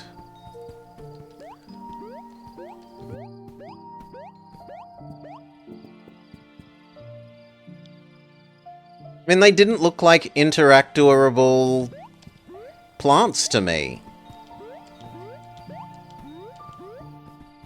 They look no more interactable than these bushes.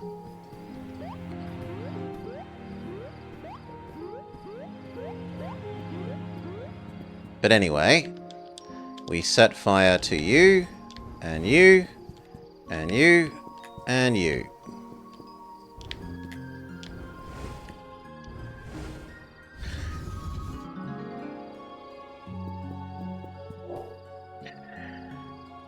They look the same as the ones in the Wolf Town?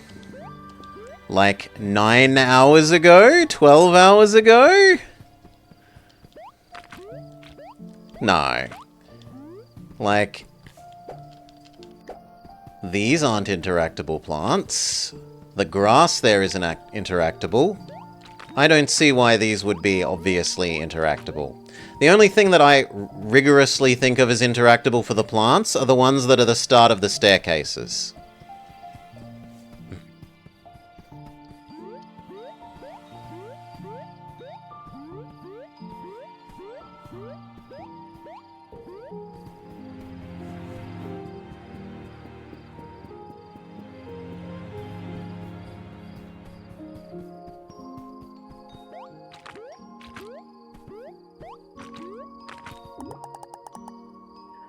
Sure, but that doesn't mean that this sign is a... To me, this just says, I have tomatoes, and I have carrots. Right? Well, over there is a thing that is vaguely tomato-ish that me might want, and we already grabbed a carrot. Right? So maybe that's just saying those are the things that I want.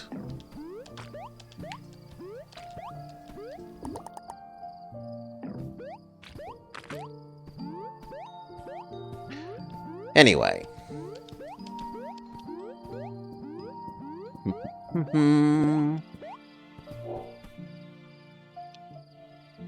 Form of a seal.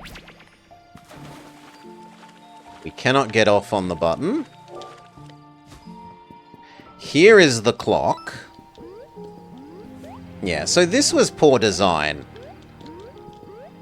Can you see this at all from the other side?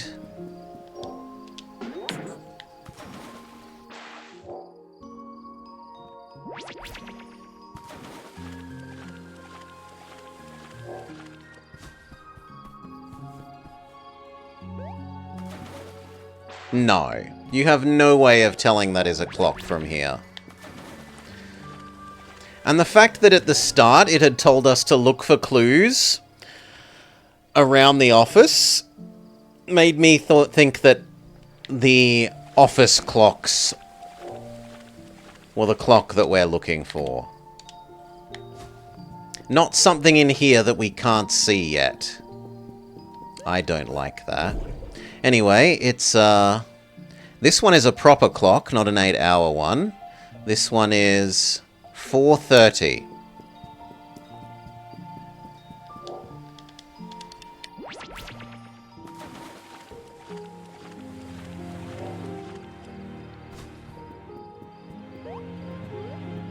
You should have let me keep brute forcing from 400. That would have actually been quicker. Right? Because we were going from 4-0.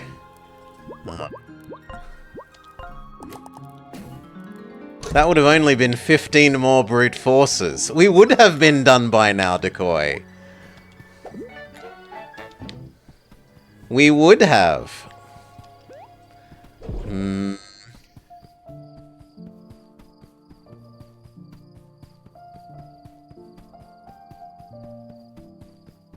For some reason, the makers of this game are obsessed with 4 o'clock and 4 o'clock related times.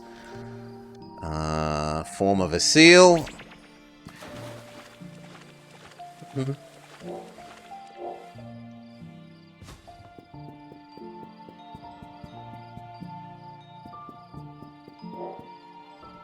Is this a sign? The village gate will open once the farmer's market is ready to begin.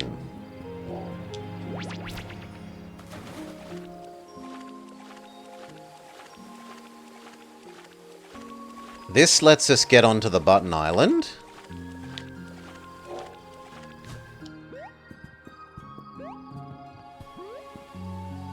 Teddy Bear. Which is just a link back point.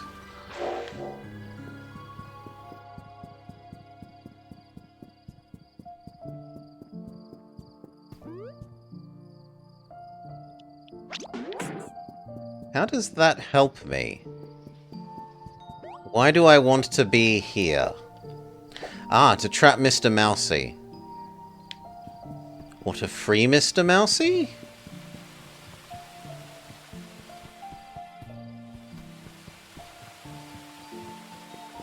Probably to trap Mr. Mousy.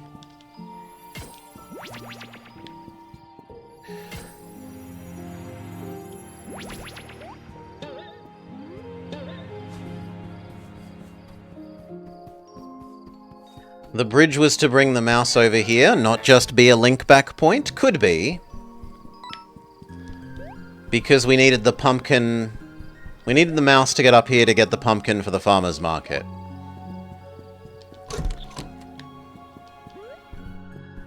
Fish! The fish of the day is trout a la creme. Fish! Mousy cannot swim, Solano. It is imperative... Oh no, it's an Einstein ordering problem. It's imperative that the carrot is left of the pumpkin. Notepad.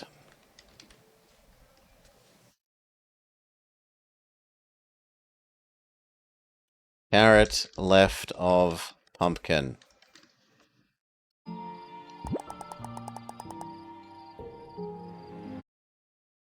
One space between bread and carrot.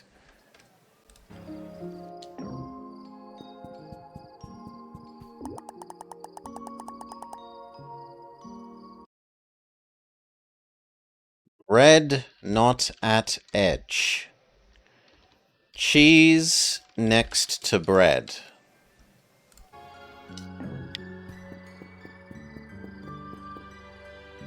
But we need more rules.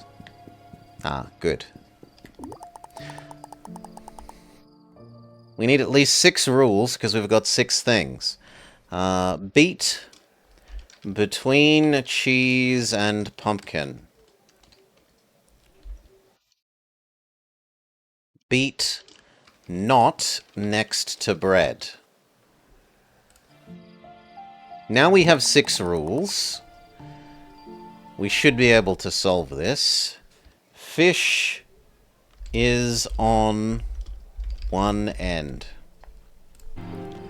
In fact, I think we're over-constrained. We have 7 rules for 6 things.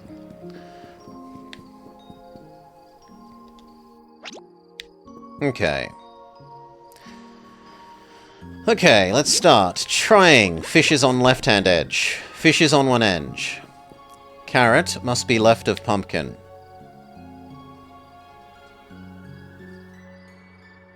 Sure. Is there anything that stops the pumpkin from being on the right-hand edge?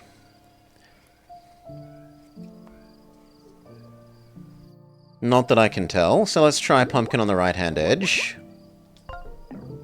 The last supper of Mr. Moon, and then he's being betrayed by Judas.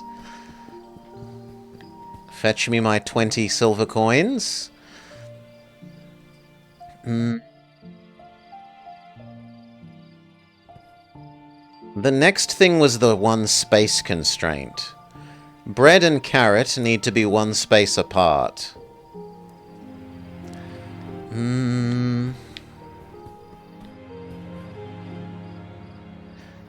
Presumably he's Judas, Welly, but we don't...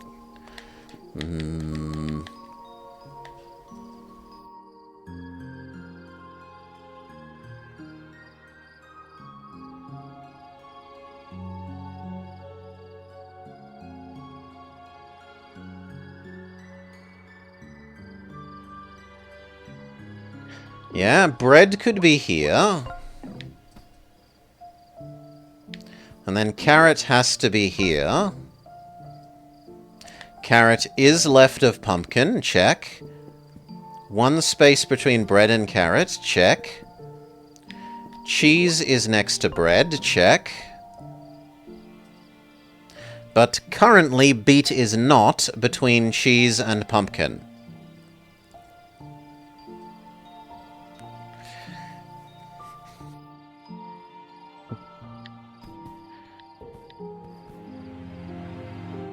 So these 3 need to move 1 to the left, and then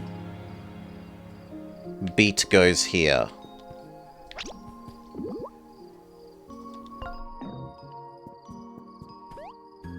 And I think we're okay?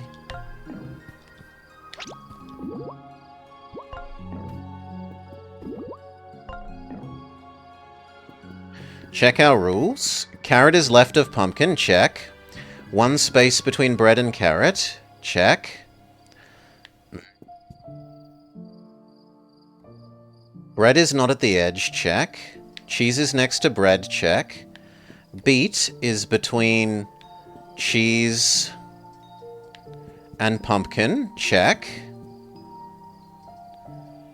But beet needs to be not next to bread.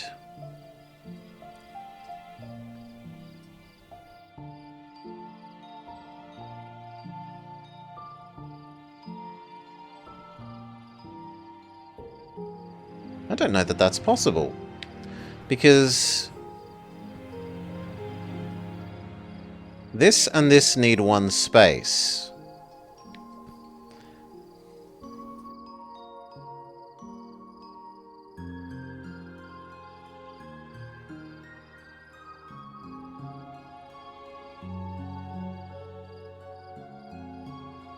I guess fish could go at the right-hand edge.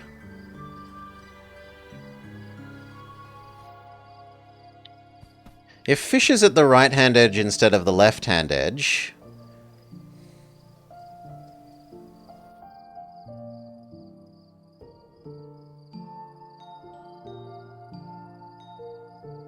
No, that doesn't fix my problem.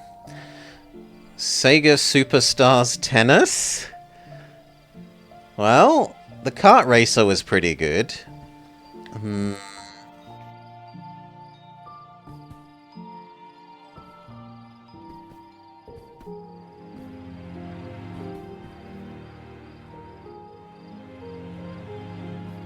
So currently our problem is these 2 are touching. So either I want to move you to the right...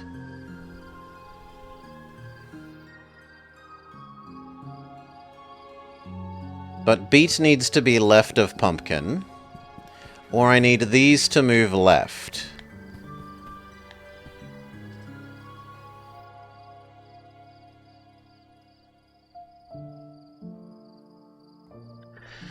Harry Potter for the GameCube?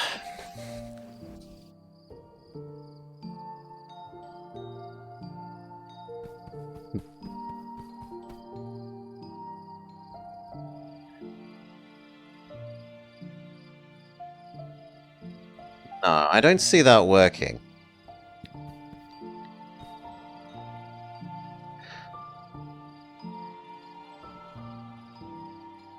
One space between bread and carrot. Beet not next to the bread.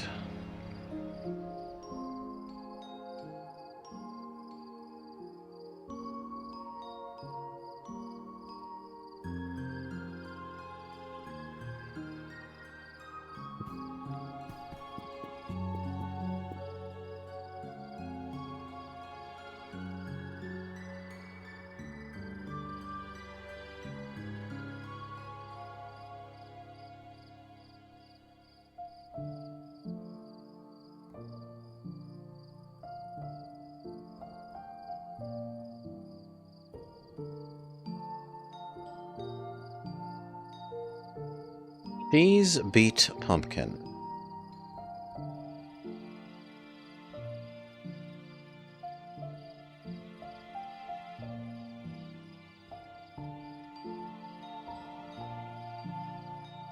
Pepsi Man, it is a sellout game. We've got an ordering puzzle, Apana. We have 6 rules, well actually 7, to place these 6 items in a line. The rules are, carrot must be left of pumpkin, there must be 1 space between bread and carrot, bread is not at the edge, cheese must be next to bread, beet and cheese... Oh, sorry, beet must be between cheese and pumpkin, beet not next to bread, and fish is on one edge. Those are our rules. Currently, we're obeying every rule except that the beet and the bread are touching.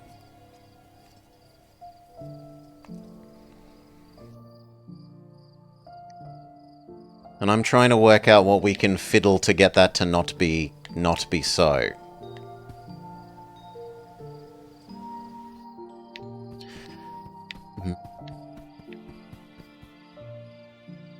Well, let's try working from the other end. What if we put fish on the right-hand edge? So check. Fish is on one edge. The next largest thing is probably pumpkin, because it's the only thing that we know needs to be on the right of almost everything.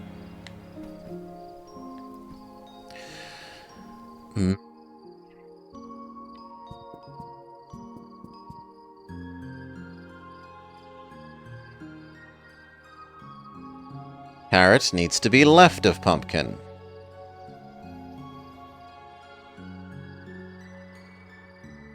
So carrot could go here. 1 space between bread and carrot. So bread could go here. Beet between cheese and pumpkin. No, because this still puts beet next to bread. Beet next to bread is forever being our problem. What if we put carrot here? Carrot is left of pumpkin. And then bread needs to go here. So fish is on one end, check. Carrot is left of pumpkin, check.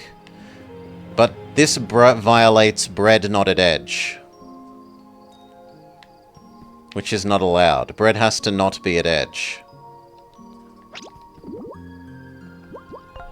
But then how do I maintain space between bread and carrot? That's the only thing that works for that.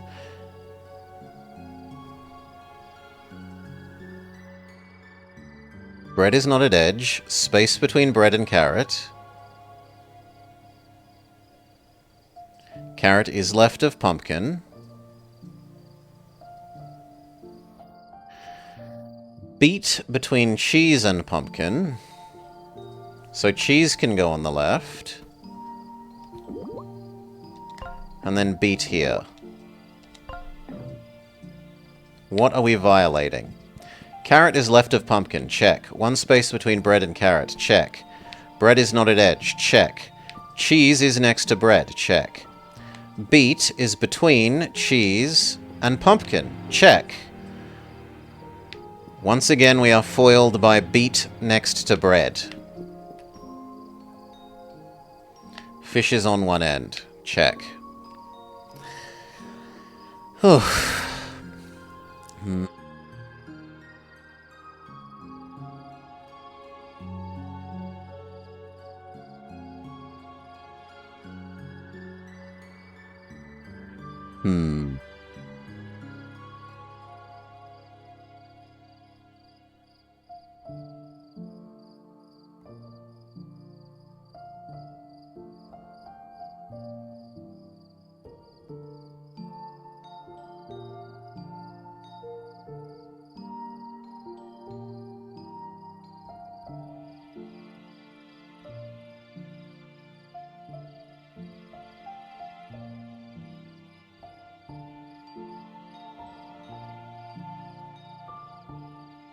Well, what if carrot is all the way on the left?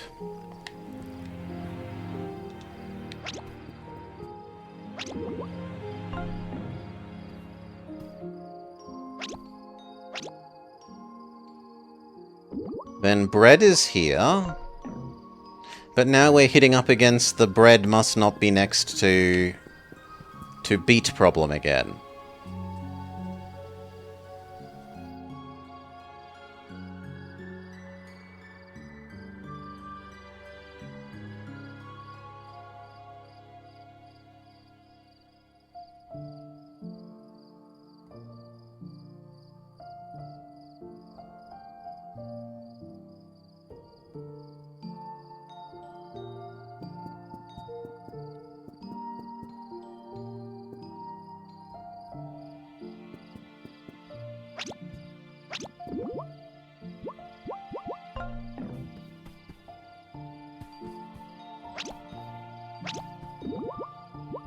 Fish is on an edge.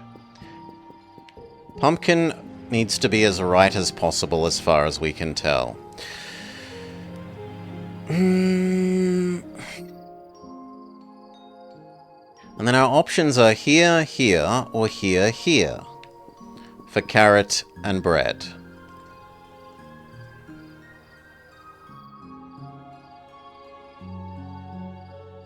But either way, that doesn't work.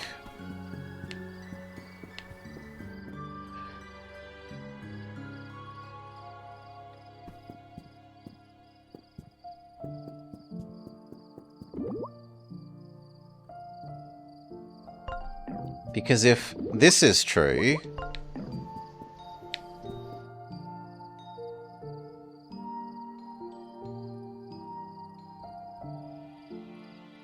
then this would need to be beet, and this would need to be the cheese.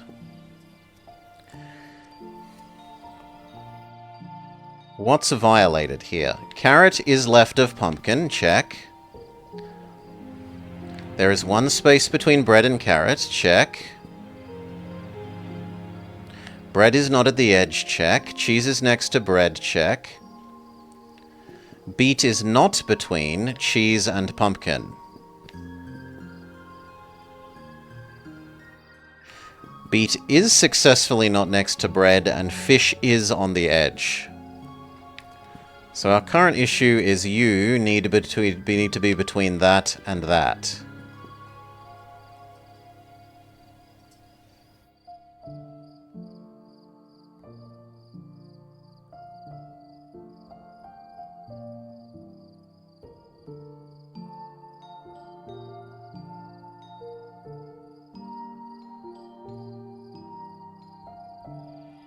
But I can't rearrange you to this edge, because then the beet will be next to the bread, which is not allowed.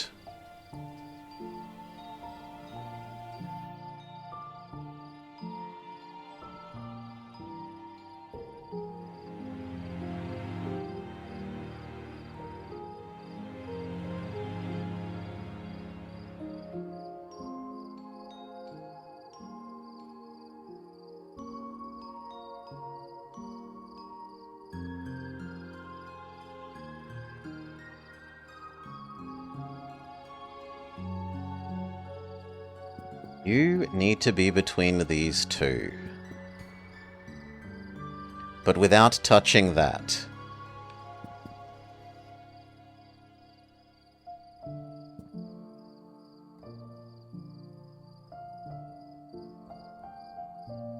Fish is looking up at the ceiling with its dead eye. It is.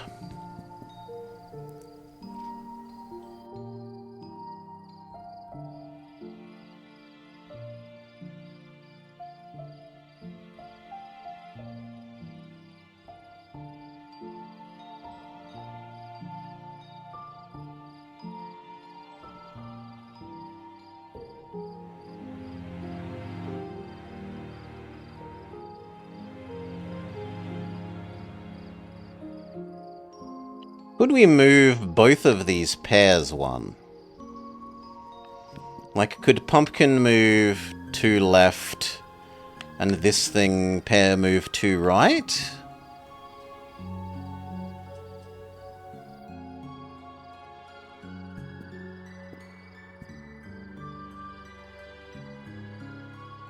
Well, let's start at the other constraint. So the one that's currently sticking us up is beat between cheese and pumpkin. So now we have beet and pumpkin. Cheese could be any of these.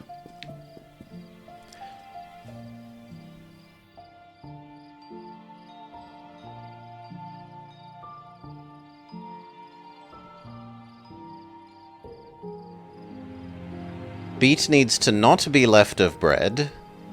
Or not touching bread, sorry. And bread and carrot need a space. So this makes the most sense to be carrot, and then you make the most sense to be bread, and then you can be cheese. Is that everything met? Fish is on the edge. Check. Beet is not next to bread. Check. Beet is between... No, it isn't between cheese and pumpkin. How did I screw that up when that was the first thing I was supposedly doing? So it was cheese.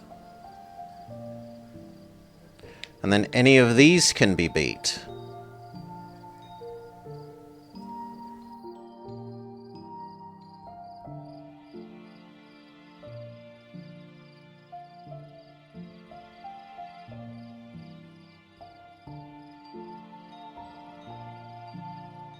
Yeah, I said it the wrong way around? Okay. Well, then at least I was consistent. Beet between cheese and pumpkin is the rule. So we've put them as far apart as possible. So beet can go in any of these.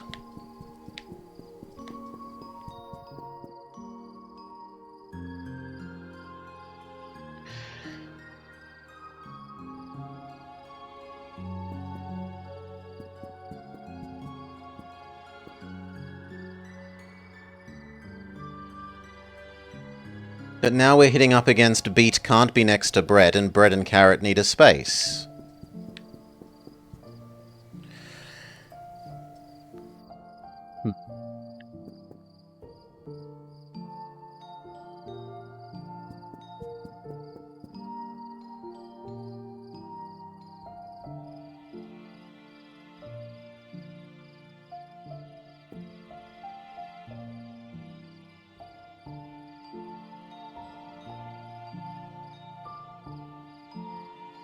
Well, there's nothing saying you have to be maximally to the right.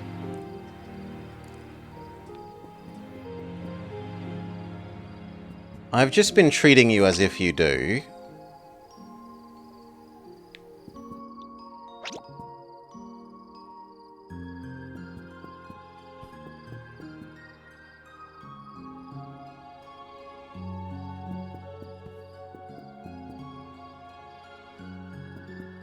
Let's go, but bread isn't allowed to be at the edge. I wanted to put bread here, but that's not allowed. Bread, carrot. One space. Next. Beet not next to bread. Would require beet here.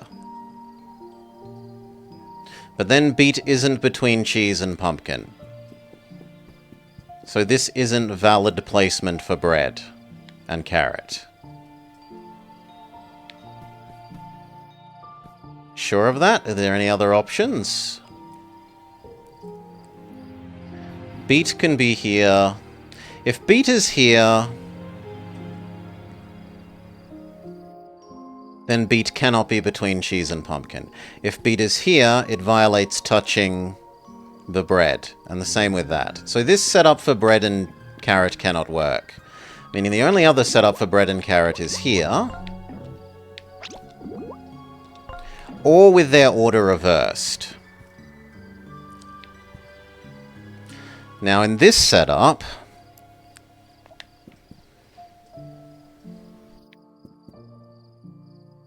for beet not to be touching bread, beet can only go here.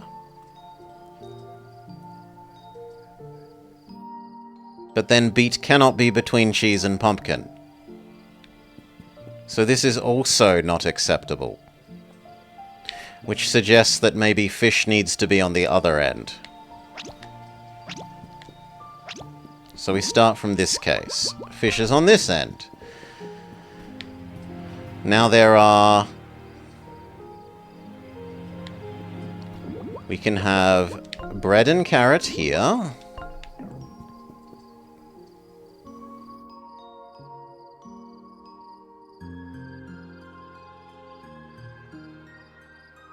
Carrot being left of pumpkin means that could only be pumpkin.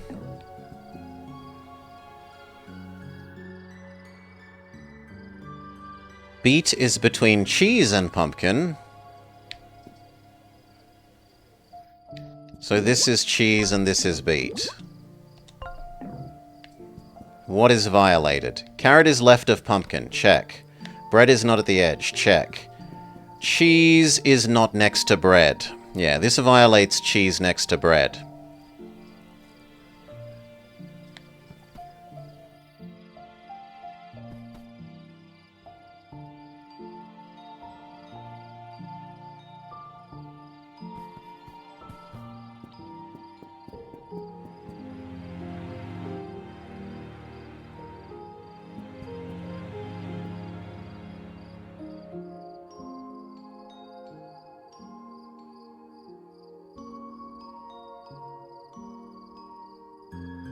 Well, then that just must not be the correct place for bread and carrot.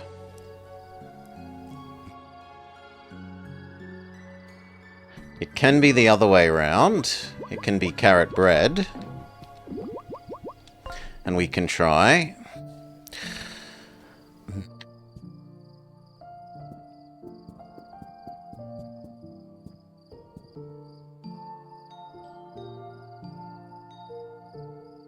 So now in this case, this doesn't work because carrot's never left of pumpkin in this setup. So that's fine. Next we have this pair, which can either be bread carrot or carrot bread.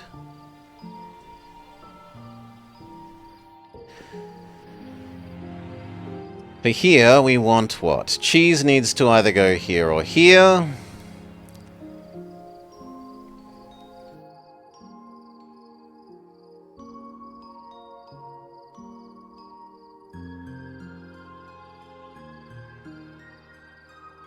But if I do that, beet can never be between cheese and pumpkin. No matter what. Okay, so what about the other way around? What about bread, carrot?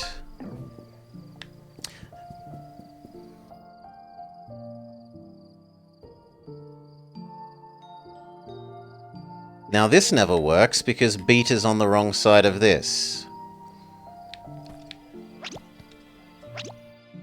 And then haven't I just tried all the options? Because the only other option is bread at the edge. Well, I suppose actually you can have carrot bread. That has part of the bread thing at the edge, but only part.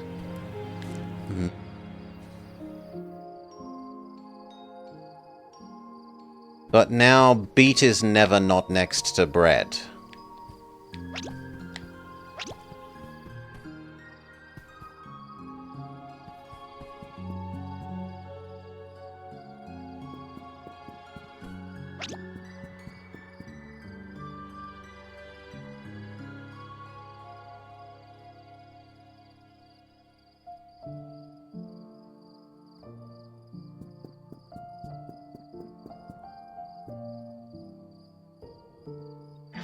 Well, I guess I start writing down every single option and working out which one is valid by testing all the rules against it. Is the answer, which is stupid, but... So, how are we going to create a symbology for this?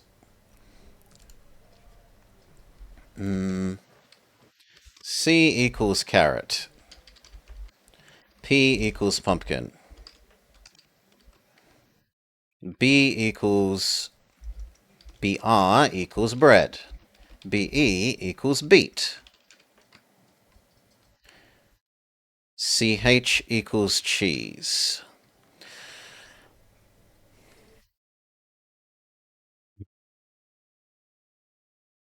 F equals fish.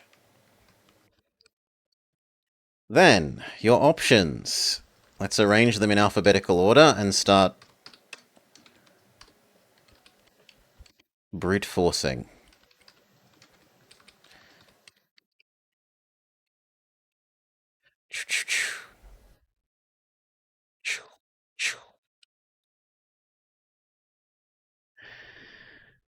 Oof.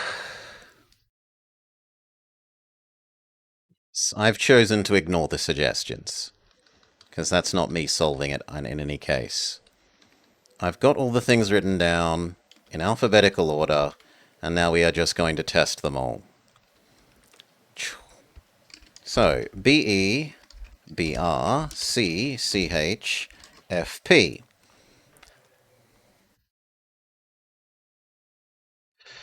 And then how are we going to iterate them?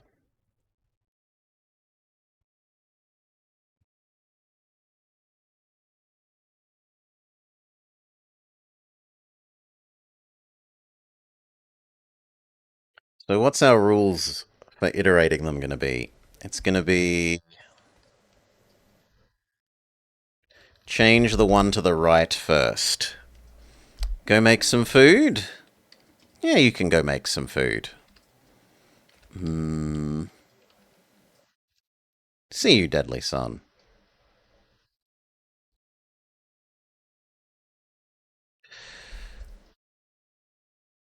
Paste, paste, paste, paste, paste, paste, paste, paste, paste, paste, paste, paste, paste, paste, paste.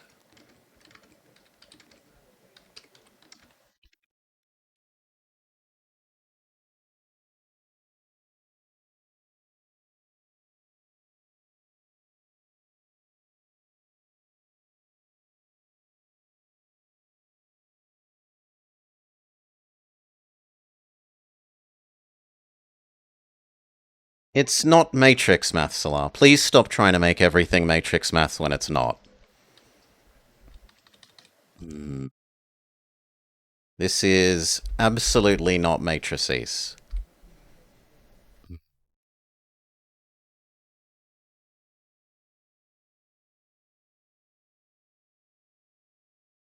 It isn't vector math. It's like, this isn't being vector math either. At the moment, this is...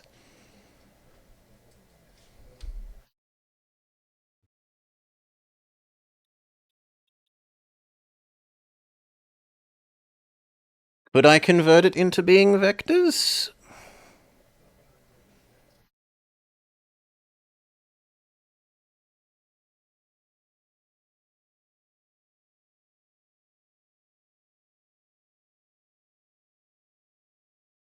I don't think I could convert these into being vectors.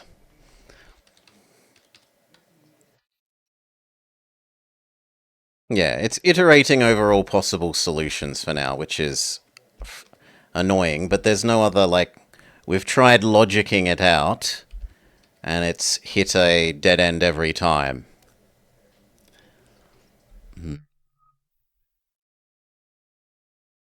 Like, a lot of the puzzles that you encounter in these games are matrix puzzles, right? But this is not one.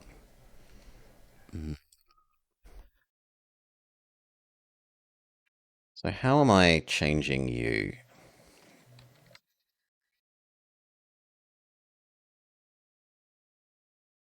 Yes, Vama made the glorious, where are we? This.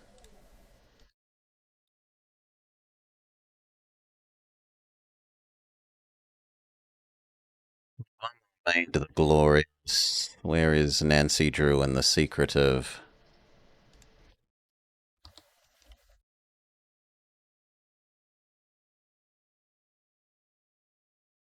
The secret of vector math?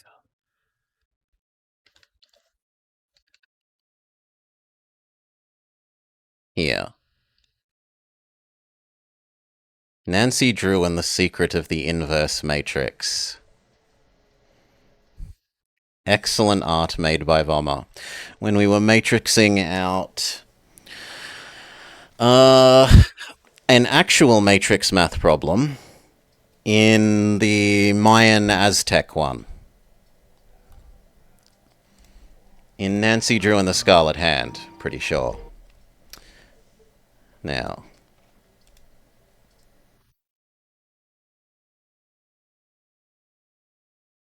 the seating chart? No, the things that you spun. You spun cogs. There were two separate halves of something that you needed to control. Um, there were three buttons on one half of the map and three buttons on the other end of the map, and you had to... Every time you pressed a button, it rotated. It essentially rotated a certain combination of cogs around, and you had to get all the cogs to be in a certain position functionally. It was not a seating. This thing is a seating chart. This problem is a seating chart problem. No, the other one was just a linear get all the reals to line up type problem. Anyway.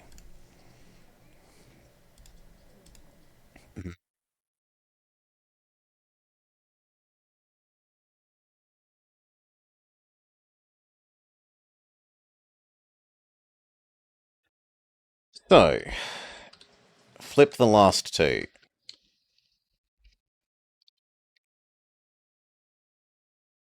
Flip you.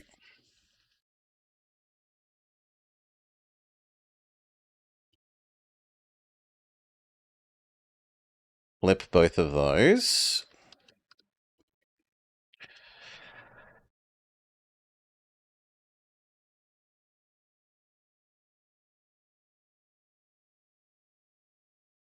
Not as far as I'm aware, Freiheits.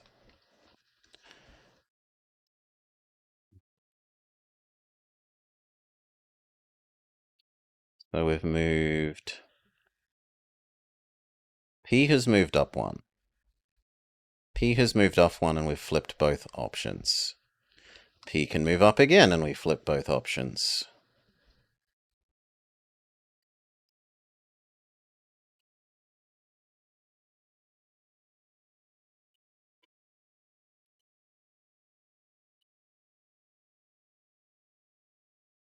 Go there.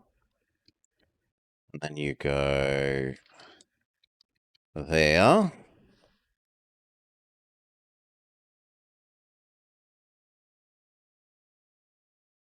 Actually, this would be easier if I just converted them to numbers rather than letters. Because it's hard for me to think about their ordering that way.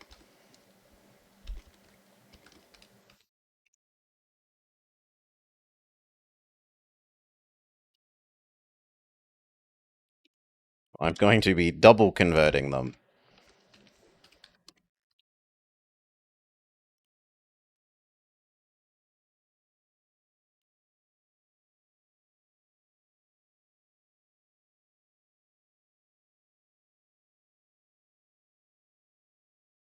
One, two, three, 5, 6, 4.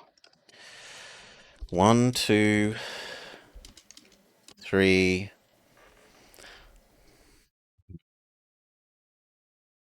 The Matrix math started in Seventh Guest, where we made a big Matrix math solution to a one of the push button tile puzzles. So normally you push a button and it flips all the tiles that are next to it. This was even worse than that because it had 3 settings for every tile. So it was a 4x3 3-button tile press puzzle, but it had 3 settings per tile piece, and you had to get the whole thing to change to a single color.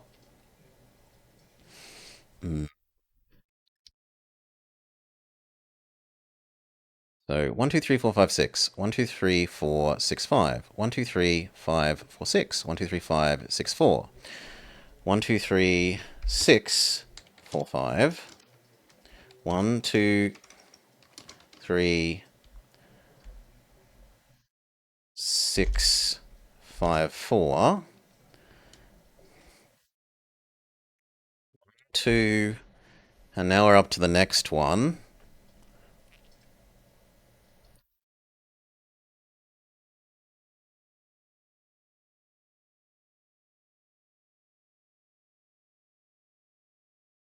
1, 2, 4, 3, 5, 6. 1, 2, 4.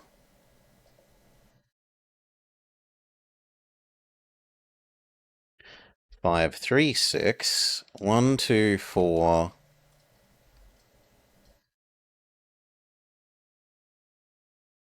3, 6, 5.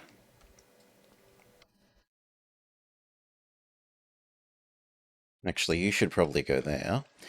1, 2, 4, 5, 6, 3.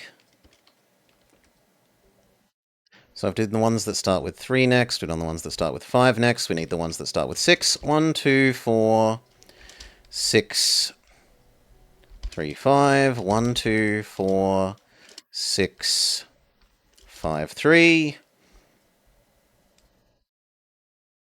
3, 5, 6.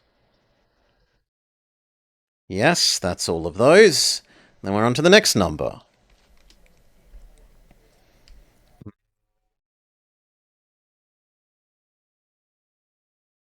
1, 2, 5, 3, 4, 6.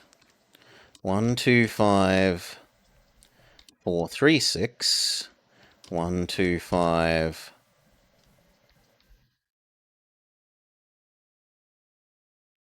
3, 6, 4. 1, 2, 5, 4, 6, 3. Night, Aparna. Sleep well. 1, 2, 5.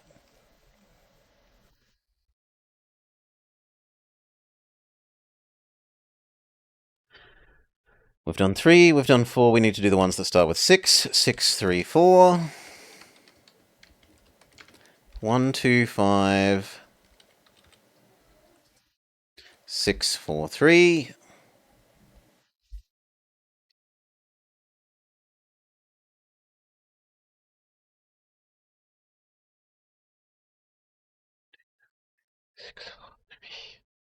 Check.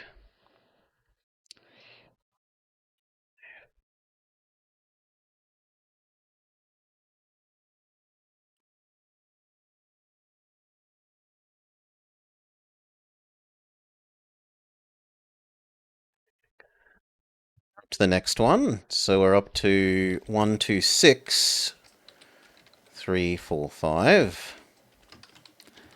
1, 2, 6, 3, 5, 4. 1, 2, 6, 4, 3, 5. 1, 2, 6, 4, 5, 3. 1, 2, 6, 5, 3, 4. 1, 2, 6, 5, 4, 3. Done. So we've done 6, 3, 6, 4, 6, 5.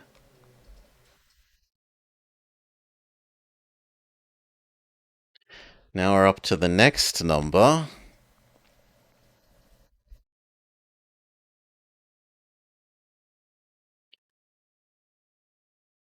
which is iterate 1, 3. 2, 4, 5, 6. 1, 3. 2, 4, 6, 5. 1, 3.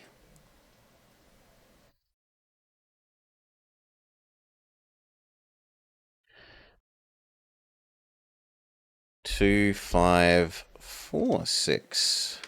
1, 3. 2, 5, 6, 4. 1, 3. 2, 6, 4, 5. 1, 3. 2, 6, 5, 4. So now I've done 1, 3, 2.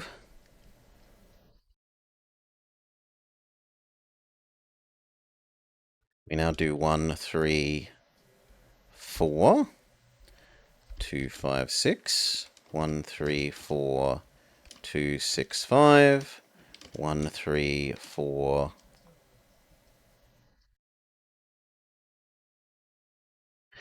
5, 3, 6. No, 5. 1, 3, 4.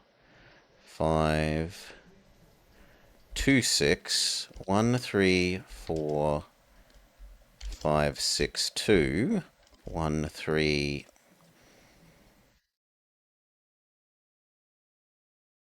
4, 6. 2, 5. 1, 3, 4. 6, 5, 2. And that's all the options with 4.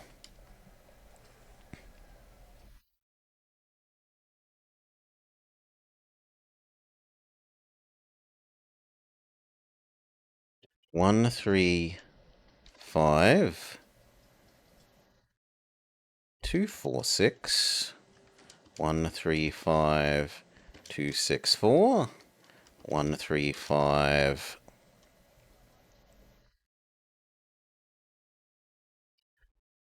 4, 2, 6.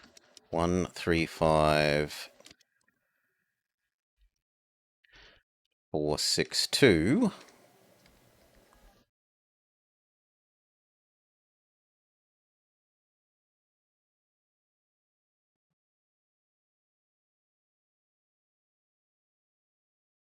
1, 3, 5, 6, 2, 4. 1, 3, 5. 6, 4, 2. So I've done the 3, 2, 3, 4, 3, 5. We're up to 3, 6. 1, 3, 6. 2, 4, 5. 1, 3, 6. 2, 5, 4. 1, 3, 6.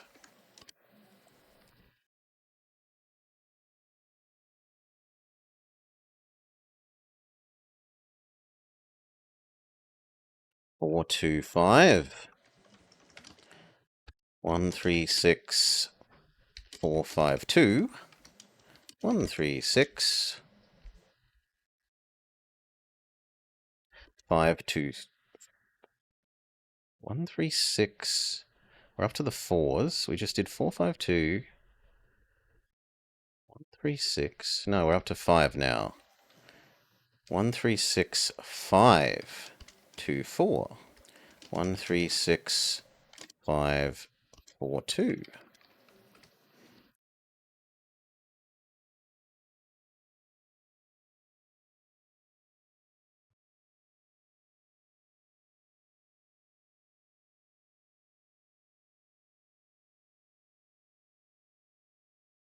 So we've iterated over all the 6 options? Yes, we've operated over all the 6 options. The next one to iterate over is the next major number. Holy moly, this space is... This search space is a lot bigger than I thought it was.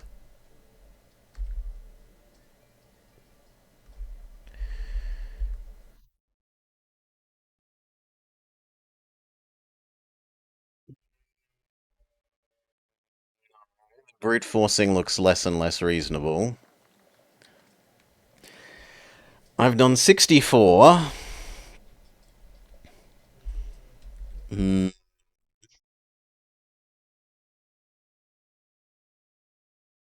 and that's only...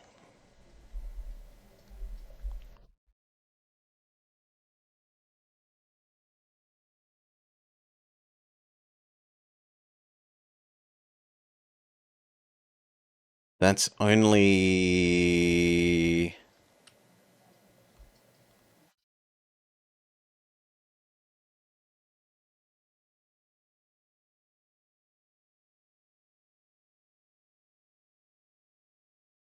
a third of the way through the options for one of the starting digits.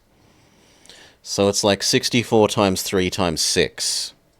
That's too big. That's too big for me to want to write them all out and test that way.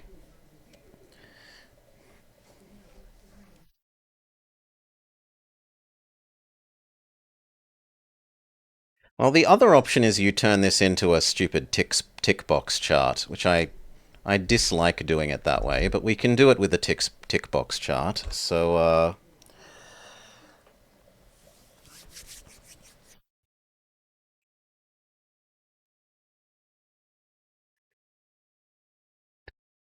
how is this best shown on stream? Inkscape.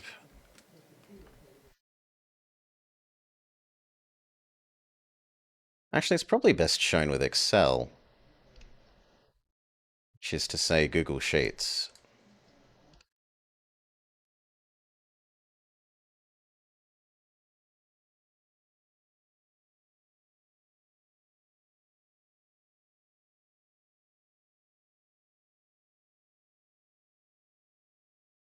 You are about to ask? About to ask what?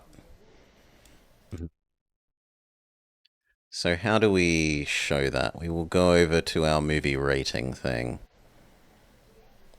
Game rating.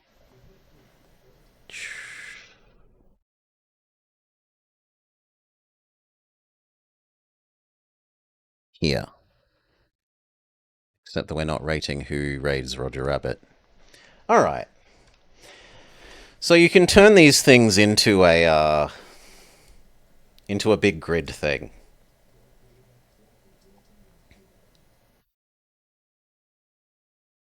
Where it's...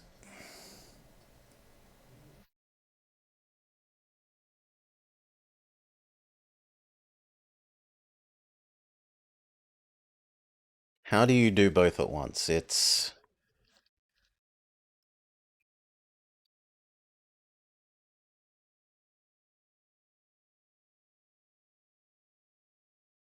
And then our things were beetroot,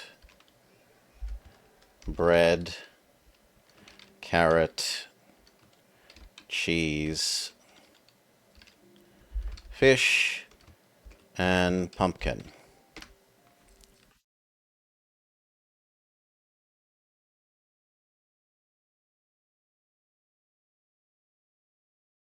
But my memory is you need 2 of these. Tool-assisted puzzle solving? I mean, I note things down in Notepad all the time, Rolling Ninja. It's the same as using Notepad. I have no issue with it. If you've got an issue with it, then you go somewhere else. That easy.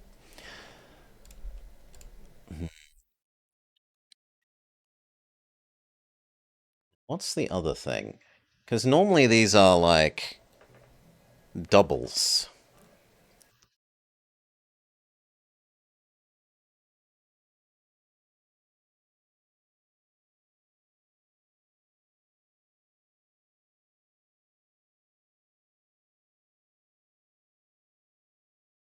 Normally these are mirrored things, and then you can tick off 2. Hmm.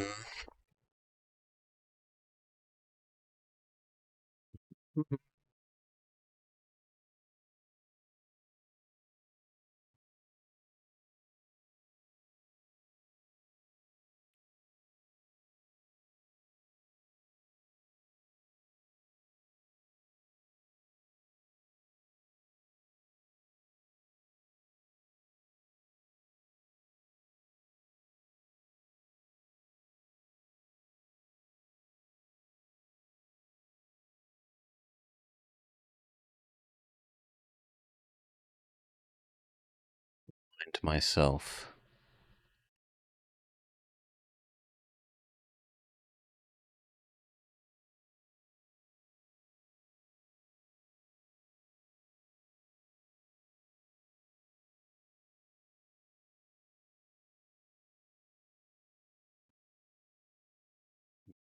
It's not what I'm looking for.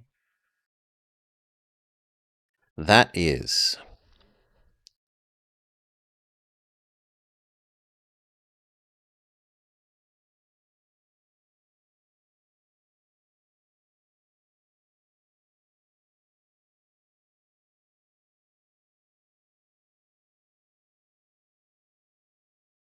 But isn't that just going to be showing the whole space if I do it like that?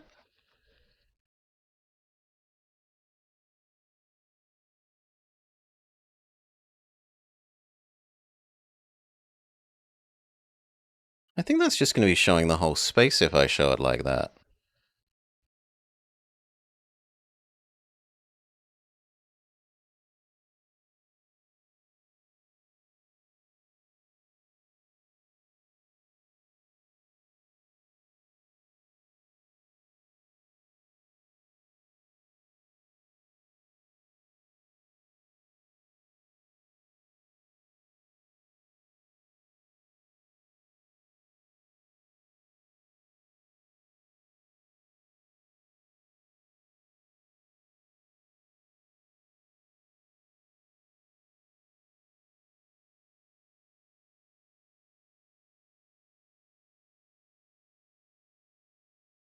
Oh, maybe it isn't. Let's try. Let's try adding this stuff in.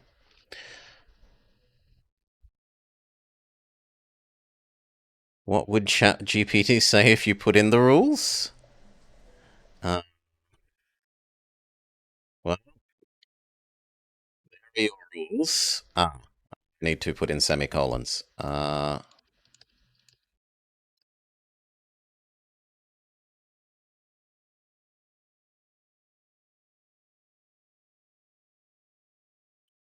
There are your rules. Sort a carrot, a pumpkin, fish, cheese, bread, and beet according to these rules.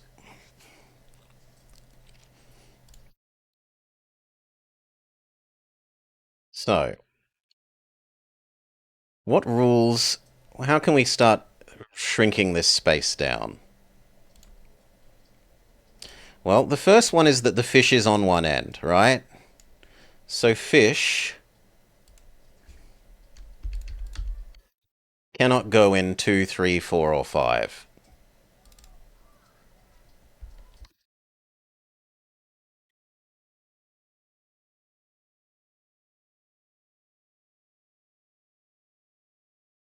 It must be in 1 or 6. So we're only going to kill off stuff that we know can't be true.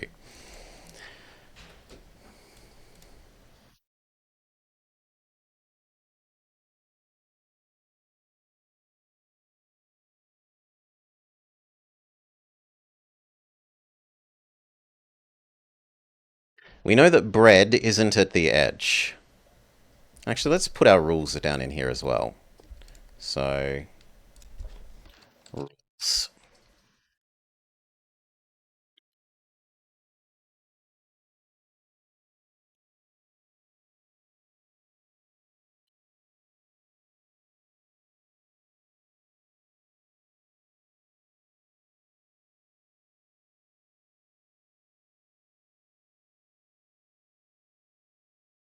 Okay. So, that, next. Bread is not at the edge. Bread literally cannot be there or there. X equals not. Circle equals yes. Next. Carrot must be left of pumpkin.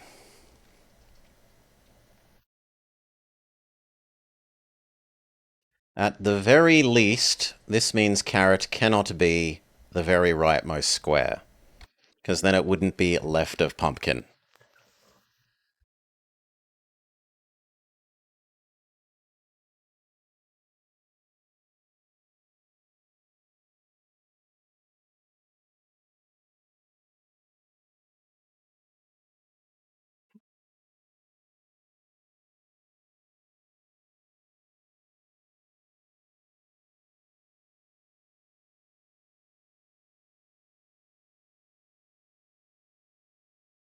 Yeah, that's true so far.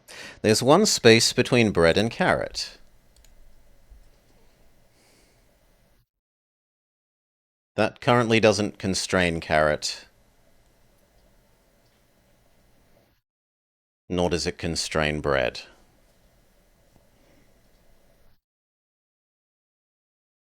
Because bread can be any of these four, and then carrot can be anywhere, except here.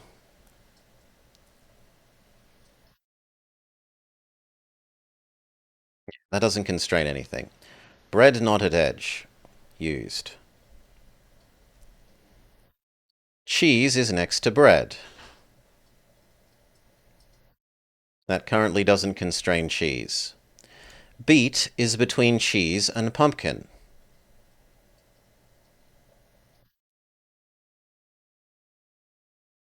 That means that beet cannot be on the very left or the very right.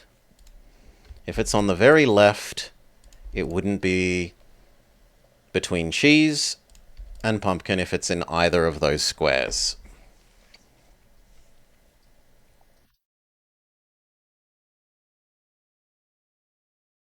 Beet is not next to bread.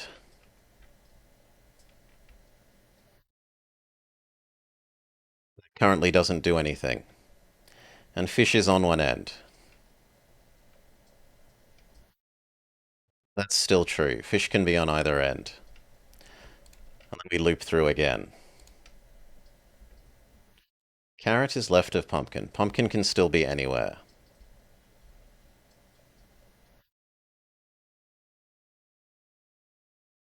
No. Carrot is left of pumpkin also means pumpkin can't be very left. Because then carrot wouldn't be left of it.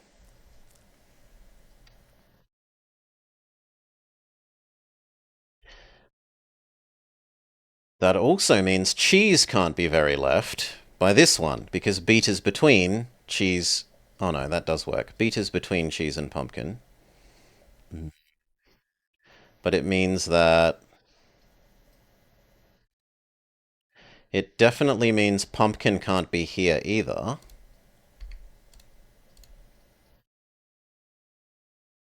Right.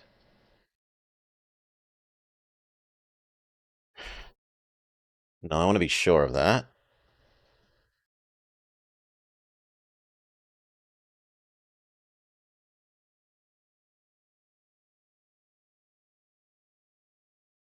No, but there's something about a triple space that we can probably use. Beet is between cheese and pumpkin. So beet's obviously not at the edge.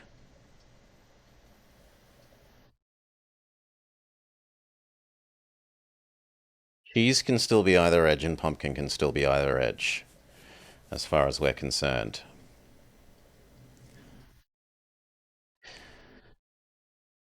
There's also an alternating exclusion with fish.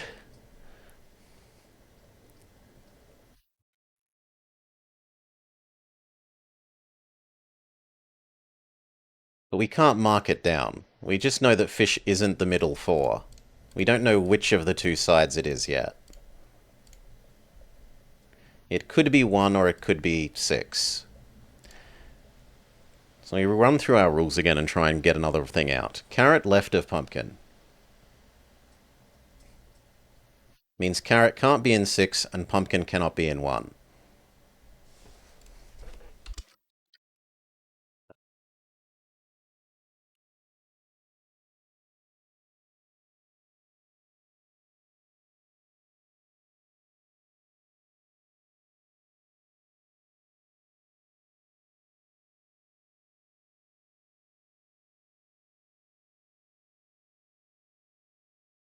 Bread not at edge. Bread not 1 or 6.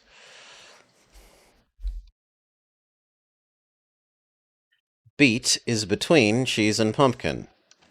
Beet not 1 or 6, because otherwise it can't be between the two of them.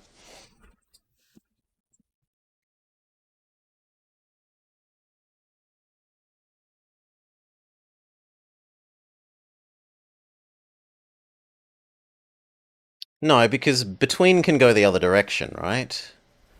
Yeah, no, so that is true. That's true regardless. But then the between can go in either direction is the trouble with trying to constrain that down more.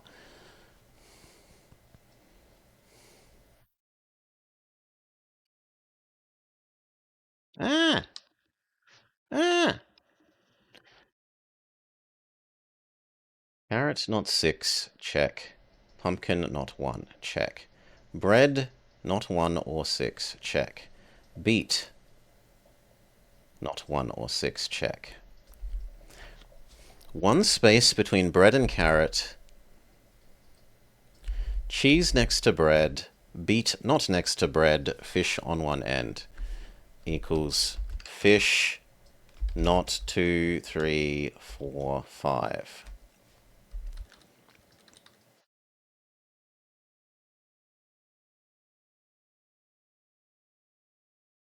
Hell, we can even color them in a little bit. Why not?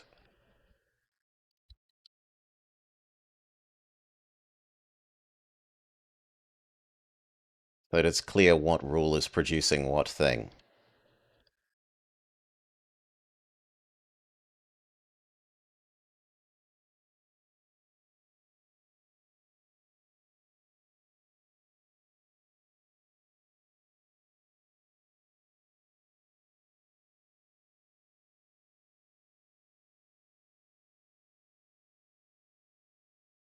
That's a bit too dark. Pink? Pink is okay.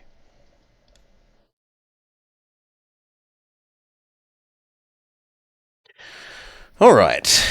And this is position.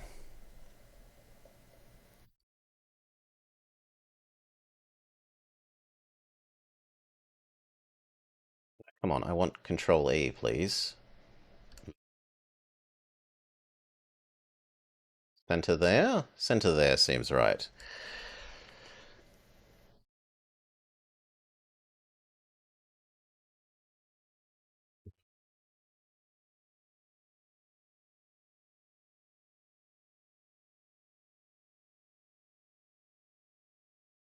What else? What else can we glean out of this?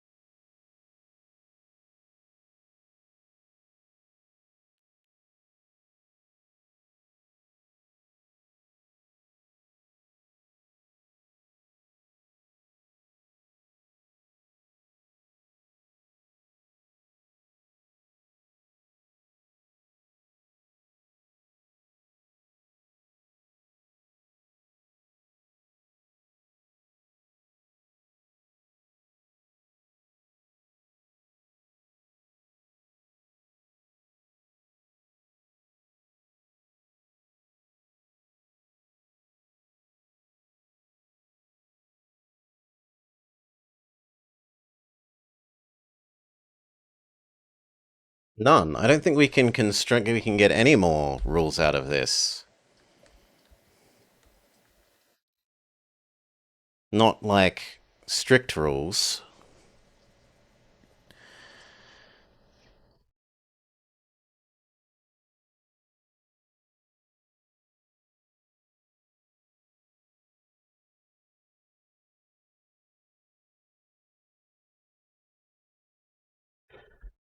There's also some ambiguity here.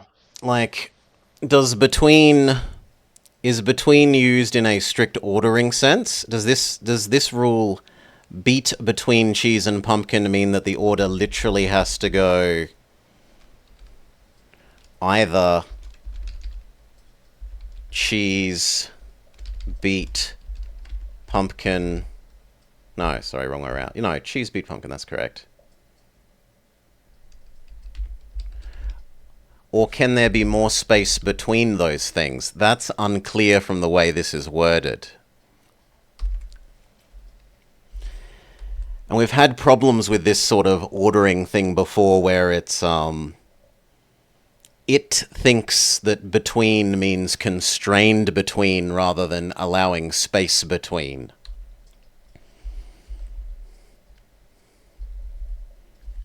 And that they therefore think that the rule they're giving you is like a tighter constraint than it is on a surface level reading.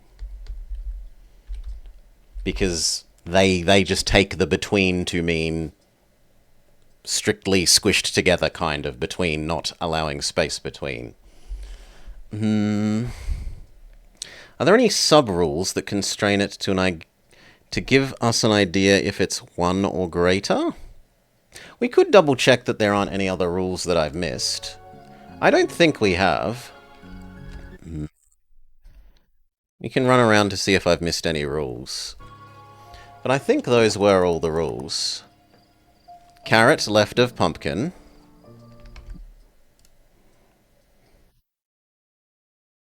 This one is actually polite enough in here to make clear that it's somewhere left but not directly left.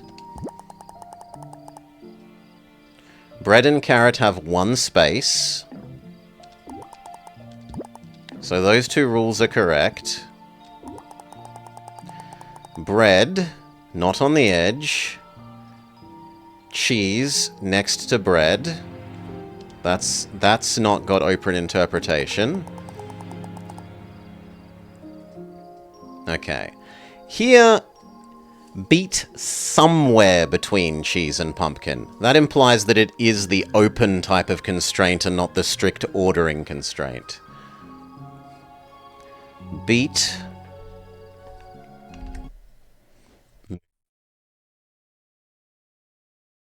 Between cheese and pumpkin. Non-strict. And beet, not next to bread. And fish is at one end.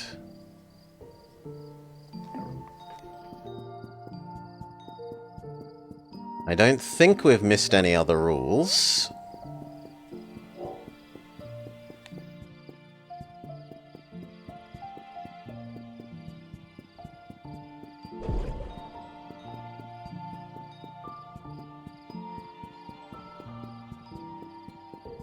Or if so, they're nowhere near here.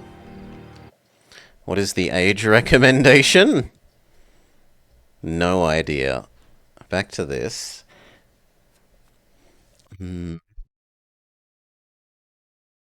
Cheese next to bread means it's a block of 2 items.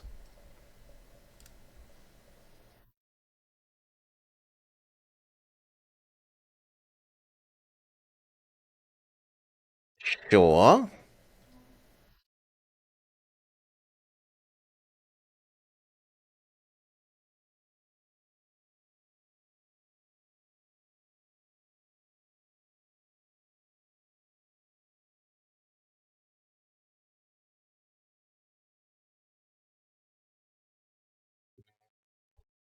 Cheese next to bread means it's a block of 2 items. Can we use that?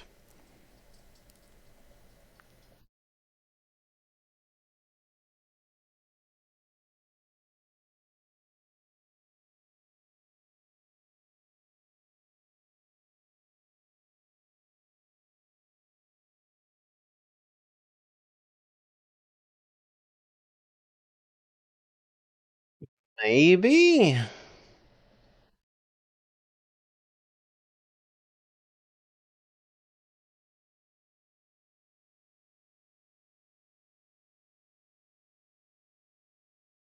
It's 12 because of the rum we give the pirates. Ah, it has alcohol references, so it's age 12 minimum recommendation. Fair enough.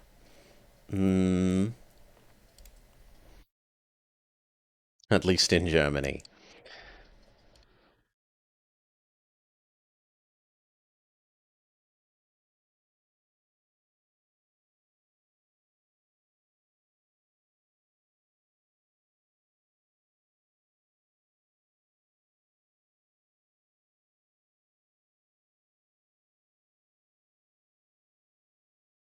Yeah, I don't see another, oh, ours are pretty strict as well. Insane thing. No depictions of drug use, etc., etc. They're pretty stringent here. Hmm.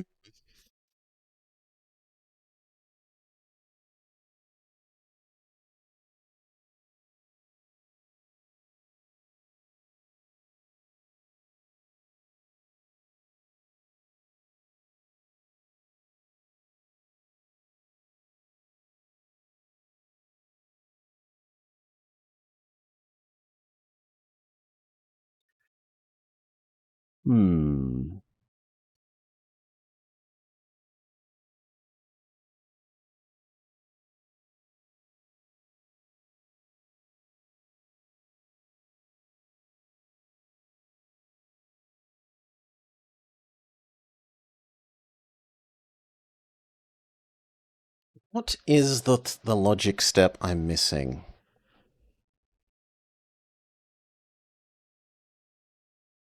Seeing comic pirates drink rum is more dangerous than killing videos on TikTok? Well, kids aren't allowed on TikTok, is the simple answer, Freiheitskämpfer. That's covered by our social media laws. No kids on Facebook, no kids on TikTok, no kids on Reddit.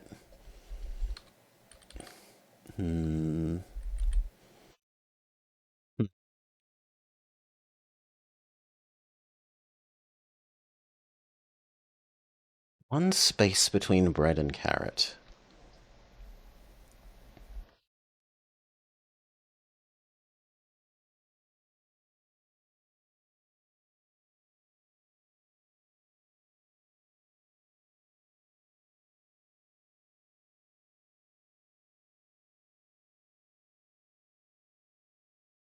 Yeah, I think France is doing it as well. That France has picked up where we've left off in the idea of maybe censoring, well, banning kids from stuff.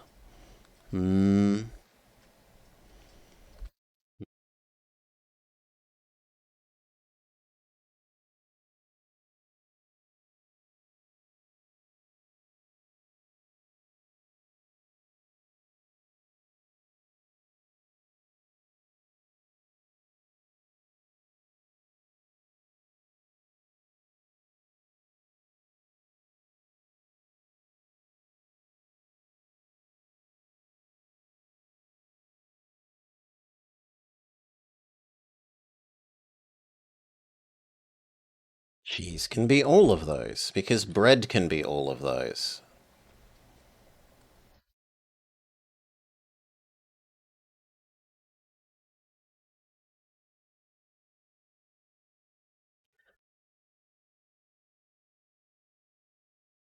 Okay, I've discovered the thing that I was missing. Beet being between cheese and pumpkin.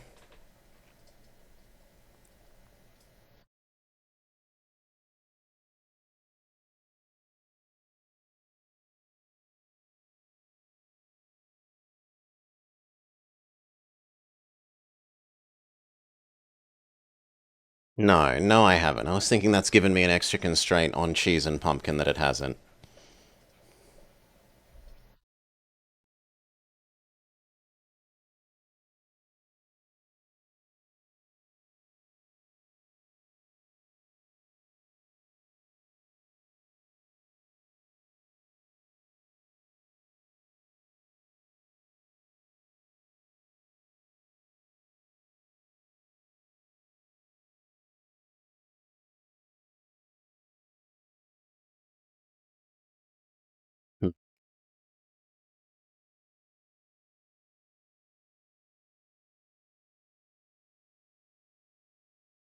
Yeah, I don't see how you tighten this down more with the logic.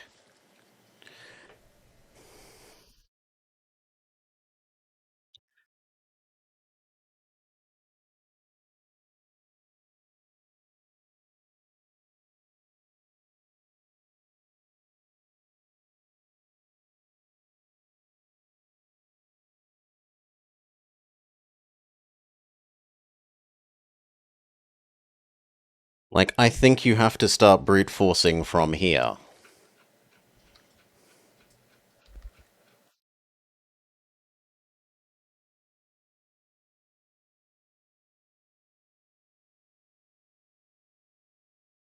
Um,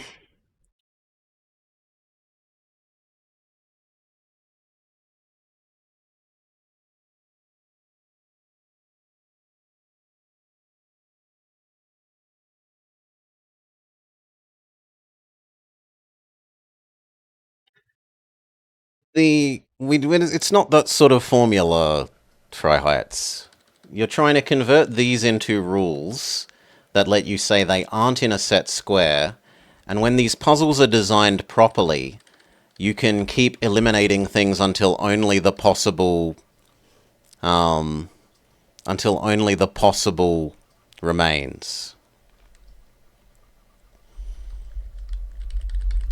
That's how, when these puzzles are properly designed, these sort of logical exclusion puzzles, you can keep chaining the rules again and again and again and again to generate more and more of these X's. Like if we had one more rule about fish, then we could prove, for example, that fish is definitely, say fish is definitely here. If we knew that fish wasn't there, we would know that fish is definitely here, and we could generate extra X's here because we knew that.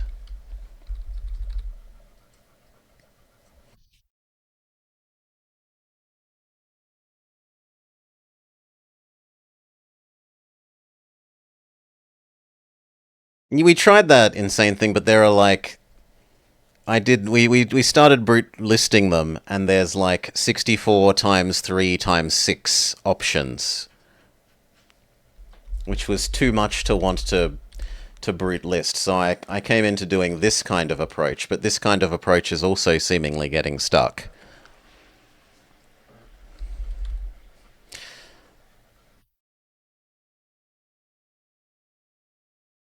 Didn't it say at least one item? Sure, I'll go back to the game. But I think it said exactly one.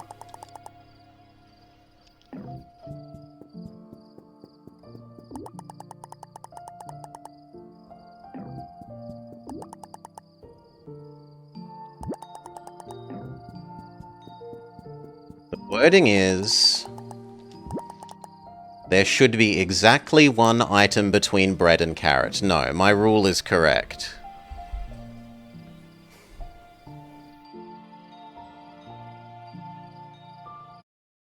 It's 6-6, isn't it?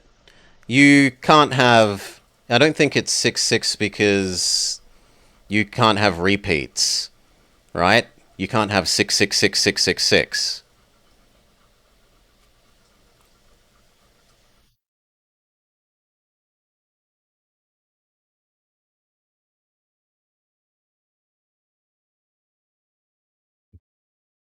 You must only use the numbers 1 to 6 once each.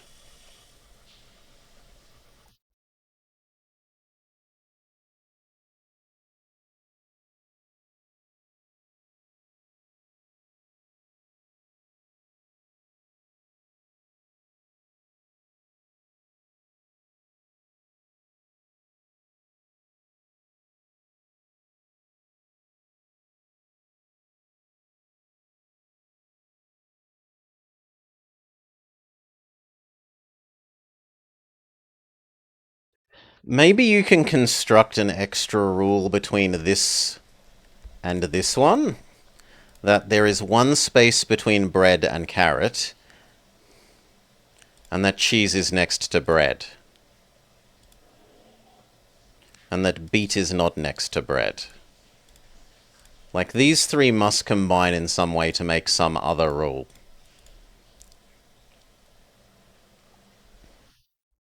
So you can either have bread, question mark carrot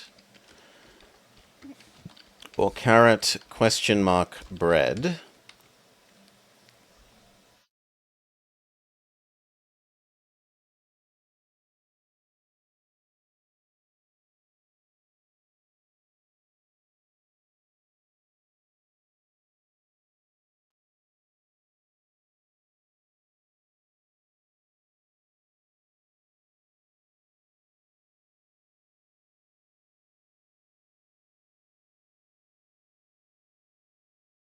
Every bread position excludes two positions from beet. It does, but because we don't yet know if bread...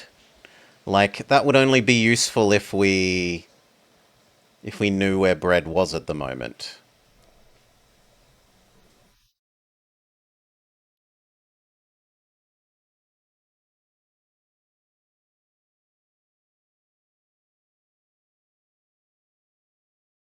If bread can currently be in 2, 3, 4, or 5, so it doesn't help us say where beet isn't.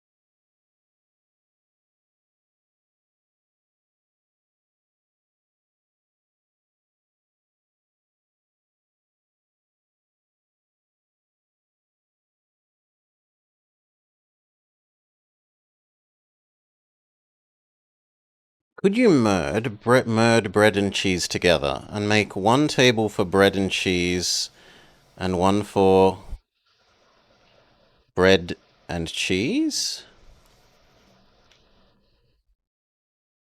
Could you merge bread and cheese together?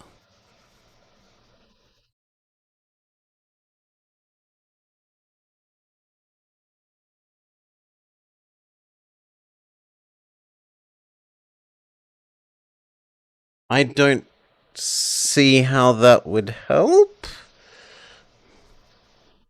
but I think you can do that.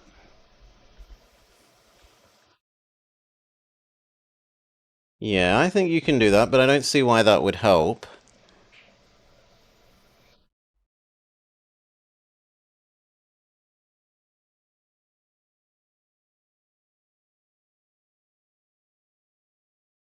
Sure, we'll try your idea. Why not? We can test out that. It's better than flailing around doing nothing. So,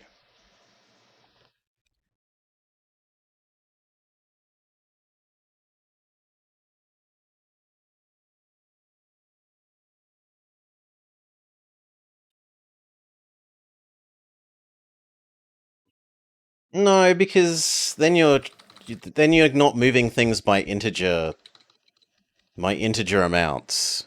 Like that works if you're thinking of as a sorted list rather than positionally. That's not elegant to do. No. Hmm.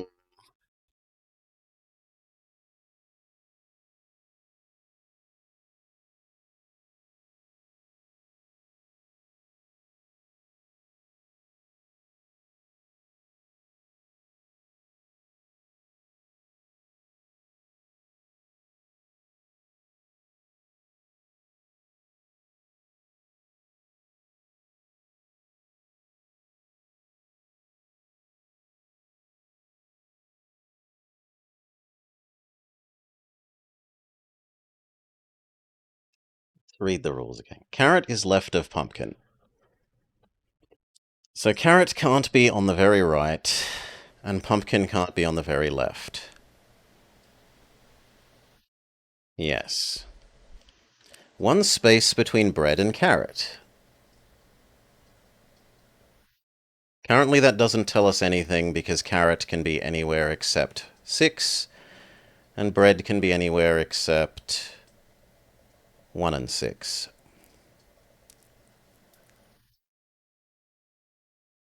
But they can still be the other pairs of in the middle and in any order. Bread is not at the edge. Yes, that's all that you're going to get from that rule. Cheese is next to bread.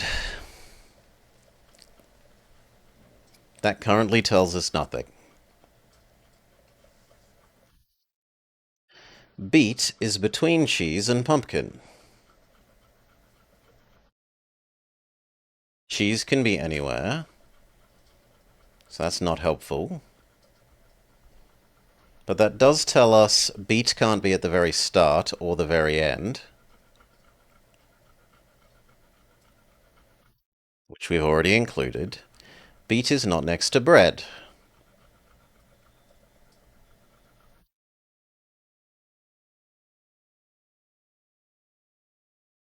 We have no way of converting that into a not position.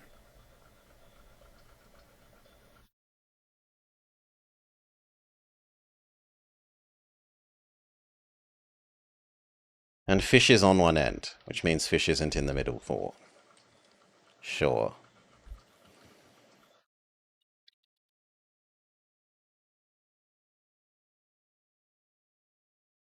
Yeah, I don't see how you get tighter than this from these.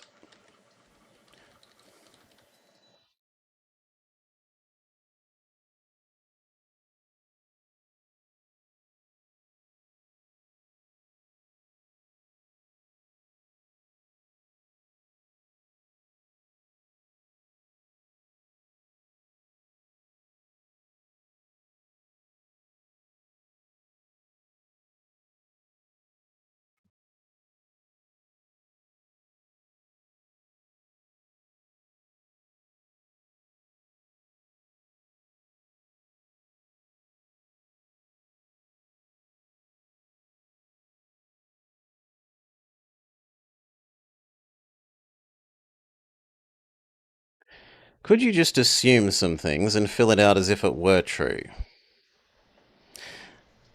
I mean, we can use this to have reduced our search space. Like, we could just start writing out all the remaining combinations, but now that we know that it's not these ones, it drastically reduces it because we're down to 2 positions for starting fish.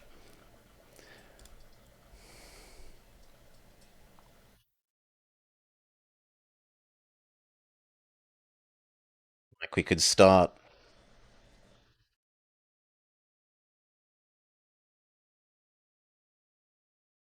But these are supposed to be designed so that you can convert these into another not rule. Into another where something isn't. And I must just not be interpreting one of these properly.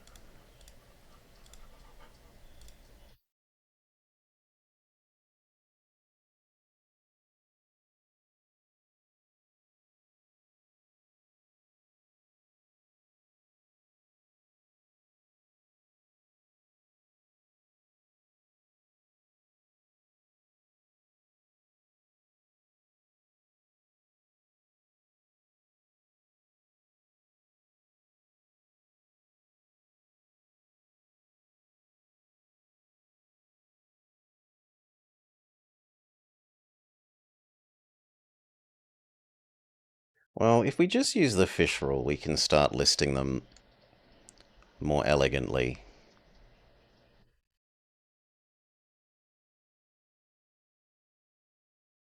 So, like, of the remaining options,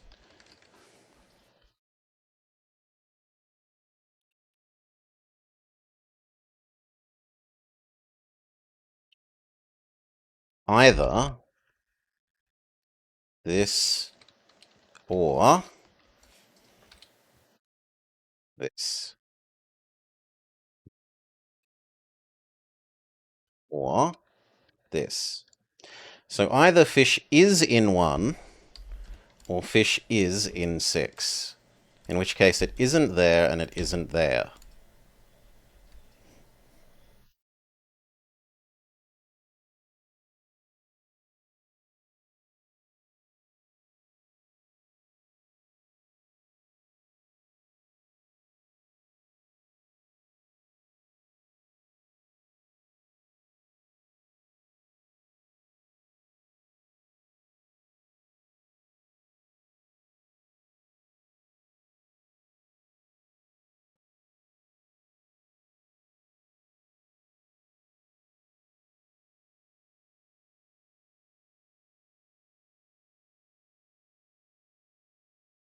But even if we do that, there's still like way too many options.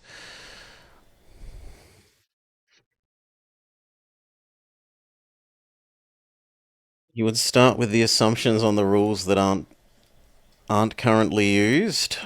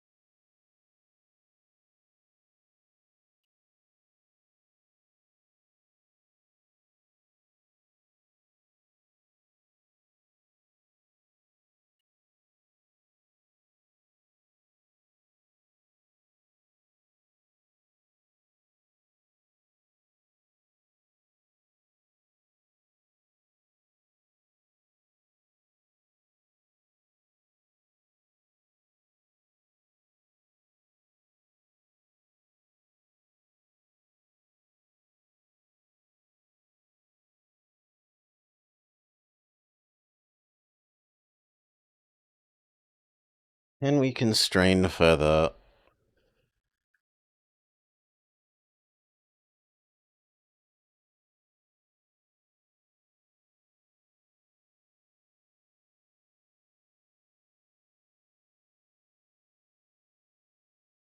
Well, I guess we can keep branching here. We can branch this one, because there's only 2 more remaining options. Either carrot is in position 1 or cheese is in position 1. But nothing else can be.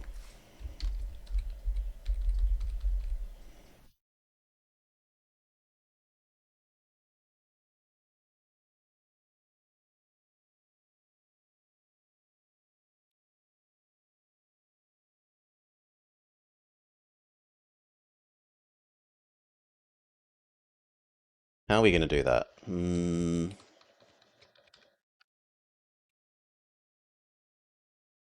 How do we do that?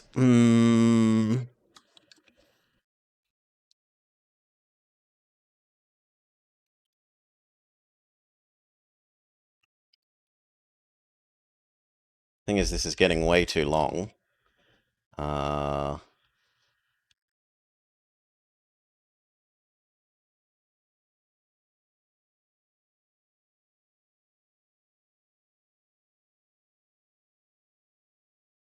and I guess we will do that by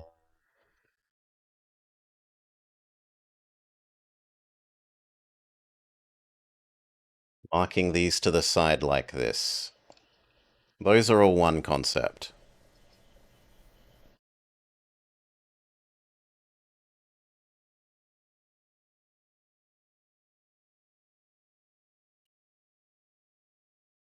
And let's assume cheese 1, or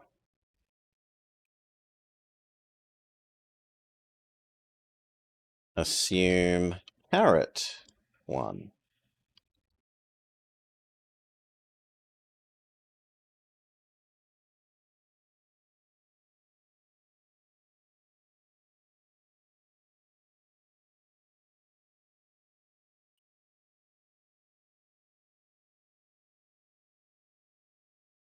Now, in the one that we know where the carrot is, there's one space between bread and carrot. So if carrot is here,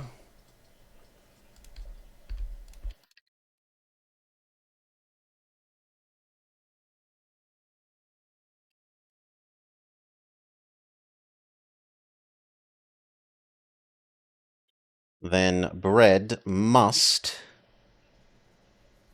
be there.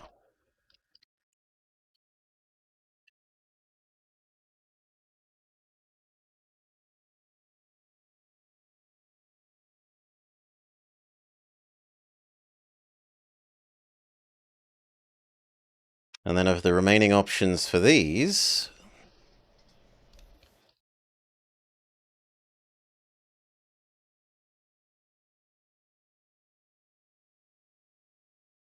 if bread is there, then beet is not next to bread. So beet is not 4 or 2.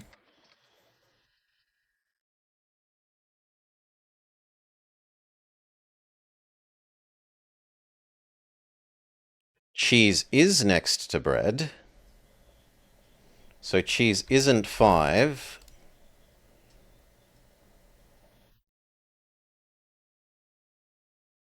And that means that beet must be 5, because it cannot be anywhere else.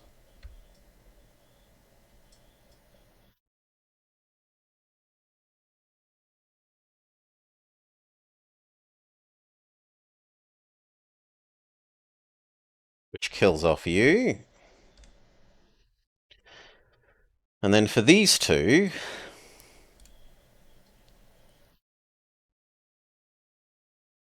beet is between cheese and pumpkin.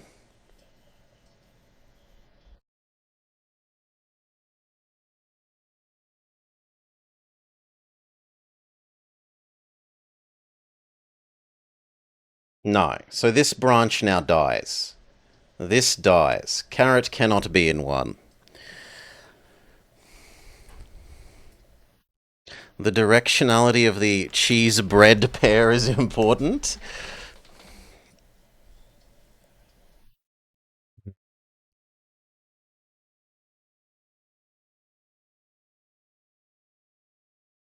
You've already forgotten the order of rules you used to come to your solution. If there is such an actual, like... I am interested in that, if there is, once I've gotten my answer, a more proper, non-brute forcey way of doing it. Using the actual rules properly. So anyway, we've said that this is just this doesn't work because it ends up violating the beet between cheese and pumpkin option.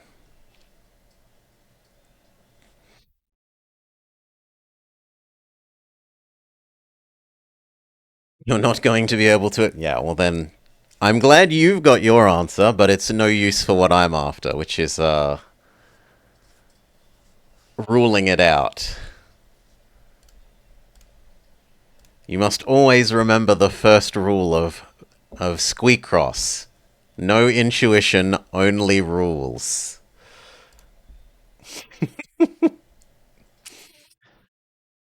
And so this doesn't work. So now we're left with assuming cheese is in one. If cheese is in one, we know that what? Cheese is next to bread, so bread must be 2. If bread is 2, nothing else is 2. And if we know bread is 2, and there's a space between bread and carrot of 1, carrot must be 4.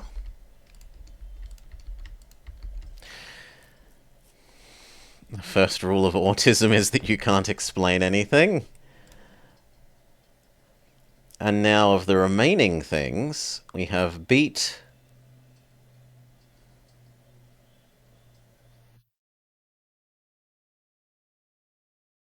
carrot obviously isn't there if it's here. You obviously aren't here if you're there.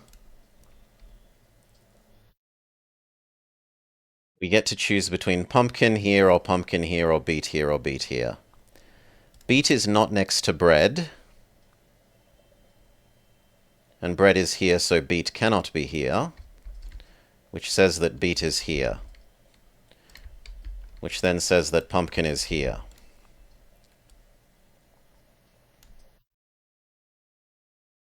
Does this violate the other rules? So this ends up being the order cheese, bread, pumpkin, carrot, beet, fish. This one ended up being carrot. It didn't matter because we already said it broke the other rule. What breaks the rules about this one?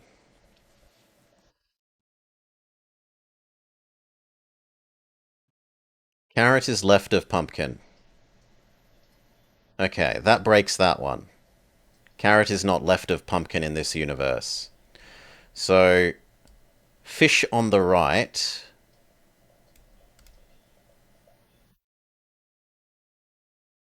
seems to have no solution.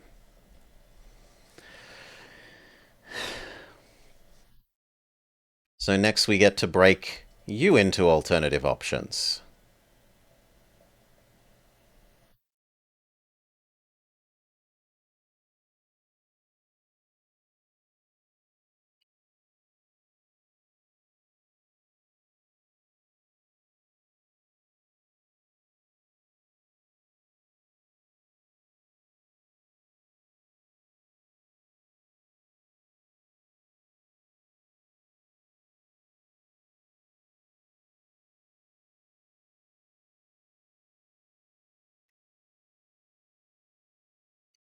So how do we break you down into more?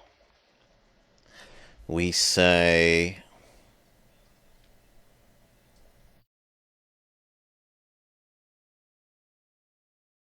there's only 2 options for slot 6. It can be pumpkin or cheese.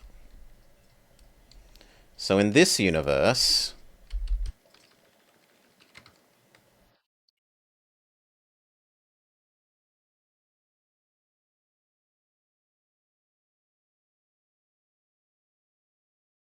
so either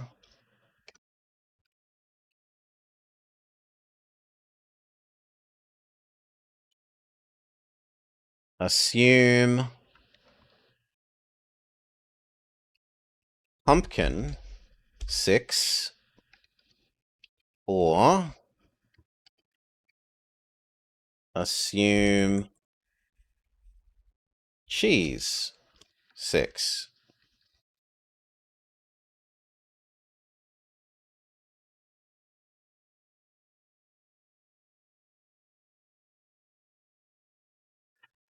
Alright, now for these. Assume pumpkin 6. So pumpkin is here, it isn't in 6. which means pumpkin isn't in any of these locations. We have that space, and for you, assume cheese is in 6. Cheese is here. Cheese isn't in any of those locations. You've got fresh beets. Yes, we're still on this, Deadly Sun. It seems to be it seems to be under-constrained in a strict, easy-to-make logic rules from way. There's probably some logic rule here that I can't express as a simple rule that is forcing me to enumerate the remaining options. Like, we've tried to make a logic grid from it, and that's as far as I can get with the strict rules. Now, for assume pumpkin 6, no, we should do the cheese one first, right?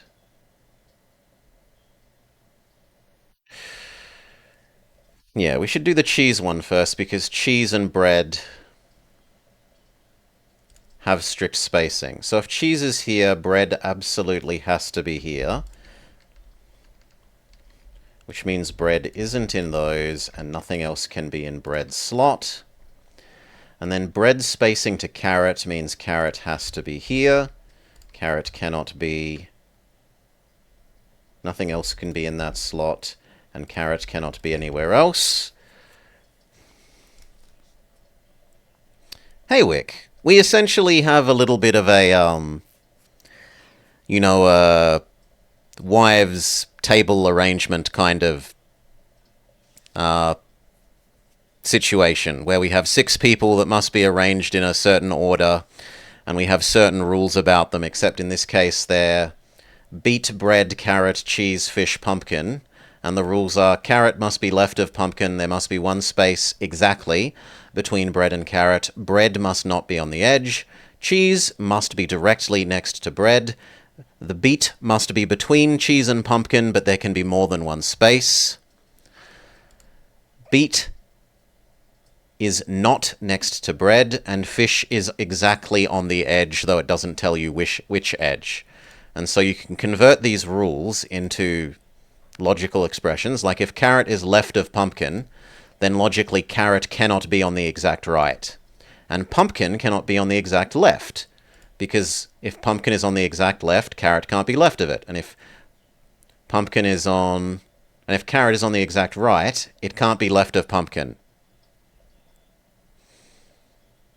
The way these problems are supposed to be designed, Wick, is that you get enough of these rules that you can chain these out. Like, imagine if we had 1 more rule about fish, then we could mark down fish isn't here and it is here.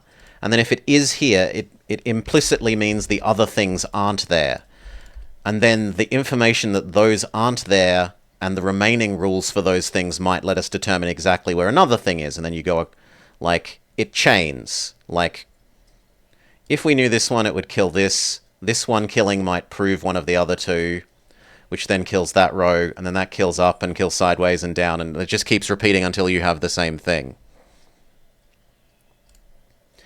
No, that's not the correct way to design it, Deadly Sun. Because then the rules have to do more than just only allow 1... Well, they don't have to.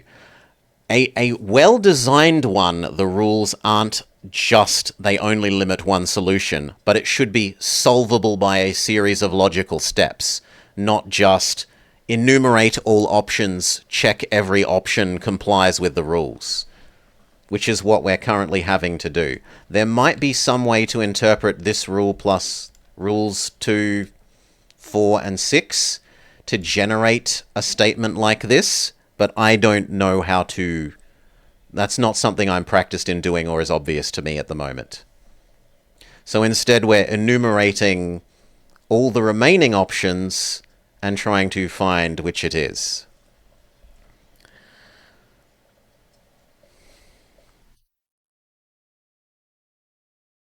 Yeah, the explicit rules should end up creating implicit rules via logic that directly lead to a single solution. Now, where were we? We were doing this one. We were assuming cheese in 6 inside the assumption of fish is left. And the remaining options are beet in 2, 4, or pumpkin in 2, 4, 6.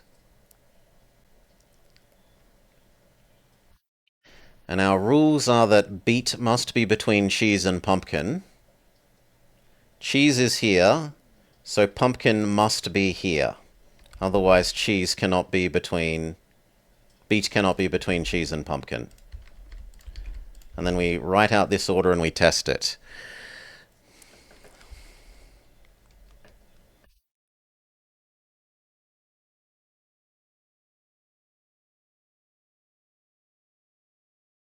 So resulting order is fish, pumpkin.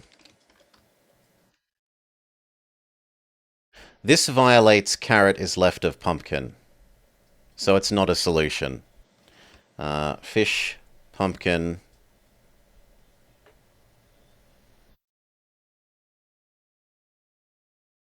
carrot, beet,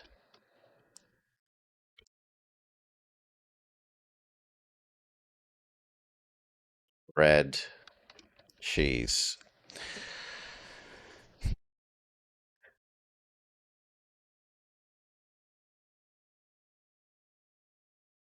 You mean that's what you meant? That there's only one solution that meets all of the rules?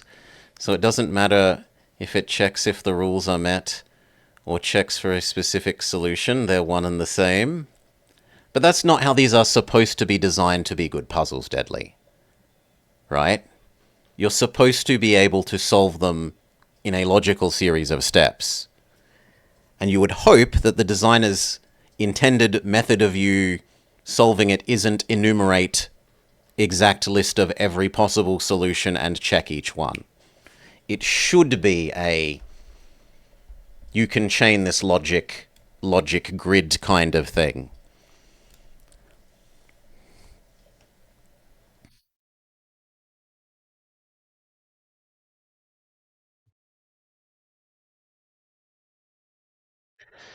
Another puzzle? Yes, another puzzle, Hi-Fi Panda. My trouble with that one was that it wasn't clear to me that you could store the bookshelf that moved left-right between the position of the up-down block and the up-down bookcase. I didn't think that it fit inside that space.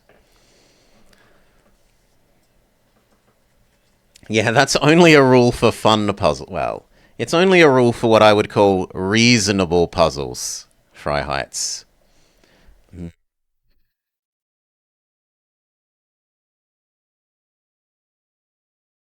So, we're up to checking this one, which presumably now is the correct answer. So, pumpkin 6 of the remaining... Pumpkin 6, fish 0...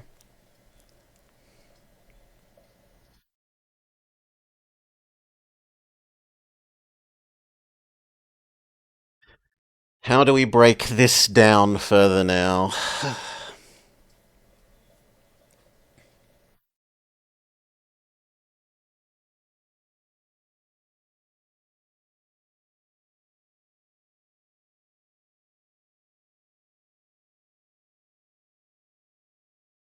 Well, for this one now, beet can no longer be very left, because cheese... If beet was very left, it wouldn't be between cheese.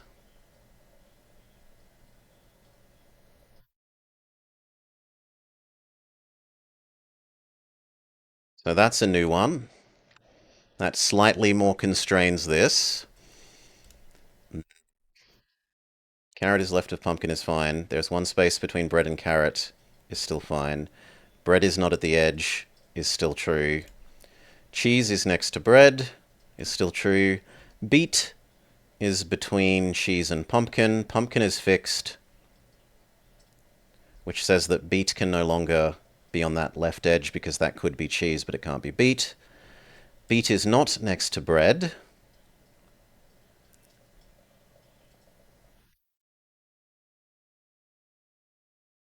And fish is on one end. All these rules are still met for this so far.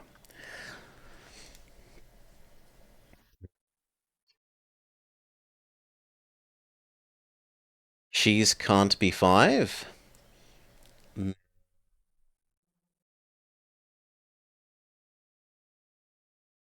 Yes, by the reflection of this, because then beet wouldn't be between it and pumpkin. That is true.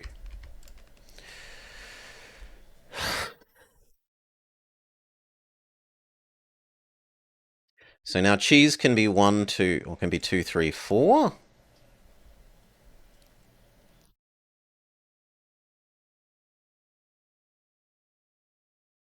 But I don't think we can get any more. Fish is on the end. Beet is not next to bread. We don't know where bread is. Beet is between cheese and pumpkin.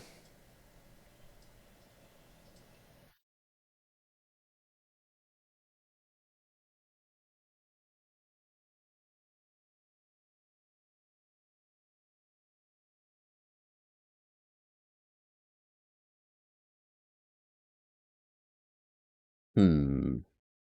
Is this part of Escape from Ever After? Yes, Jake. It has a, when I've finished solving it, Welly, um, we're currently doing a wedding table arrangement kind of problem, Jake. We have 6 objects. The 6 objects need to go in an order, and the rules are the objects are beet, bread, carrot, cheese, fish, pumpkin. The rules are carrot must be left of pumpkin. There must be exactly 1 space between bread and carrot. Bread must not be on the edge. Cheese must be next to bread. Beet must be between cheese and pumpkin, though not necessarily exactly between. As in, you can have more than 1 space. Beet is not next to bread, and fish is on one end. We tried writing it out as a logic grid, but I can only see getting this far, and then there are 3 implicit rules that maybe, like, you can maybe generate an implicit rule from these combinations, but I can't work out an explicit rule to continue the logic chain. So instead we're trying the remaining option, like we're searching the remaining solution space within this space manually. And we're up to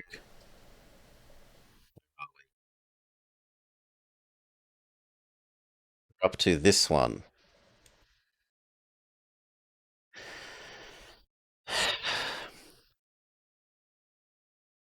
where fish is currently in position 1, pumpkin is in position 6, but we don't know positions 2 to 5.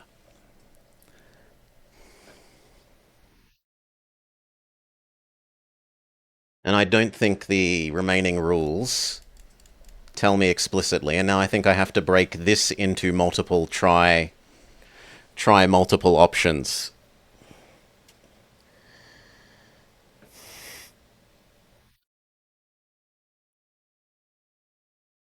They are, Welly. Then they're fine if they are properly designed. If they've designed them so that you can build this grid and systematically eliminate 1 row at a time, and eliminating that row gives you the information that you need to do the next one, and so on and so forth, it's fine. But when you've got these sorts of combinations that don't generate a easy to express hard logic rule, then they get stuck. And then they are bad.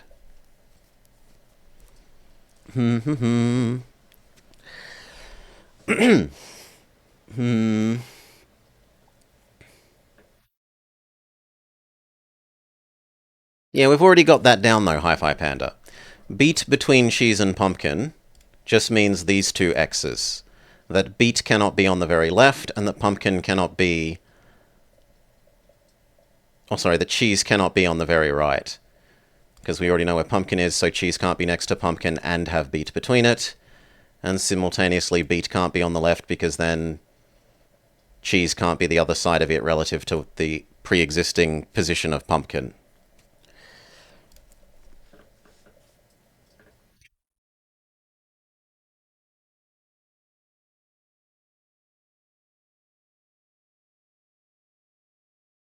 It means may more. Well, then they should choose to express that more precisely, Hi-Fi Panda.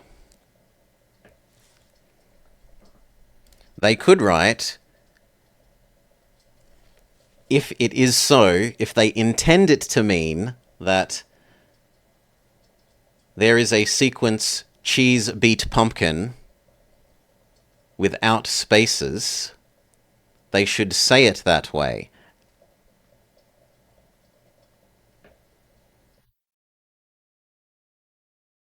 Rather than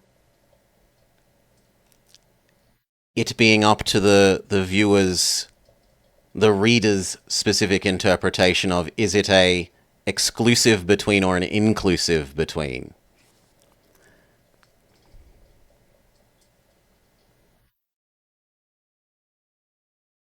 And even that isn't accurate, because if we go read it, I'm pretty sure it explicitly says there can be a space.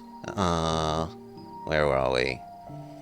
Yeah, the way that it's worded in the game doesn't agree with you, Hi-Fi Panda. So just to smack that down, the beat is somewhere between the cheese and the pumpkin. It isn't literally saying those three are in an exact triplicate set directly next to each other. Okay. So that's smacked down. We can return to this. Like, yeah, the game shouldn't use somewhere there if they mean it to be a strict squished together triplicate.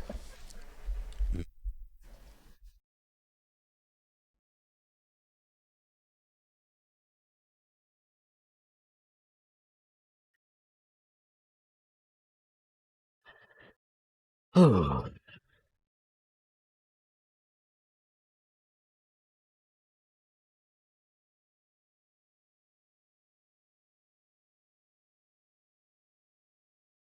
The bread and cheese rule stated directly next to exact other, and the bread and carrot rule said exactly one space.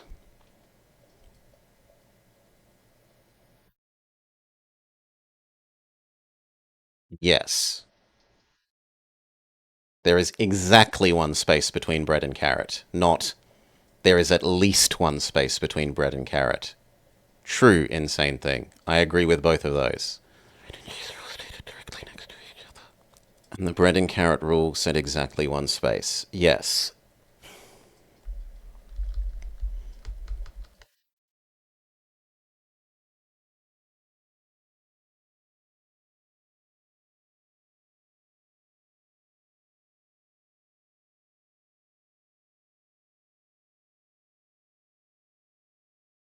No, I think we just have to.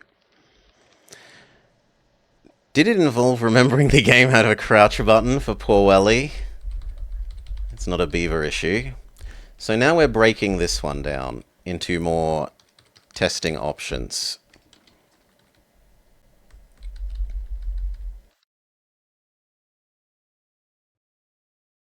And how are we going to express that? We can express that by you being yellow.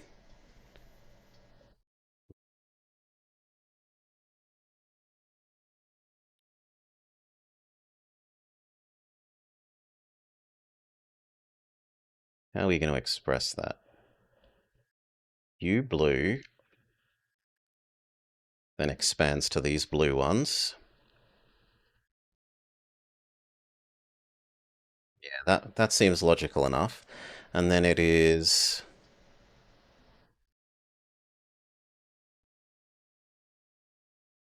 this, which we will make pink, which produces these pink ones. Okay. So inside here, we are now assuming, further assume, hmm,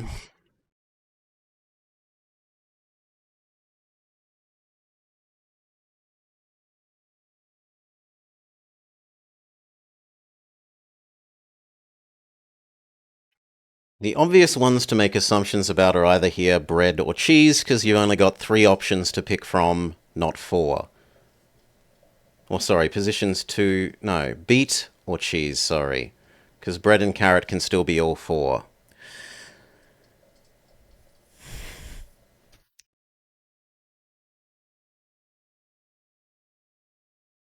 To explain how you personally solved this, the insane thing, you started with bread and cheese and just started placing the rest next to each other until all the rules were satisfied. Not that it helps with this method. Yeah, could be that a totally different method works. And Welly even has the logic chain. I'm intrigued. We will further assume.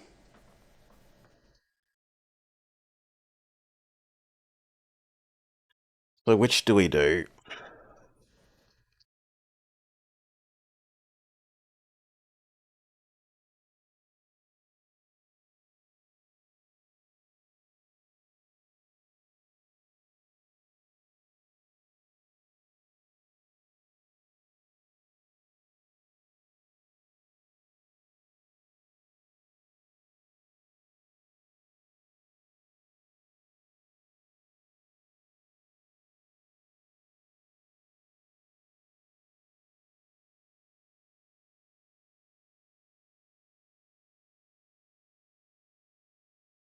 It should be cheese or beet.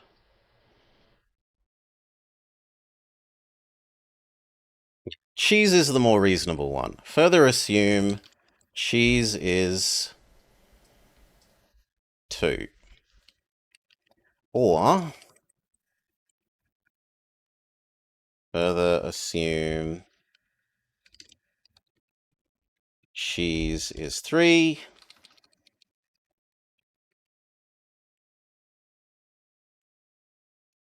Or further assume cheese is 4.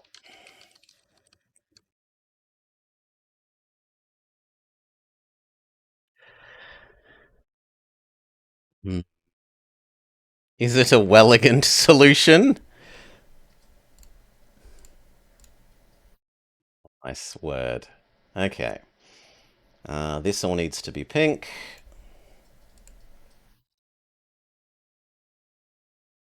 Need another copy of you.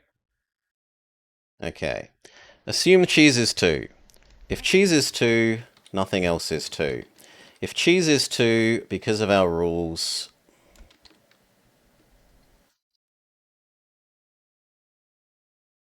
if cheese is 2, cheese is next to bread, and 1 is filled, so 3 must be bread.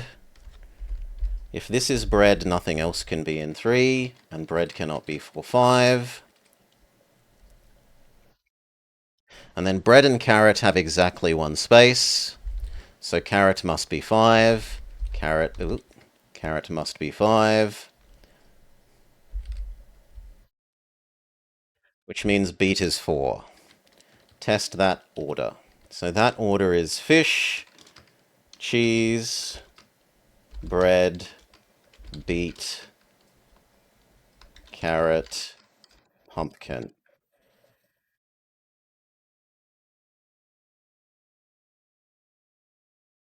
Fish is at the edge. Well, no, in order. Carrot is left of pumpkin. Check.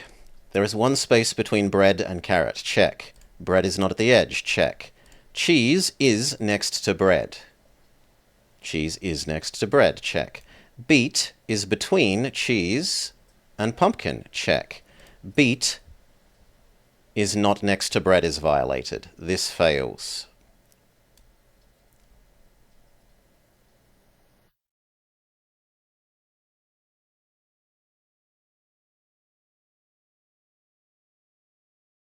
Did I stuff that up? Maybe.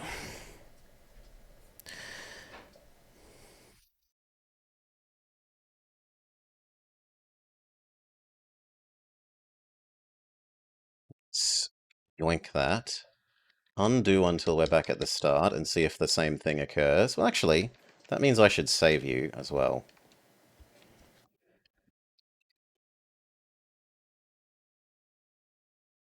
So I can check whether the exact same one occurs. Now undo.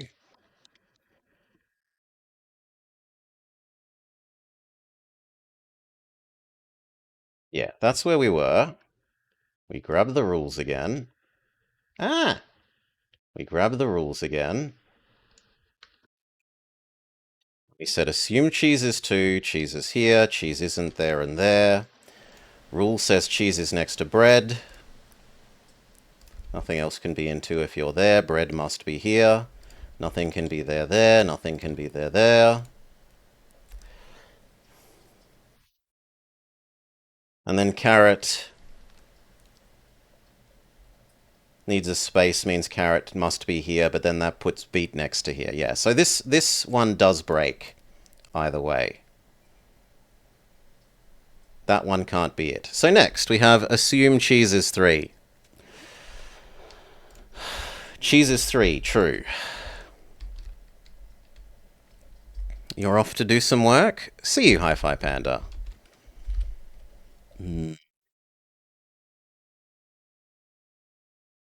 Have a lovely day.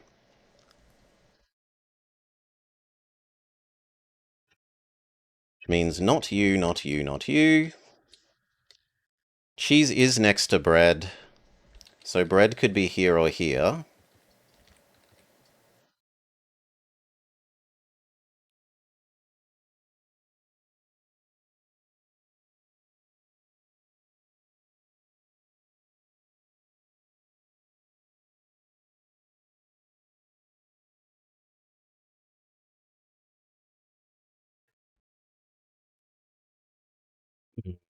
This might need another breaking down.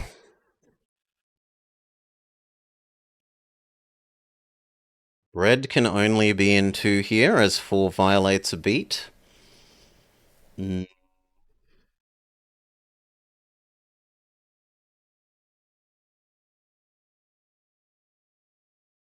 Beet can only now be in 4 and 5, and bread cannot be next to beet.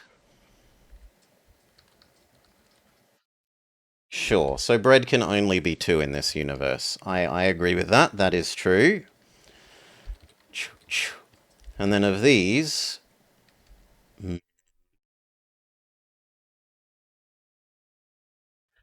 Carrot has 1 space between it and bread, so carrot must be here. Which means beet is there. And the resulting order is fish, bread, cheese, carrot.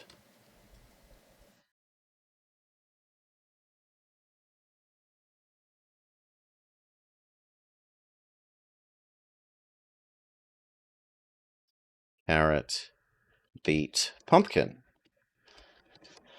Okay, and we test this against all the rules. Carrot is left of pumpkin.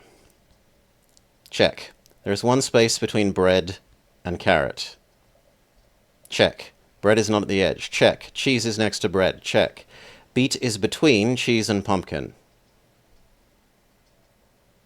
This is also check. Beet is not next to bread. Check. Fish is on the end. This is a viable solution.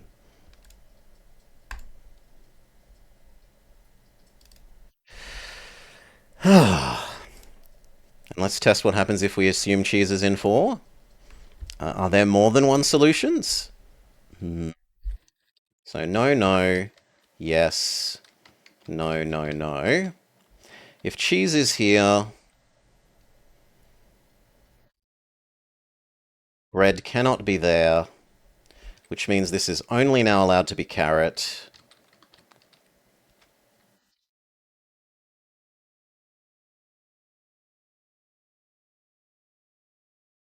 But then carrot can't be 1 space away from bread. So this one dies at that step, and we can go test our this. Oh. The brute forcing far too much. Here.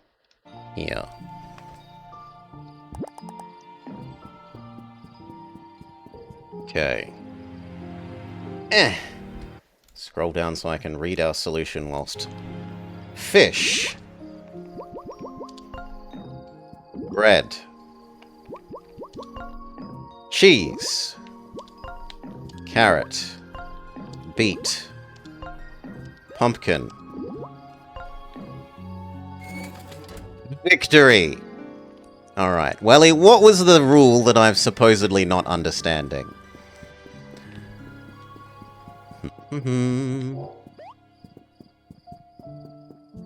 Educate me.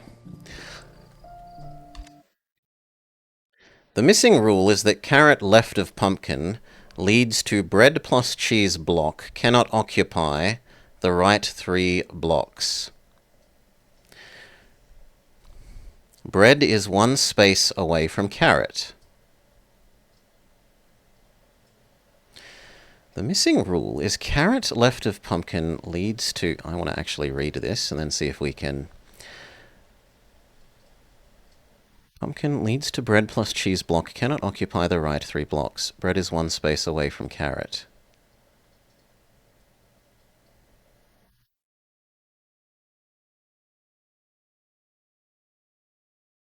Which means pumpkin is right aligned and bread cheese is left aligned. Ergo, we can assume fish, bread, cheese, carrot, beet, pumpkin. I don't see that, so let's read that a couple of times and see if we can get it.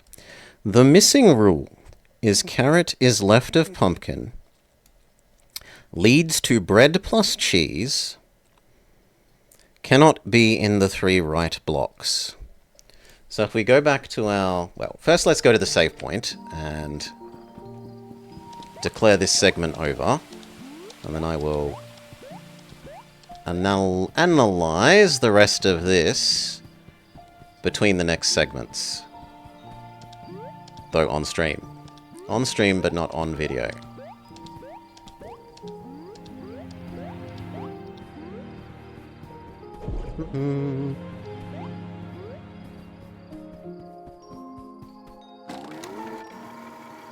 Save! Join us next time for hopefully not another one of these puzzles. Or at least one with more easy to convert into logic rules on our search for Mr. Moon. Okay. Now, we're going back to here. Game rating. And you're saying that... If we go here, the missing rule is that carrot left of bread plus cheese here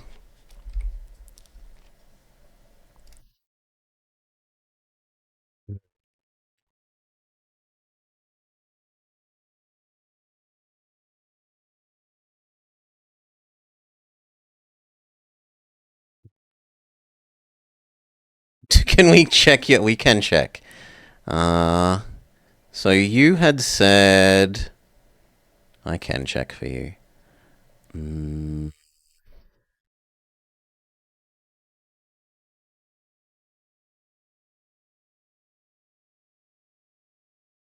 You said fish, bread, cheese, carrot, beet, pumpkin. Which... Fish, bread, cheese, carrot... Yeah. You had got the correct solution, insane thing. Well done. Yeah. Now, I want to interpret Welly's thing. The missing rule, we go back up here, is that carrot left of pumpkin leads to bread plus cheese cannot occupy the right 3 blocks.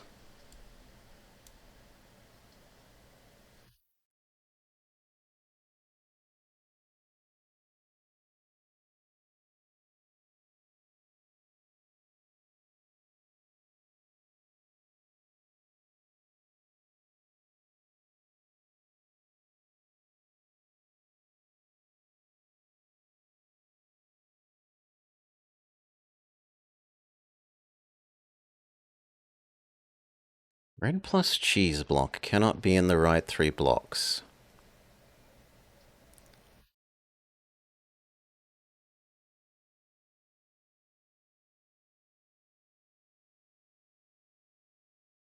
Why? Carrot left of pumpkin, bread plus cheese cannot be in the right 3, you say.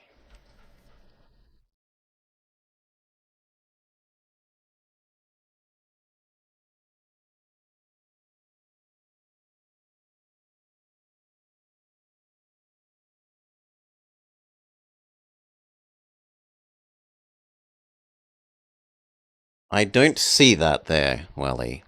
Carrot left of pumpkin leads to bread plus cheese. Cannot be in the right 3 blocks. Bread is 1 space away from carrot.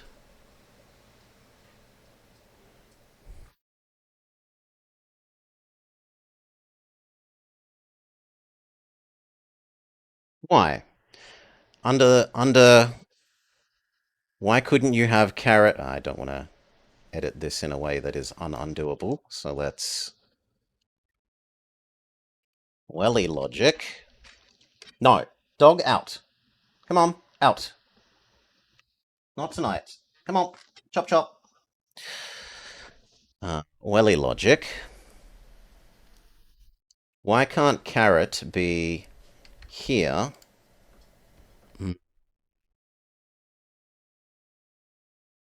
and bread here by that rule? It doesn't mean that bread and carrot couldn't be there. Bread is 1 space from carrot with that setup.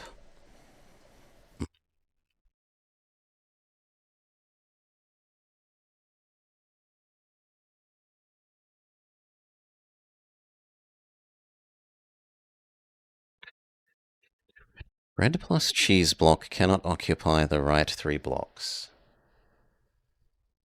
Yeah, I don't see that there.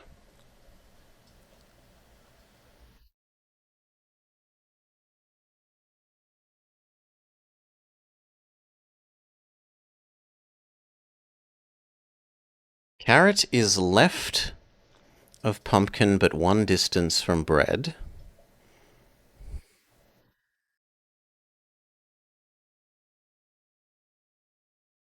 Carrot is left of pumpkin because of these rules, but 1 distance from bread because of this rule. So we have to fit a 3-chunk grouping left of pumpkin.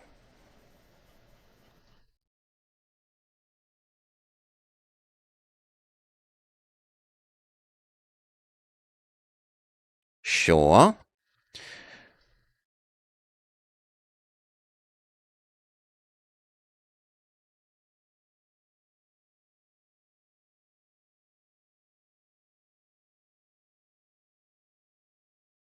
No.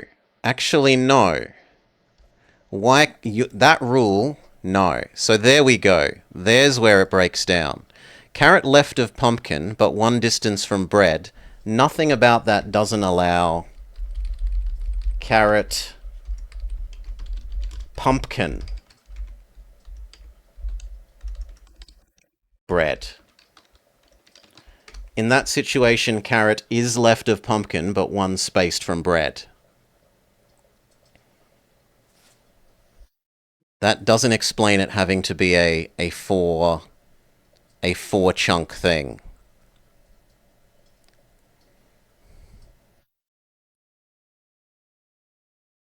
Cheese is between beet and carrot. Sure, but we don't know where beet is at the moment, so it doesn't violate that rule.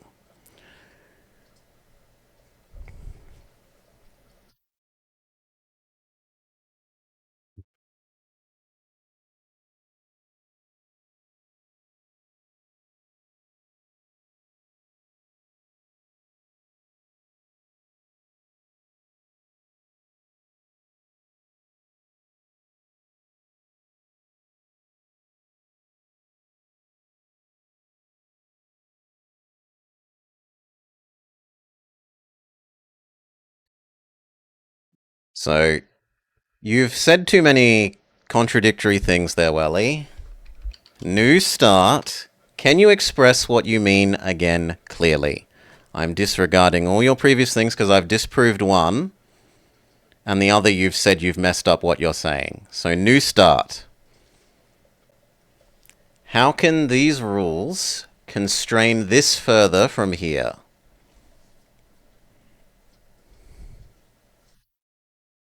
I am interested to learn, and I am thankful for you taking the time, but I don't see what you've said being a strict rule so far.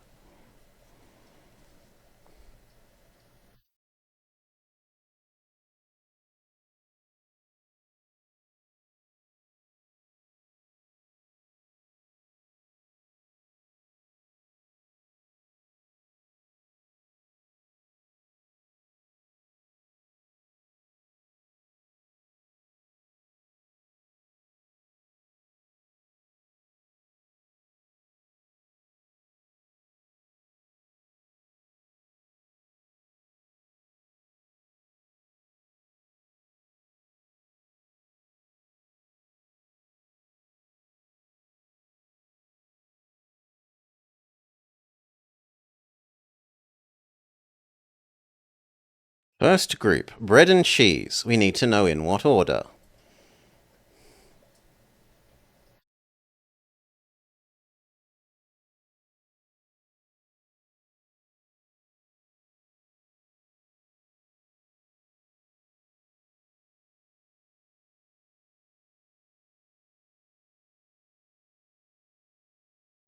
Logic. Second, it needs to be carrot, cheese, bread, or bread, cheese, carrot. Mm.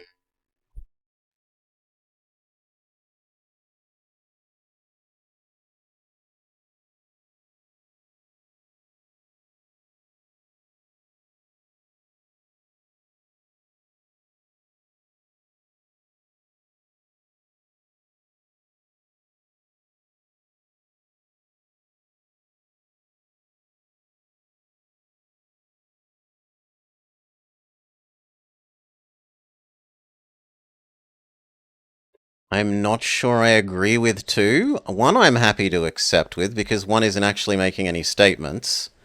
But two, we have a set of four spaces and we have nothing that explicitly, simply says that it must either be carrot, cheese, bread or bread, cheese, carrot.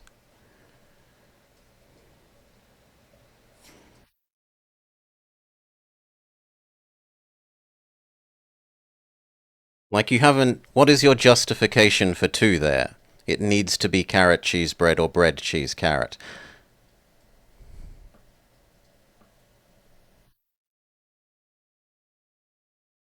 So, statement one doesn't actually say anything. Statement two, I don't see a reason for.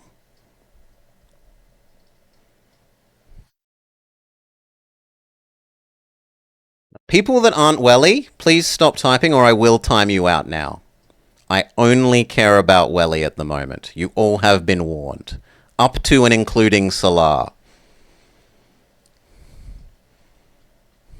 And including apologizing. It's not necessary. I hadn't asked you to be quiet before. You're trying to be helpful, lovely people, and I appreciate it. But from here, until I say so, I'm only asking for Welly, thank you.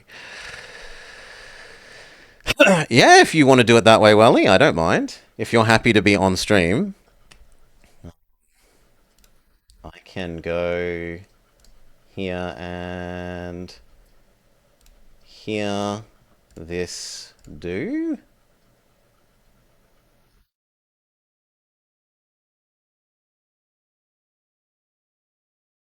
I think that was the right one. I might have not done the right one. There.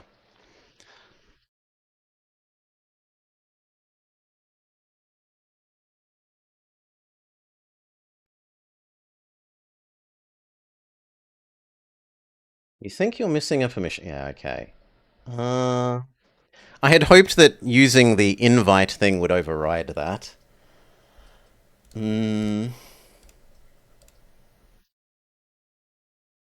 Okay. I can add you here. And then you just have to be a nice person. There. Permission added. Don't interrupt the, I can send it again. That is on me. I'm sorry, Welly. Don't interrupt the, senior No detectives worries. in the future. I will definitely avoid that. Could you do me a favor? Could you stream on Discord as well as on stream? Yes. So it's Because of the share 15-second delay. screen, and then share screen that. Okay, you get to see extra that chat doesn't, but All right. close enough. I won't. I promise I won't say anything. All right. So you made a great point. I realized I made a leap of logic with Rule 2. That I can't. I'm struggling to explain right now, but we know that there is a 1 unit space between carrot, Yep, or is it visceral. carrot? Oh Sure. my god. One space between bread and carrot. Oh god. Yeah, bread and carrot. So that either means cheese, bread, space, carrot, or bread, cheese, carrot. Why? So we either have a block of... Because cheese next to bread? So what you're saying that... Can you say Rule that 4. once more? Yeah, can you say that once more? So because of Rule 4, because in of 4, addition to and Rule 2, 2... we Yup. know that our solution will have to be either cheese, bread, space, carrot, or bread, cheese, carrot.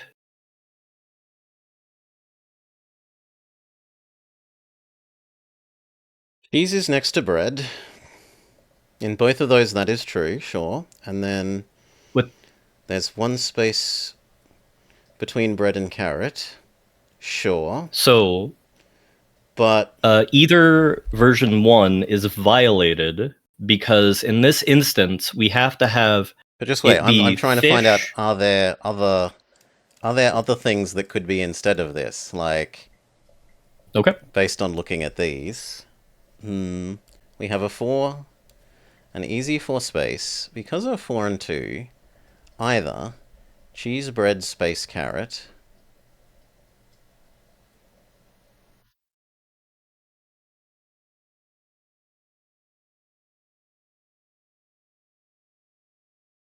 No, yeah, I can agree with this. This is basically saying,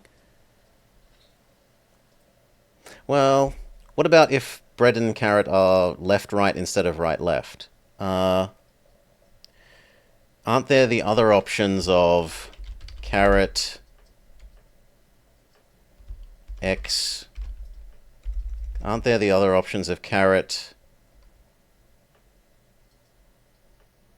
cheese bread and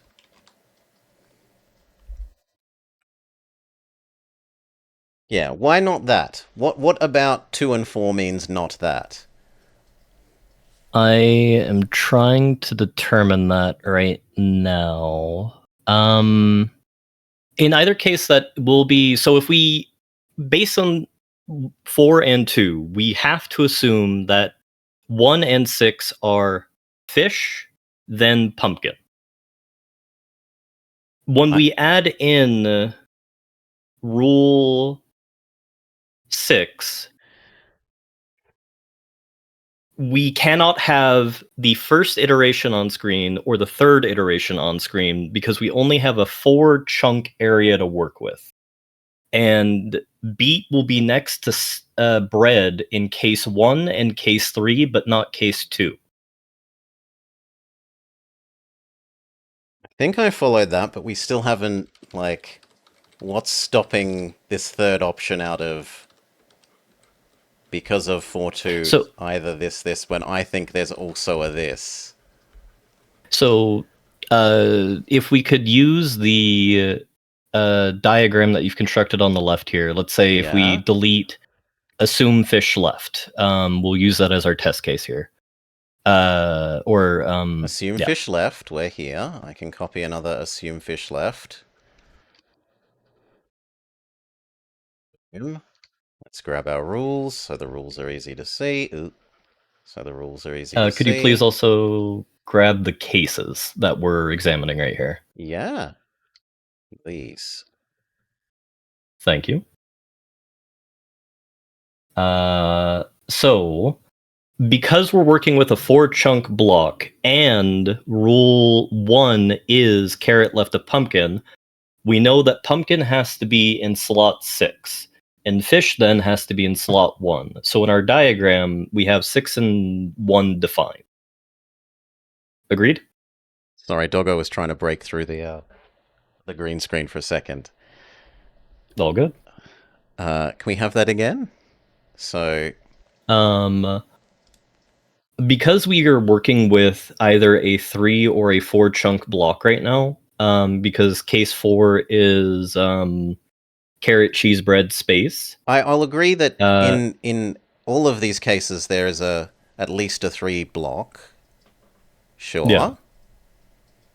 Which means that because carrot has to be left of pumpkin, pumpkin has to be in 6, and fish has to be in 1. So it's rule 1 and rule 7. But we started this by assuming fish left, or did you want me to get rid of that and go back to just the pure logic? We are going in order of assumptions. So we're starting with bread and cheese. So there is currently rules 4 and 2. There is no fish assumption. So far the base is actually the pure logic case. Correct. Okay. My apologies for not being clear. No, it's all good. So from pure logic, this is where the starting rules get you. Yeah. But minus these two. So that and that and that. Pure logic. Then you've said because 4 and 2, the reasonable options are these two, and I say, but there should be another one here. Yeah. And but in any case, depending on but for all of those cases, there are at least 3 in a row. Mm-hmm. Yeah, I follow that. Let's take this where we invalidate cases 1 and 3 before we get on to how we define fish and pumpkin. So sure. Beet cannot be next to bread. Yep. Rule 6. So beet can't be that one. Nor can it be the third one. Yeah, because it's already true. Sure. This is already obeying rule 6. Because beet has to be in between cheese and pumpkin. And we know carrot is left of pumpkin. So we can't have a left aligned beet. So that means our chunk becomes beet, carrot, cheese. Or sorry, bread, cheese, carrot, beet. I followed up to what you were saying is basically that for this case, the beet doesn't work. Yeah. I can agree that for this case, the beet positioning doesn't work, because if it's on the left, then it disobeys this one. And if it's on the right, what does it do if it's on the right? It's next to the bread. Mm-hmm. Yeah. So I agree that we can look at this case and then say this case doesn't work. Yeah. And we can say the same about case 1, which gives us case 3. Or case 2. 12-hour shift. No. So we can say the same thing about this one because of the same thing, can we? Cheese, bread, space, carrot. And you're saying that this one doesn't work because... Rule 6 again. Beet isn't next to bread. What's wrong with beet being at the far right? If beet's at the far right, then... Pumpkin has to be right of carrot. Yeah, which gives us this 5 chunk block here. Sure. This one can't work for the remaining 2, which leads you to this one. Yep. So in this case, we can either have beet, bread, cheese, carrot, because carrot is left of pumpkin, or bread, cheese, carrot, beet. We cannot use the first one because beet is next to bread, so our block then becomes bread, cheese, carrot, beet. Yes. I can follow that. And then we integrate rule 1, where carrot is left of pumpkin, or pumpkin is right of carrot, and our block becomes bread, cheese, carrot, beet, pumpkin, giving us fish is left.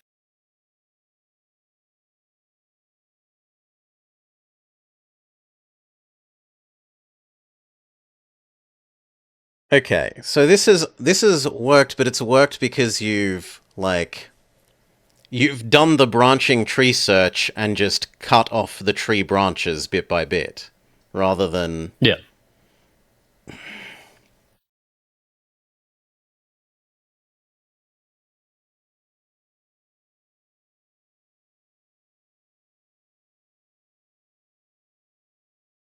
Must be this.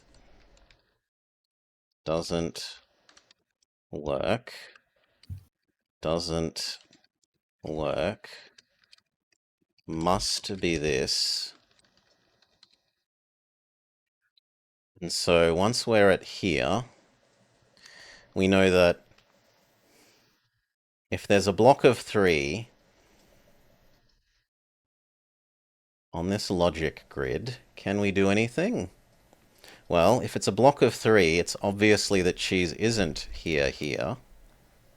Well, actually, no, it's only obvious that it isn't left. Carrot can be left. Fish can be left.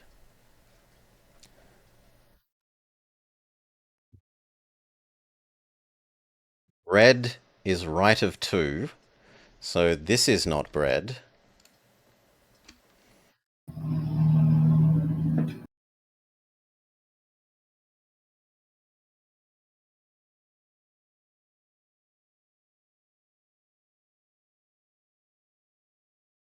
Oh no, I was looking at the wrong one. I was doing this one. I'm an idiot.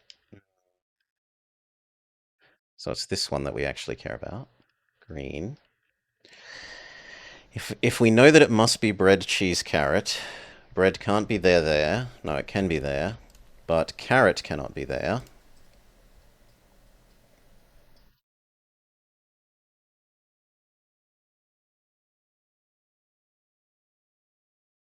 Could be. It could be bread, cheese, carrot.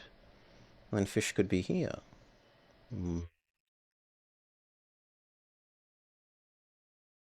Be this. What can I convert that into in this logic? In any case, thank you. I followed your thing and your thing does work, but it's just not a like it's not this kind of logic grid approach.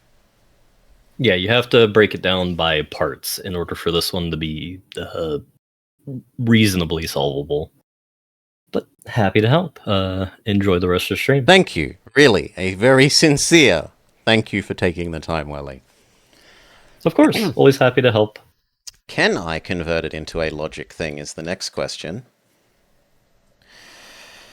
We know that we have a triplet of bread, cheese, carrot. That means carrot isn't left.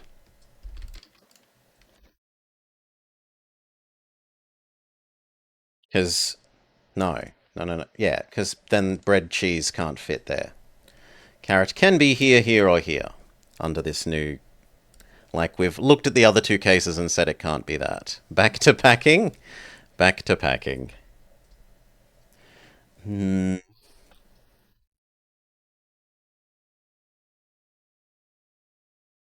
Cheese can't be there.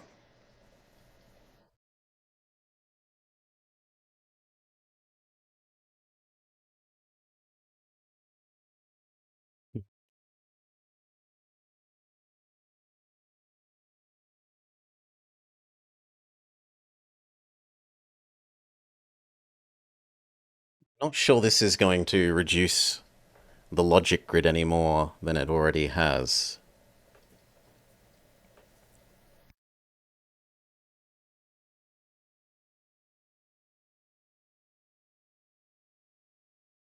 For you, it was... Oh, yeah. People can chat again. That's all fine. Well, he has explained his thing. You're all welcome to chat as much as you want. Thank you for being lovely, chat. In addition to Welly being lovely. 2 plus 6.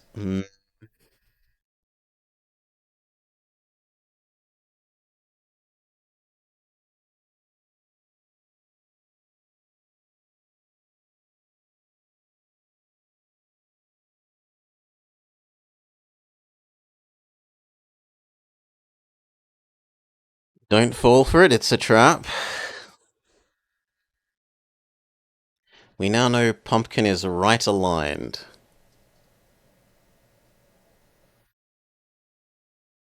Well, we know that for this, pumpkin is right of this carrot. The next step for this is...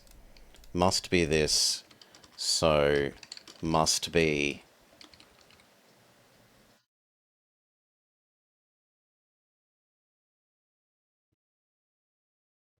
Must be this, so... And recall... Rule 1. That carrot is left of pumpkin.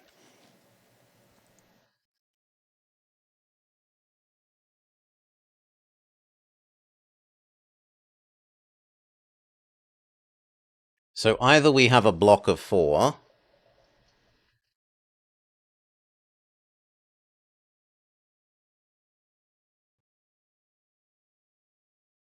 or we have 3 space pumpkin. That is actually probably the way. And so either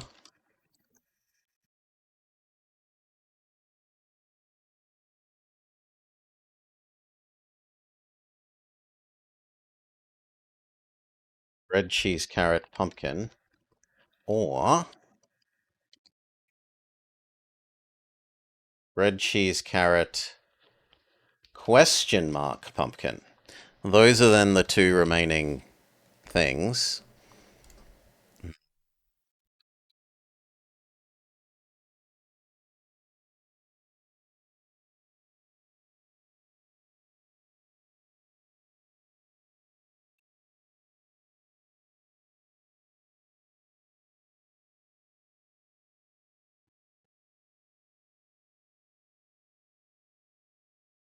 Put that here instead. We will make this green. And we say that links to this. Okay. So either bread, cheese, carrot, pumpkin, or bread, cheese, carrot, question mark, pumpkin.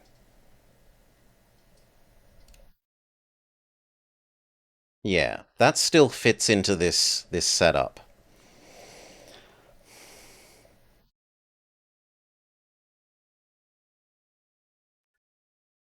And then in both of these cases, fish is left. So we've now definitely determined that fish is here for both of these. Could we scroll down some more? Sure. Hail, Rune Blue. G'day and g'day, welcome. At this stage, we definitely know fish is left.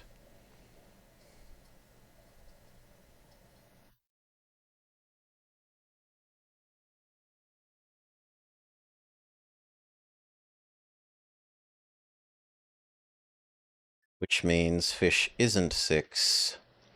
Which means this is now cheese or pumpkin.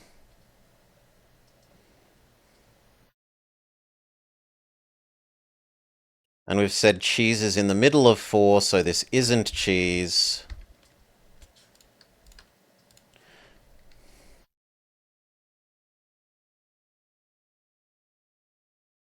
Yeah, in fact, cheese now can only be these middle 2.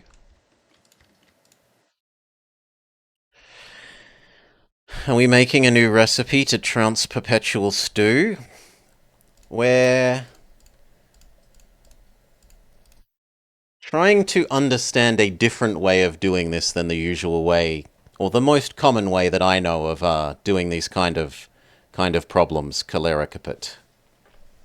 Because the most usual approach to solving this problem did not work in this instance.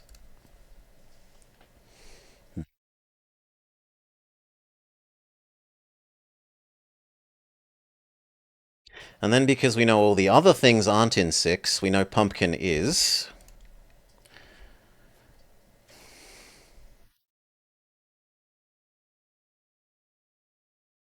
And then beet is between cheese and pumpkin. Tells us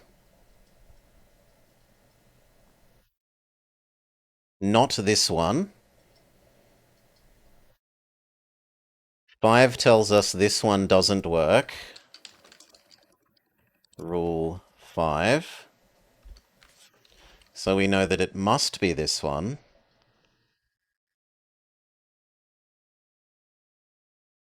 And therefore the question mark is beet. Bread, cheese, carrot, beet.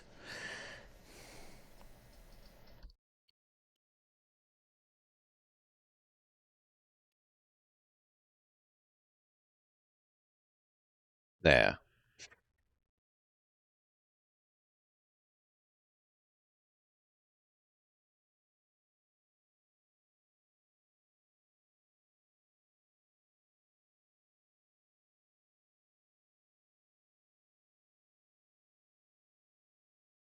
Alright. Do we feel like doing even more of this? I think a 7-hour stream is plenty.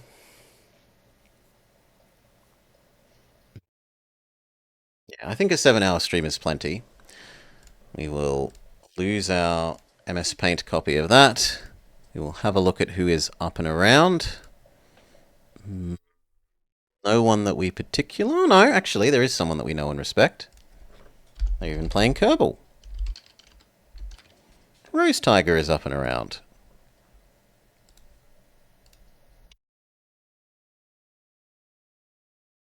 Okay. Cheers all. Thank you for joining. I hope you have had a lovely time with Escape from Ever After. Tomorrow's Friday, right? Or is it already Friday? No, it's already Friday. Tomorrow's Saturday.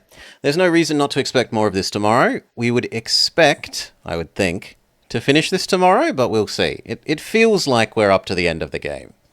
It feels like it. And then Sunday, we'll be doing Sellout Sunday. I haven't decided on the game yet. Possibly that Star Wars thing. And Movie Monday will be happening Movie Monday. In the event that we didn't finish this, after those two, we will be continuing this, and else there are some other things I want to try out. There's a creature creator game. It looks a little bit Pokemon adjacent, and I like Pokemon.